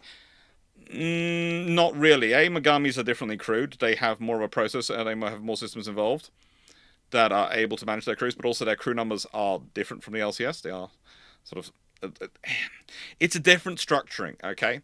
One of the things I find interesting is that the Americans often implement the automated system and then act as if it isn't in terms of their crewing. It's like, so you'll have a system set up which allows you to basically recover and launch boats with one person watching the crane system and being able to call others if you need to. And then they'll insist on actually having the people there to watch immediately there in case they need to actually manually lift the things in and out. Now, that is the safest way to do it. I'm not going to disagree that's the safest way to do it, but most other navies have decided it's safe enough they can operate on an on-call basis for those personnel.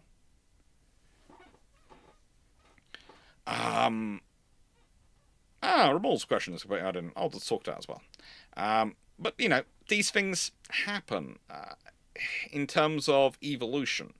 The US Navy is very worried about damage control and is very worried about how many personnel you have for damage control. And I can understand that. Their experiences in World War II, etc., do lend to that. But other navies have had experience of damage control and are worried about just as much about it. Arguably, the British had a rather stark reminder in the Falklands War about damage control and the importance of what materials you build into your ships. And they need to adjust around it. They need to do, they need to, how do I put it? They need, in some ways, again, this goes back to what I was saying about NavC earlier. In the nicest way, they are so obsessed with some topics, like damage control, that they think they're the only ones obsessed with it, and so they ignore what everyone else is doing. And that causes them issues, because then sometimes they jump into things and they don't really understand where it's come from, I feel. And I don't want to be rude about it, because they're nice people. I know they're working hard. It's just they come from a position of they automatically presume no one else cares about it as much as they do, so therefore no one else puts as much effort into it as they do. And that's not quite the case.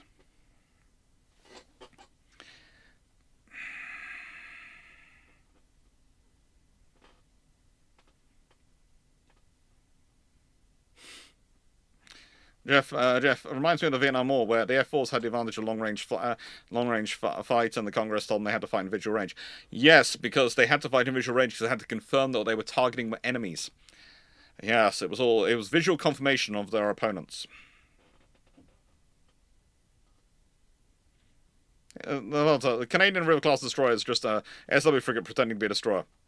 Yes, it is. But I would say it's the River class destroyer is the reason it's called a destroyer. I'm taking this from note. It's because it's got general purpose capabilities. Again, look at the history of destroyers in the Canadian Navy and what have been called destroyers versus what have been called frigates, and you'll realize, in comparison to the Halifax, that the River class is a destroyer, but it's a Canadian Navy destroyer. This is the thing, is frigate and destroyer is sort of standardized what they mean, but there are variations on that standard across different navies. And Ramon, do you think the global war on terror contributed to LCS introduction, lack of funding for the S.Hrg until too late? Yeah, I talked about that at the beginning. I talked about that with Rumsword. Yeah, that is part of it. So, with that all being said, and with questions now in, thank you very much, everyone, for being here. Hope you liked and shared and subscribed. Next week is going to be, on Tuesday, is going to be the black horse of the Soviet fleet, the Cold War, the backbone of the Soviet fleet, what the Soviet destroyers were like in the Cold War, and the Dutch destroyer video will probably be coming out on possibly the Friday, and possibly I'll move. I've got all these videos to come out, and hopefully I get a day where I don't have something going wrong with the construction and I can actually edit them and make them proper and put them up. I'm sorry they keep being delayed. I'm sorry I keep having problems. But yeah, house renovations, they're killing me. They are literally killing me. I'm not the only one who's ever been through this. I'm not the first person. I don't claim anything like that. I've just been having a fun time. And I hire people in who are supposed to be the experts to do the job, and then I end up doing it for them, or correcting it. Or in the case of the builder, he's a really nice guy, and he just goes, "Yeah, do you want to do this? Because then you can save some money because you do it quite well anyway." I'm sort of going, "Yeah." I won't be on Ramblings tomorrow. I will be dealing with other things. Building Dream House. I wish. I'm just about getting this house to fit for family purposes. We have. It's been fun. There are some going to be. I have filmed a few why historian videos in various positions in this house, and so you will get some sights into the house I'm building and what we're doing. Thank you very much, everyone. Hope you enjoyed the video. Hope you like, share, and subscribe. And if you have any questions, please do put them in the comments, or maybe turn up to Brew Ships on Sunday and ask them, and I'll happily try and answer them. Take care.